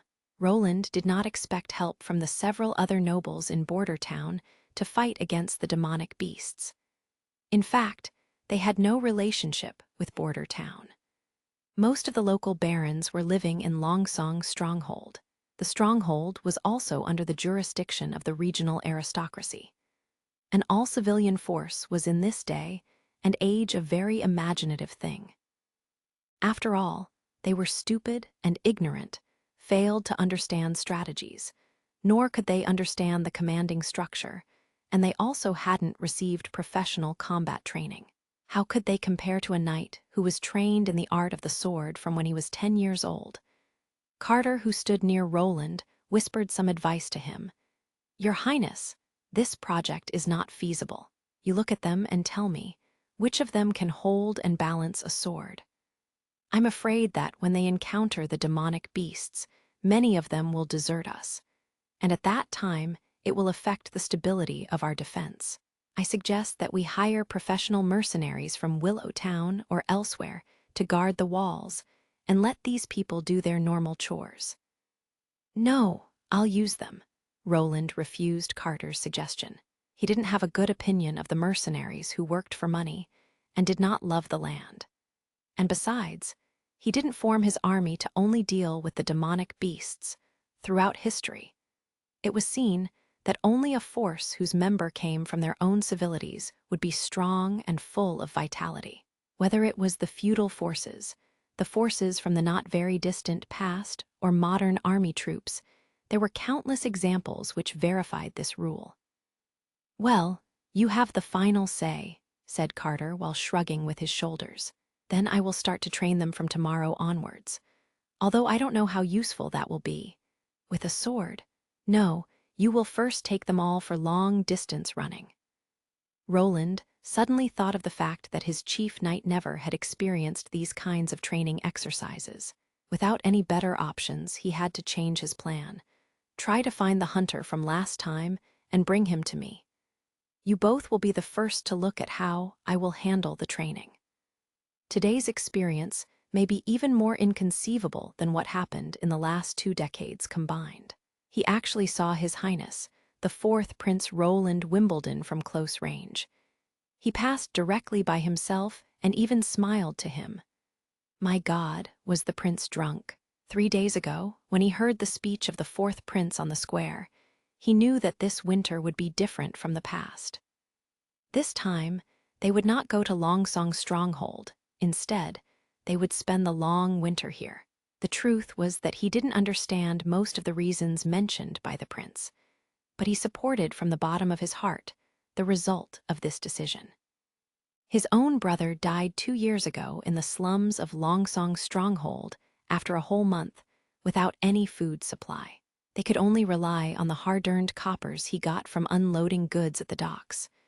With them, he was able to buy some black bread and share it with his brother. But the winter was too cold. The wind would blow through the many holes in their slum shack. Without enough to eat and with no possibility to maintain their body temperature, they couldn't survive. When his brother got sick, he fell into a coma and never woke up again. Here in Border Town, he at least had a house built out of soil brick. There was no fear of the falling temperature or the many days with snowfall. He also saw many ships filled with wheat docking at the pier, and then the wheat was moved in batches into the castle. Therefore, when he heard that the fourth prince was recruiting a militia force, he directly registered himself. Of course, he had to give up his job as a gravel producer, but the temptation was too big. After all, they would get a monthly salary of 10 silver royals. This was comparable to a skilled mud artisan. He was no longer a young boy. He was only waiting until the spring of next year to marry his future wife Cheryl, a tavern maid. Now, he had no problem to save some money. As for the requirements and the future tasks of the militia shown on the notice, he did not pay any attention to them. Anyway, it was to carry the burden of protecting the civilians on behalf of the Lord. They had to patrol along the city wall and keep the beasts from climbing up the wall, and withstand the crazy attacks of the demonic beasts. He had to go through a very strict screening process. Alone, the sight of some knights was enough to make people feel afraid. Fortunately, he had a sturdy physique and got through the review, but many scrawny guys were carried away by the knights. In the end, only 100 men were recruited. But he had never expected that the person who would train them would be His Royal Highness the Prince himself. For their training, they were brought to a grass field west of Border Town. In the background, the city wall was being built, and in front of them was an unceasingly and continuously extending forest. The prince ordered everyone to line up, and then he went to the site to rest. Just a few days ago, they had heavy rain, so the ground was still damp and muddy. The water infiltrated his shoes along the seam at the soles, which made his whole body feel uncomfortable. The stance they were ordered to take was not a normal one. Their hands needed to be aligned vertically, attached to the sides of their thighs, while their backs were required to be perfectly straight. Only a quarter of an hour later, they already felt terribly fatigued. This was even harder than breaking stone with a hammer, but he gritted his teeth and tried to hold on. After all, His Royal Highness had said before that those who moved would get no egg for lunch. God, it had been so long since he had eaten an egg. Apparently, all the people around him felt the same way. Although they staggered, most of them still endured. When the prince declared it was time to rest, he found out that his back was already drenched in sweat, and the whole standing time wasn't even long. At most, it was 2/4 of an hour. Those who couldn't persevere till the final moment were annoyed. It seemed as if they could see the eggs rolling away from them. He just didn't understand. Why did they have to practice this strange stance? Only standing was enough to get several bags of food. If it wasn't for His Royal Highness training them, he would have already stood up and begun to argue noisily. Unexpectedly, after a short break, the second command His Highness gave was even more eccentric. He asked all the people to continue standing in a line. This time, As long as all of them persevered till the end, they would all get another egg added for lunch. As long as there was a person who gave up, everyone would lose the opportunity to get an additional egg. He heard many people beside him swallowing their saliva. Hell, was this a popular game in the ranks of the nobility, leading them all around with a carrot on a stick? Damn it, he was not a stupid donkey. But in the case that everyone was able to do it, wouldn't there be 2 eggs to eat? This was simply the devil's temptation. Wiping his overflowing saliva away, he decided to fight for the 2 eggs.